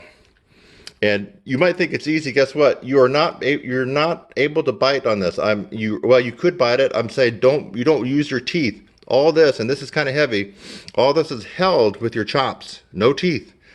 And these are some weights on the end. They come out. There's other heavier weights that you can put in. So look at all this. I got the Sizzle Bob. I got the Sizzle Chomp. I got the Sizzle Bite, and I'll explain that. I got the Sizzle Jack. Call this a Sizzle Jack. This goes in and out. You do it with your chops like on the video that you saw me do before. Not sure what I'm going to call this yet. This reduces or increases the resistance as far as airflow in. It's a device for inhale, not exhale. So we'll talk about that. Look at the sizzle rims. All of you should have all 4 of these, and I got a tutorial coming out that that might just be for sale, but it's all about buzzing on these 4 rims in different ways to develop your playing. Restricted inhaling belt. Of course, the sizzle pipe. I use this every day, more than once usually. And then we got the sizzle weights, ton of stuff. I got a ton of stuff to go over, and I have to apologize. I'm kind of apologizing to myself and making excuses, but I'm also kind of letting you guys know that I dropped the ball a little bit for this year's back to school special. As you can see, there's a ton of stuff that should have been made available, generate a little bit more excitement. These are all practice aids that can make you a better player. And the reason I'm putting this out there is because some people, for either lack of money, lack of time, or just a lack of motivation, don't want to jump into one of my long courses, and they just want a couple things to start messing around with to help them get better. These will. All these will get you a little bit better individually, but what if you start to add these in a macroscopic approach? In other words, what if you get all these and you're doing all these a little bit every day, or you're hitting them just a little bit every week? You will get better. Lots and lots of stuff, practice aids and devices coming your way. Some of them you can already get right now. Right now on my site, you can already go ahead and get the sizzle pipe, and you can already go ahead and get the rims. If you don't want to get the combo, you can get just the rim for yourself. There's a tuba, baritone, euphonium, French horn, and the gold one is a trumpet. So I mean, I got a ton of stuff for any brass player. Tuba, all the way down to a tiny little cornet. If you're a brass player and you put your lips into a brass mouthpiece, I got stuff for you right now that you can get that will make you a better brass player regarding air and regarding chops. Think about it. Air and chops. These are devices that will make you better. Really, I'm telling you the truth. They will make you better. I do them. I practice what I preach. This is my religion. I would recommend that you get in one of my courses. That is your best bet to go through the process. But circumventing that, if for whatever reasons, I already mentioned time, money, maybe your motivation level, you can at least pick up these. You will get better. And I intend to make the 2020 back to school year special spectacular, because I'll have all this stuff. It'll already be on my site, and I'll have all this stuff. I'll probably have some specials and maybe include, some of these with the courses, for different specials. So next year is going to be more spectacular than this year. As a consolation, I am leaving some of the links live and open. So if you missed the window for these substantial discounts on my courses, you can go ahead and click on the link, because some of them are still active. A 16-week upper register course right now, 40% off still. You can grab it for $100. That would be stupid not to, wouldn't it? Remember my stupid video? Well, this is the thing where you don't want to be stupid. If you can get that 16-week course, now I'm not teaching you live. That one is still $1,000. If you want me to teach you live and ensure you get the results you're after, that one, is more intense, and that is $1,000. But if you want to try to wing it on your own, why not? I mean, for $100, just take a gamble and see. I mean, a lot of people get results with that. And you can do it on your own time. That's on sale, $100. Give it a shot. You don't have anything to lose. You will most certainly get better. Listen to that again. You will most certainly get better if you do it on your own. Now, if you do it with me, you're going to become a brass playing god. Just kidding. You will get good if you do it with me. But you're going to pay more money, and it's a class. So anyway, check the links in these back to school promotions that I've been putting up. Many of the links are still active. I'll leave them active for a few more days, just in case you missed the boat on them. But what I really wanted to do was get you involved in all my new practice devices. And so they're here. And like the tuba one, it's not here, but it's almost here. So just be checking back at my site, or you can email me. Even though some of these are not on my site, I have the ability to send them out now. And we can work that out if you want to email me. Otherwise, it's Kurt Thompson. I'm wishing everybody a wonderful back to school 2019. And if you're an old timer, if you're a comeback player, or if you're just an adult player, professional, hobby, or whatever, and you're not going back to school, well, you are getting involved in more stuff here in a couple of weeks, because everything starts happening after Labor Day. And then, of course, we have the best time of the playing season for all us pros, starting after Halloween up until New Year's. Actually, even Halloween, I've noticed that I've gotten a couple of these fundraising gigs. Have you guys been getting those? Goodwill and some others, tend to offer decent gig money for doing fundraisers and stuff like that. So anyway, it all happens after Labor Day. That's when everything happens, and so that's why I call this back to school year. But for you people who are not students, it still is back to school, because the ball is going to get rolling again here for everybody, regardless of whether you are a student, you're a hobby player, or you are a pro. I'm Kurt Thompson, TrumpetSizzle.com.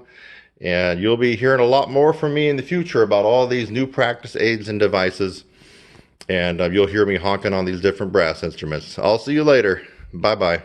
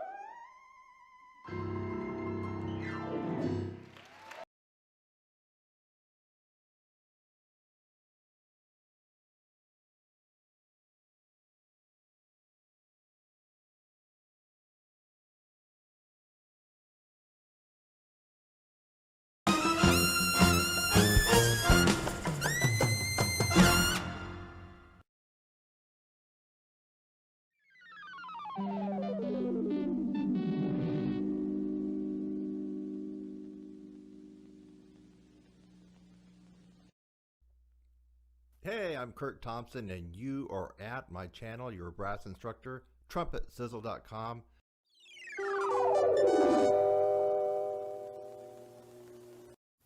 This is a channel that helps you in all areas of brass and trumpet playing with a special emphasis on range and endurance. In this particular video, the message is for all musicians.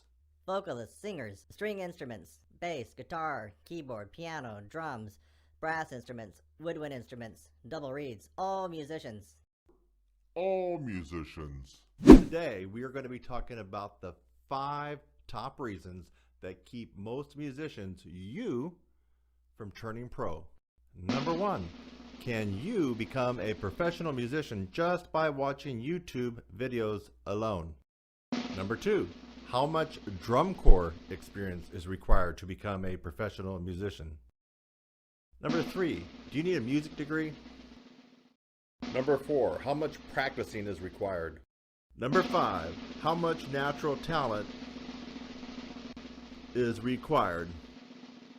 If you like these kinds of tutorials, I have over 1,000 tutorials for most musicians. And you might as well subscribe. You'll get alerts and notifications when I post a new video. Go ahead and comment on this video. Give it a thumbs up.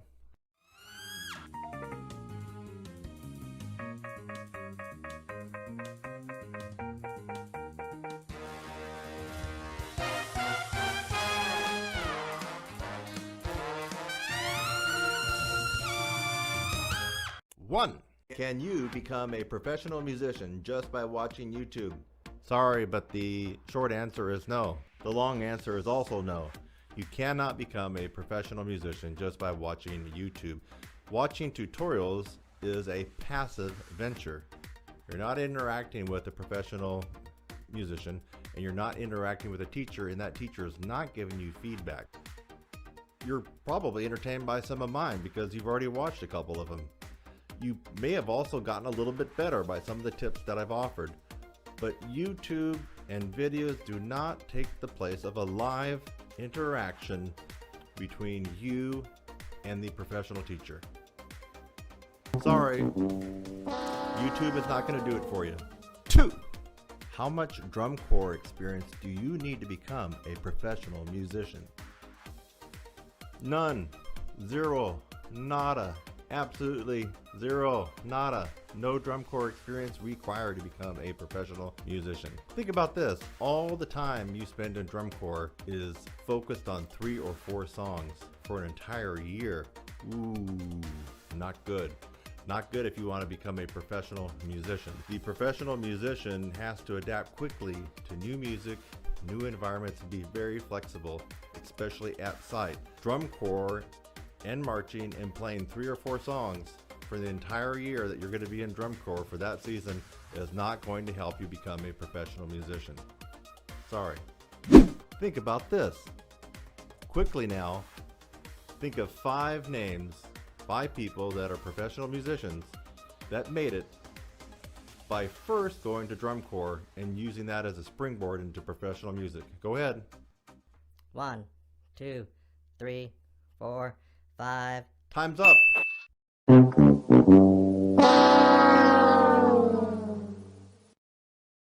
The bottom line, don't go into drum corps thinking it will help your career, because it won't. 3, do you need a music degree? The quick answer is Yes. The long answer is double yes. Now, before you go, wait a minute. Hey, I know there are exceptions. There are always exceptions to everything. And you might be able to find a handful of people across the globe that didn't get a music degree. And really, if you want to know the truth, if you go back to the 1970s and before, the answer to this question would be no. Most professional musicians likely did not have a music degree. But in 2018 and going forward into the future, most musicians will need to get that music degree. Why? Because the competition is amazingly keen. Jobs are scarce, gigs are scarce, and there's a whole lot of competition. Music school will prepare you for things outside your comfort zone. If you are a classically trained singer, vocalist, opera singer, string player, concert pianist, brass or woodwind player, percussion, any musician at all, if you're classically trained, you will need to broaden your horizons to compete in the real professional arena. Music school will help you do that.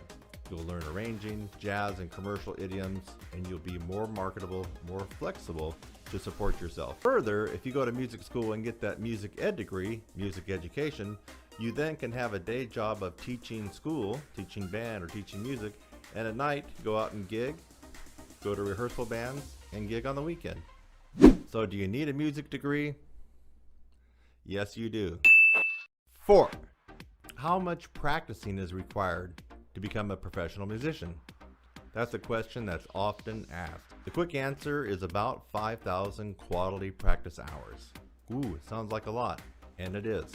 5,000 hours of good, intense, quality practice by yourself will bring you up to the bottom rung of the professional caliber ladder. Pat yourself on the back or on the shoulder or somewhere, because being at the bottom rung of the professional caliber musician level is quite an accomplishment, as almost all musicians are not at this level. Let's just say, for example, that you started music in 5th grade, whether that's drums, piano, band, choir. You started in 5th grade and you practiced an hour every day, every single day until you graduated high school. Would you believe that you would have only got to around 3,000 hours of practice? Somewhere along the line, probably in high school as a junior and senior, you're going to have to up your practice time. And maybe even as a freshman or a sophomore in college, you're going to have to up that practice time to 2, 3, maybe even 4 hours of practice every day to get closer and closer to that 5,000 hours. Practice, perfect practice, and high quality practice is required, and 5,000 hours at a minimum is required to reach the professional status of musicians. 5. How much does talent matter? Like the old adage, genius is 1% inspiration and 99% perspiration. Same is true for talent. The same is true for music. There are a lot of talented musicians out there who don't achieve professional status. There are a lot of lesser talented musicians that do become professional musicians. What's the difference? Many times the very gifted and talented musicians early in life, in elementary, junior high, and high school, tend to be early bloomers. Also, things are very easy for these people. What happens to these highly talented people is that once things begin to get hard at the college level and beyond, a lot of times they may not have the work ethic to continue practicing and doing the required practice necessary. For people that don't have as much talent, are doubling and tripling up their practice and lessons and eventually surpass the more talented individual. So, yes, talent is required, but not as much as you think. You need just a little bit of musical talent and a whole huge heaping of work ethic, and you can still become a professional musician. Don't feel bad. You don't need the talent of a Mozart or Bach. What's more important is you have discipline. Remember what discipline really is. Discipline is the ability to make yourself do something you really don't want to do, but make yourself do it and enjoy it. And a lot of these people with extra talent don't have the discipline necessary and required to become a professional musician. So now you know the 5 top reasons that keep most musicians, maybe even you, from turning pro. What were they again? Just watching YouTube videos and tutorials alone will not allow you to become a professional musician. Drum corps, DCI, will not help you in your career and to evolve into a professional musician. Yes, you are going to likely have to get that music degree. Forget about it. You are going to have to practice, and you are going to have to arrive somewhere along the line at 5,000 hours of quality, intense practice or above. Yes, you do need to have a little bit of musical talent. Again, like I stated previously, you don't need to be Mozart and you don't need to be Bach to become a professional musician. Alright folks, that's a wrap. I hope you enjoyed this tutorial. I hope you got some value out of it. Hit the thumbs up, smash the like button, comment down below if you like, subscribe. I'll see you in the next video.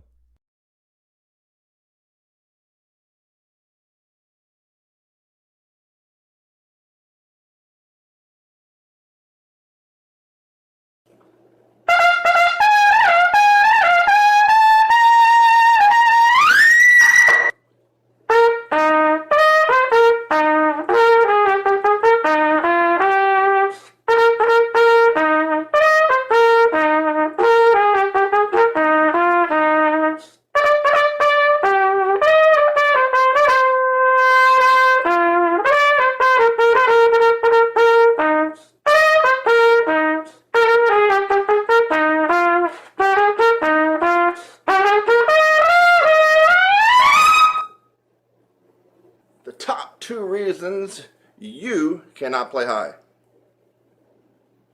Well, I just demonstrated one of them. This, the meat, the muscle, right?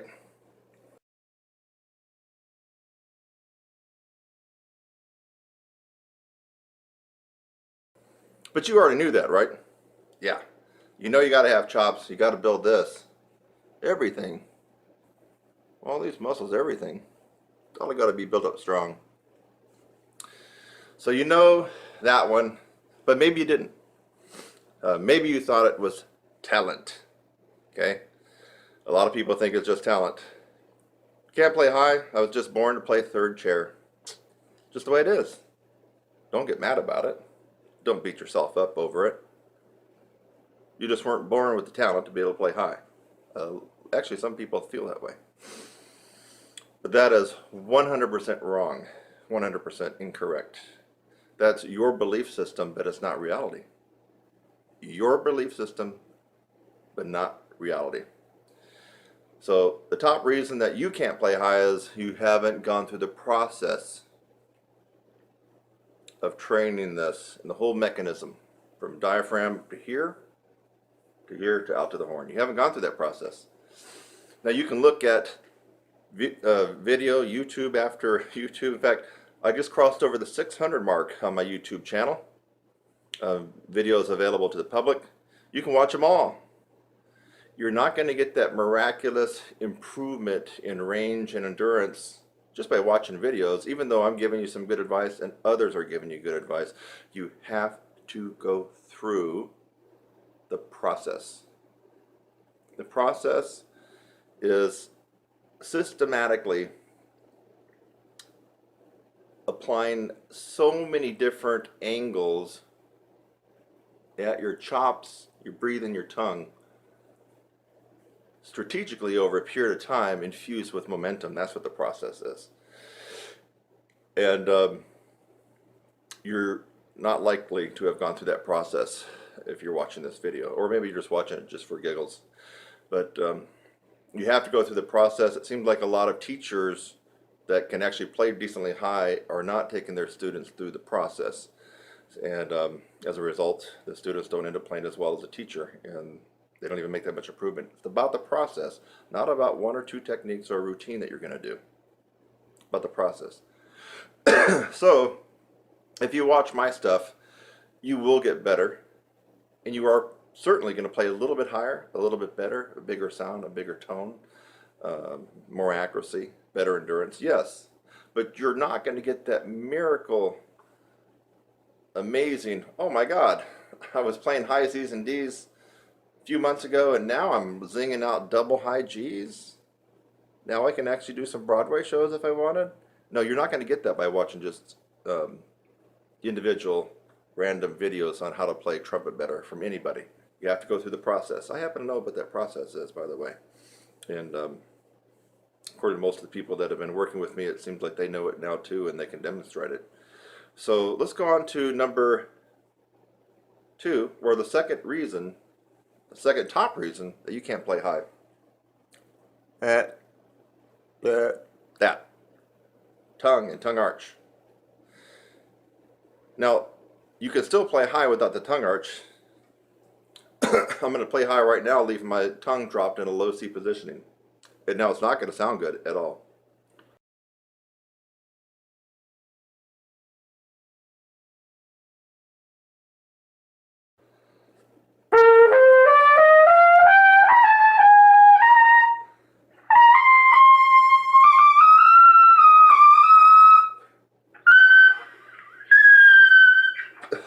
Okay?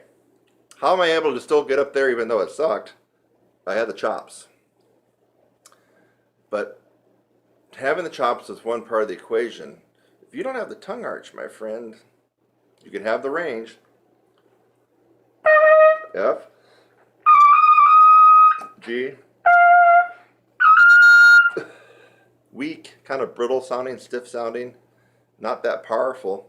But I can get those notes. That proves to you right there that if you're still not doing some things right, that you can still gain some altitude just by developing your chops. But that's not going to be the panacea.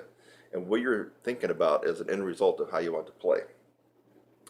So the tongue arch, the less space you have in your mouth when the air is coming out, you're going to zing out higher notes because the air is going to be speeding past the lips, vibrating them faster, vibrating the air that goes into here, coming out here is going to all be faster. Okay.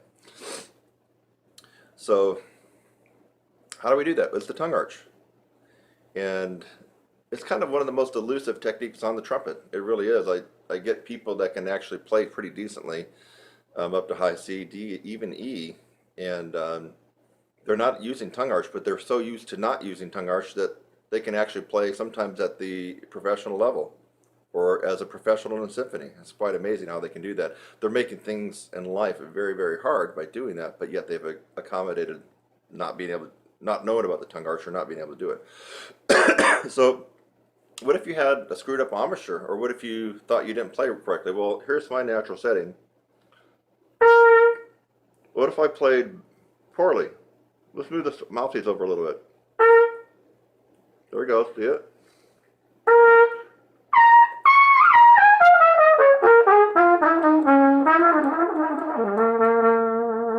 I'm way off my embouchure. In fact, I'm over. What about the other way? Well, now I'm back to center. Move it over.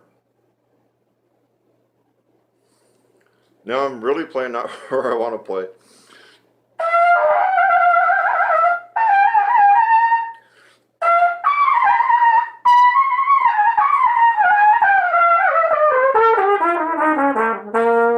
I can still do it, but it sucked that on that one side compared to the other.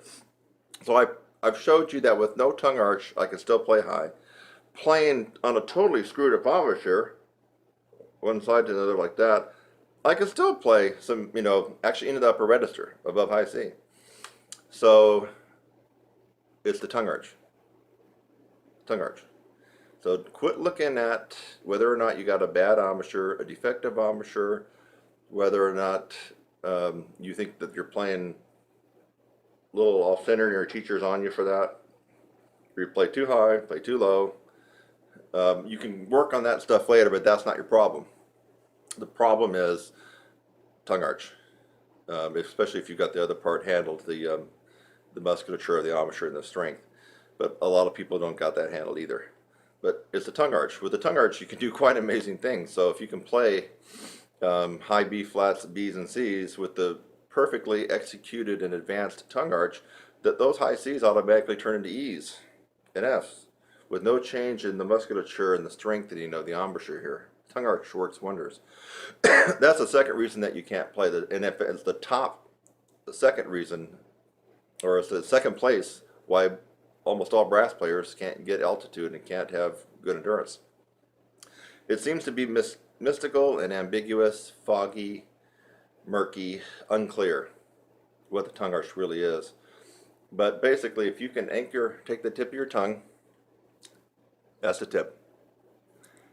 Take it and put it under, behind your teeth, your lower teeth. Here's upper, lower. Take the tip, go down, anchor it. I have the tip anchored right at the bottom of my lower teeth, where the teeth kind of almost turn into the gums, right at that gum line, or you run out of teeth, and you can feel the wet gum. That's where you anchor the tip of your tongue. Yeah. And then the tongue arches up, like you're saying in, or E-I-N-G, swimming, yeah.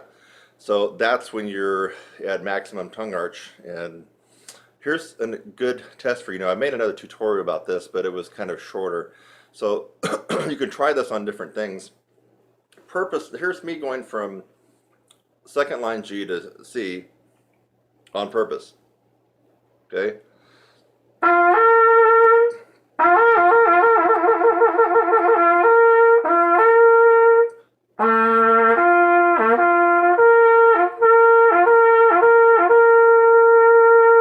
Okay, you're seeing movement here. I'm also adding a little extra tension when I'm going up to give it push. The way to really get the feeling of tongue arch, so it's not theory, is actually something real that you're doing, is to purposely try not to get the top note, yet raise your tongue in an arch position.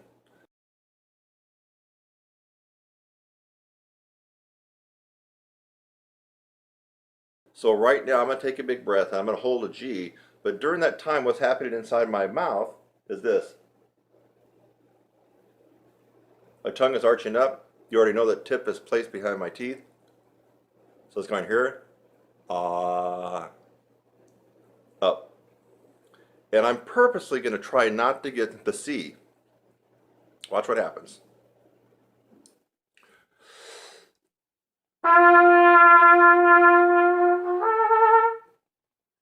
Hear that?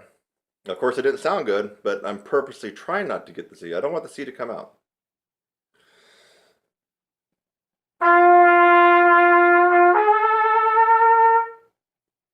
Watch again.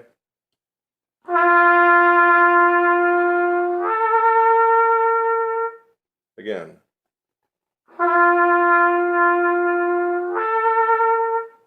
You notice no movement going on here at all, right? And I'm really trying not to let the C come out. That's your assignment. If you can get that to happen, you've executed the tongue arch quite perfectly. Now, it doesn't stop there. The tongue has to be developed, and you have to be able to hold the tongue arch under a lot of undue pressure when you're above high C. That pressure will flatten down your tongue, and your range will drop. Not because you don't have chops, because you're not maintaining the tongue arch. So the tongue arch, you got to get it, but then you have to develop it to withstand the pressure that will be inside your oral cavity when you're really playing in the upper register and beyond. Your tongue arch drops just a micromillimeter, and you've lost 2 notes on your range, just like that. That's how easy it is. So let's try it on a different note. Low C.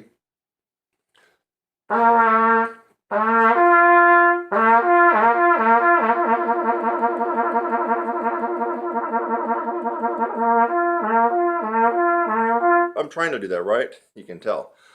What if I take a big breath and purposely stay on that low C? Don't let that G come out.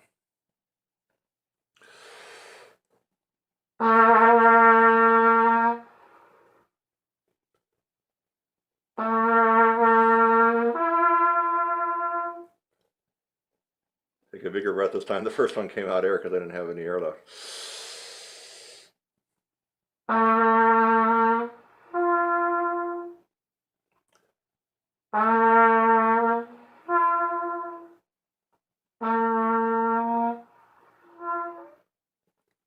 Even low C to G, which is a wider interval, isn't it? It's another note wider. So you're going to fifth. Now, a lot more air is coming out on low C than it is on G because you have the placement of your jaw and your tongue even lower. But still, you could hear that something was happening. In fact, the air started to cut off. And on that first one, did you hear that? It was almost no air. I mean, it was just air coming out. But the low C would not come out. So don't think that was a mistake. The low C would not come out anymore.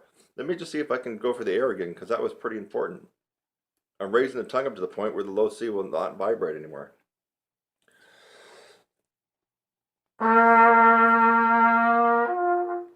Well, now that time the note came out. No, hold on, let me try it again. Trying to keep the low C down, but I'm raising my tongue into a tongue arch.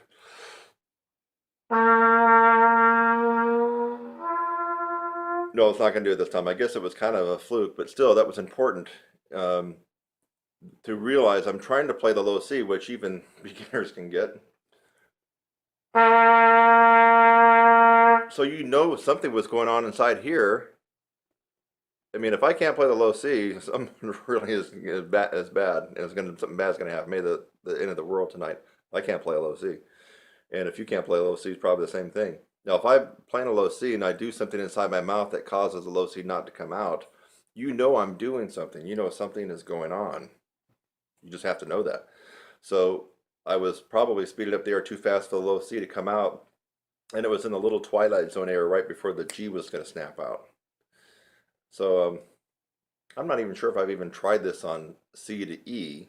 Now, I'm thinking that as you get more narrow in intervals, it's probably going to come out easier. So I'm not sure if this will be the best demonstration or not. Let's find out. So middle C to E. Oh, normally.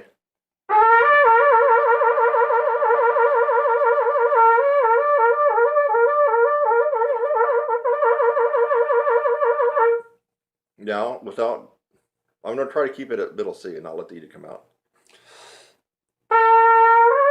Oh no, okay, it gets easier as you go higher, actually.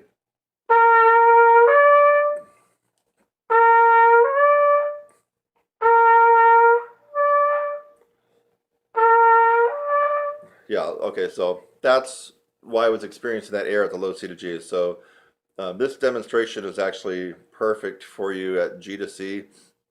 And if you do have range up to about an A to a high C, you might want to try it from middle C to E because it's actually easier. But it might be so easy that you don't really get the feeling of it. So you've heard me do 3 different ones. G to C is commonly what I show students.